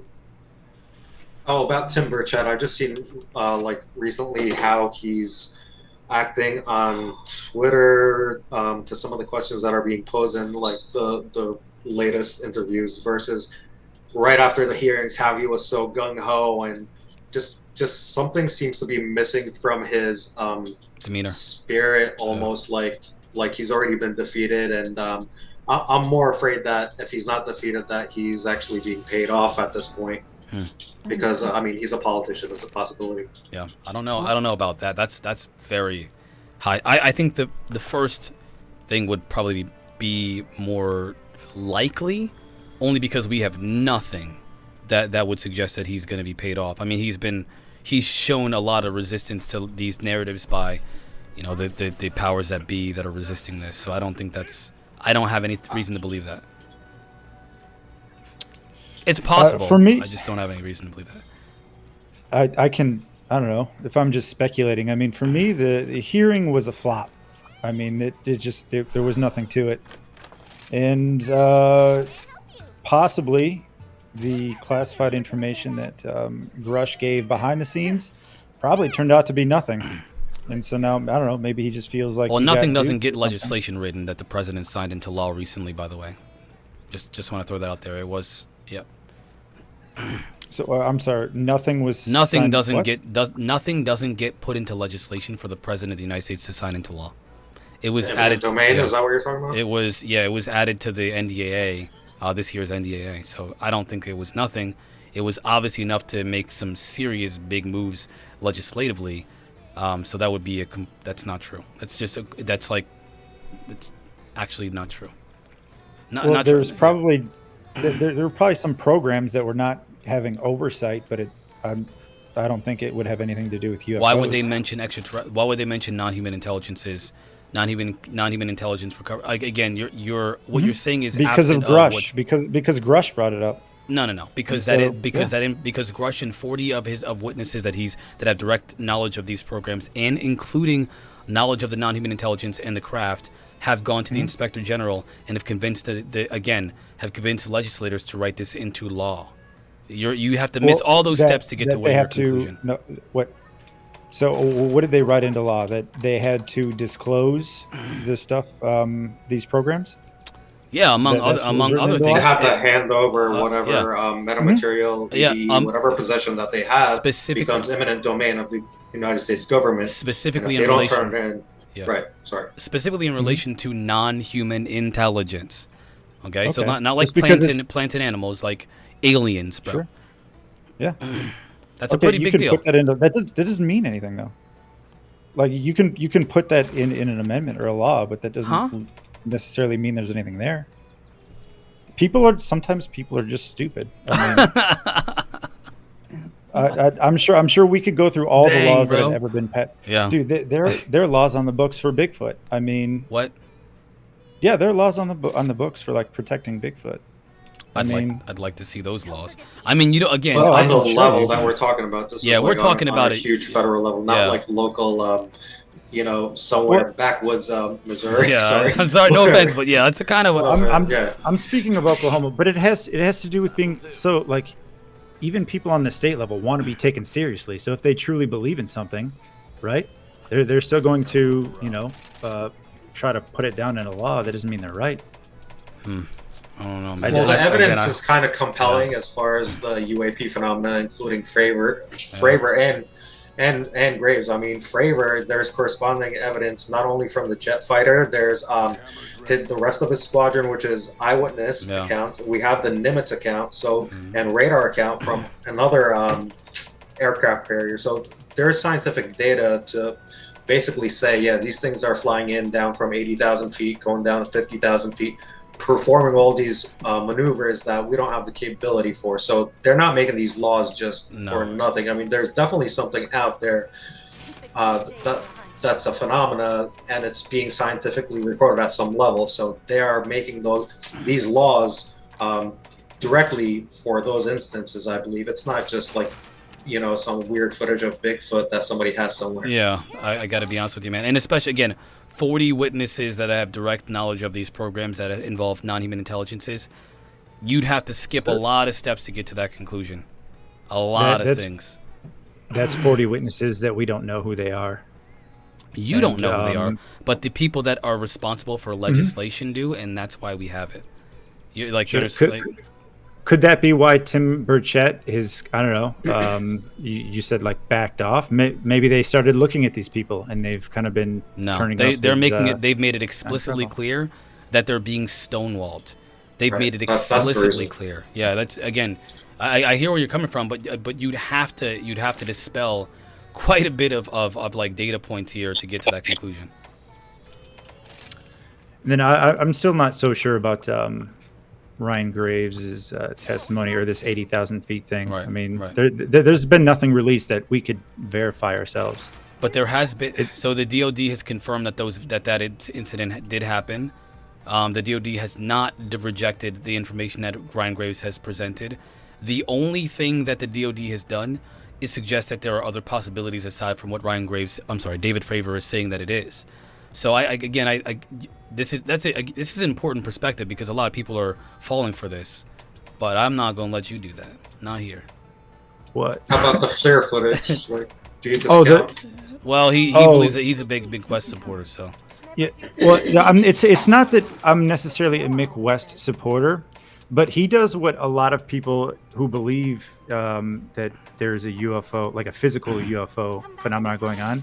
He shows his work and he goes step by step, and you can follow along with it. Yeah, but his work is clearly being debunked. Yeah, too. it's like it's terrible. Like hey, then that's news to me. I would, if you can point me towards something that jump on Twitter, dude, for like 15 minutes and look up. I mean, it's like Twitter there are experts that giant dumpster fire. That's where he puts his information.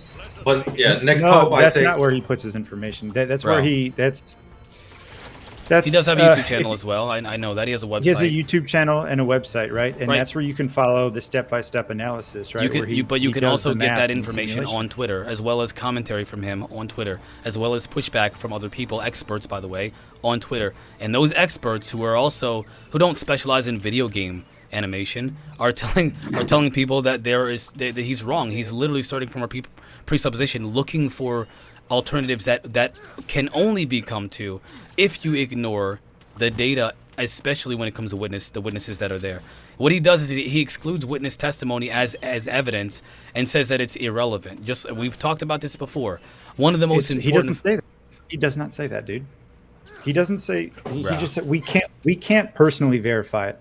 I mean, you can have eyewitness data, but unless you can independently verify it, then I mean, what do you do with it? You just kind of put it to the side and say maybe. Is that what you do with black holes? I mean, like what? There are data points that black holes are observed. Black holes are hypothesized. They're theorized. Theorized. No, they have pictures of them. Anti-gravity. I mean, I'm sorry. Antimatter. Like there are plenty of phenomena, scientific phenomena, especially astrological, that are observed through data points versus actual direct observation, right? I mean, that's kind of the black holes themselves aren't observed. They're the stuff that's discharging out of them is observed, which is secondary evidence. Again, that's my point, and that's kind of what we're looking at right now. We're seeing the black hole in real time, and then more and more data and information is coming out. More and more people are confirming that there's a black hole. First-hand and second-hand. There's laws and legislation being written because people are providing evidence to the right people that are going to be able to make these kinds of changes to investigate these types of things. And there's real movement happening on a federal level, again, presidential level. I can't imagine why that would be ignored to come to this very reductive perspective where it's like, well, I don't see it, so it's not real. Until I see it, it's all BS. One question I would ask is, you say it's recognized on a presidential level. The president was seen signing the NDAA into law along with the. So what my question would be, was that tied into other legislation? Because that's what they tend to do. Was. They tend to package stuff like that. Yeah, of course. Right. Of course. But if it was rejected, you think he would be packaged in with other stuff? Well, it wasn't packaged in with fairies and gnomes. So. But that's not. But I mean, but like other policy changes and like budgetary stuff. Was it packaged in with stuff like that? It was. Yeah, it was absolutely 100%. Okay. Again, COVID legislation was in there, and the Whistleblower Protection Act was enhanced in there. There's a lot of things in there that wasn't in there before that they added because of what's happening to David Grush specifically. Again, Why? Why would the president waste his time on something that's nonsense? Right? You Because can say, oh, they because do it it's packaged- sometimes, but this is a pretty big. Because it's packaged in with other stuff that is relevant. That you is know? again. And that is you have to make concessions in Congress. That is your belief, absent of the data. That's how that's how politics works. I mean, you know, I know, but that's that is what you would say if you did not.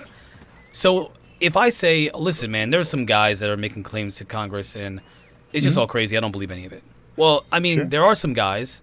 They are making crazy claims, and things are happening, but that's not what's actually happening. There's a lot more going on than that, and that's literally what you're doing. You're saying, yeah, there's some dudes that say some things, but they kind of have to write those things in legislation because there's other things that are conjoined in there too. Dude, you're skipping so many important details of this story. So many important details. So what I think is there's probably some kernel of truth in there. There are probably some black programs that did not have oversight. Okay, we can accept that. That's something that I could accept. We don't know firsthand ourselves that it involves aliens because we didn't see it. But we do know there's something fishy here. Here's where I think that you're missing a very big point of this. The fact that it wasn't just classified programs where funds are being misappropriated that is the issue. It's the fact that non-human intelligence was mentioned. I don't know, I can't even remember how many times. It was over 20 times in legislation. I think it was around 20 times or so in legislation.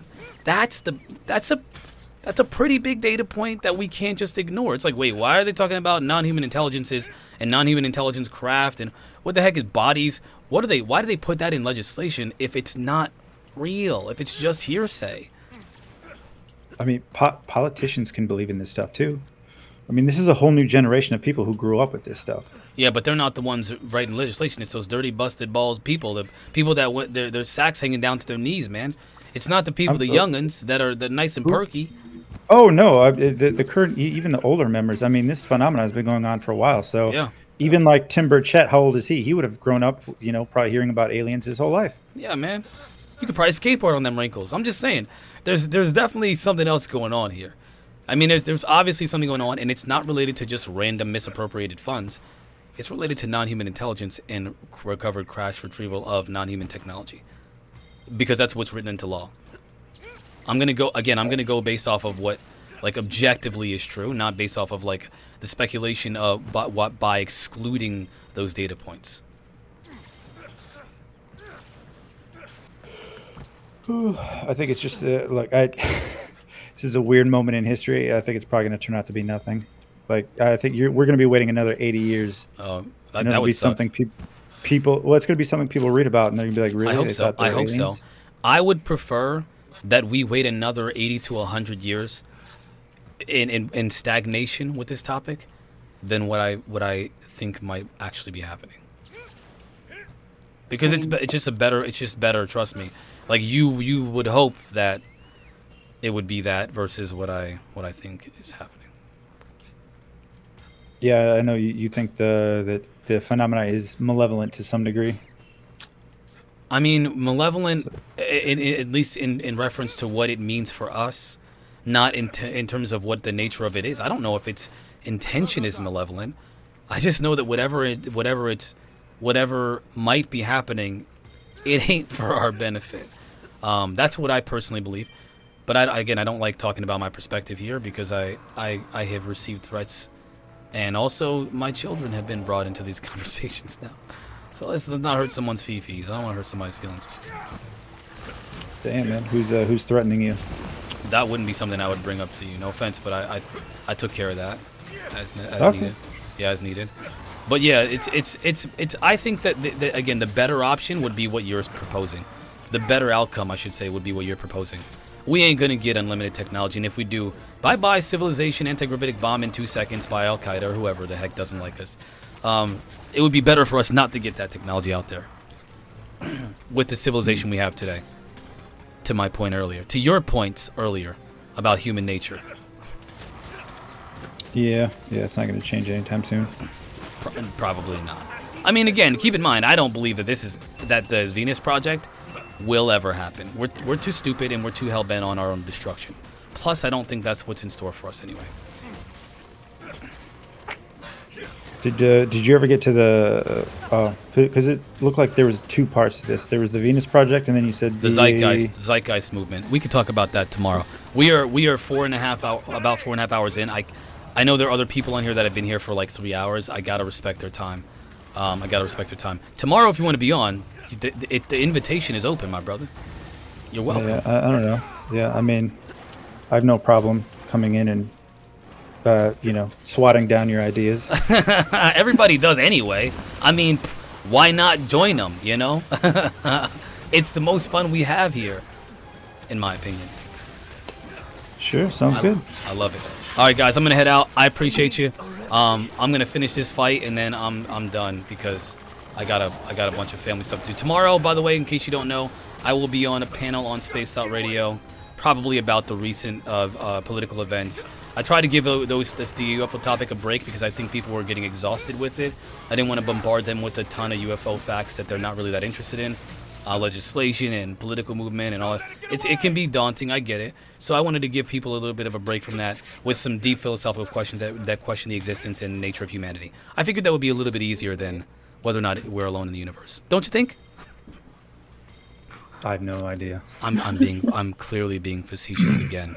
I'm kidding, man. I appreciate you guys. I appreciate you guys all. And gal, Peanut. All right, everybody. All right, man. Peace out. Peace out, y'all. Thank you for being here. Have a good one, y'all. You too. Later. Fantastic, y'all. This is great. I had a great time. I hope you all did too. The chat was blowing up today. That was fantastic. I really appreciate that. This was fun. I really enjoyed the heck out of this today. Of course, I feel like there's never enough time. I always feel like there's never enough time. Always. But we'll get a chance. We'll get our chance to have more conversations in the future. Now, if you haven't already, excuse me, by the way, consider donating to my GoFundMe or join my Patreon. It is what keeps this show going. I will repeat myself again. It literally is what's going to keep me doing this every day, 7 days a week. Some of you may be tired of hearing me do this every day for 7 days a week, but I'm not tired.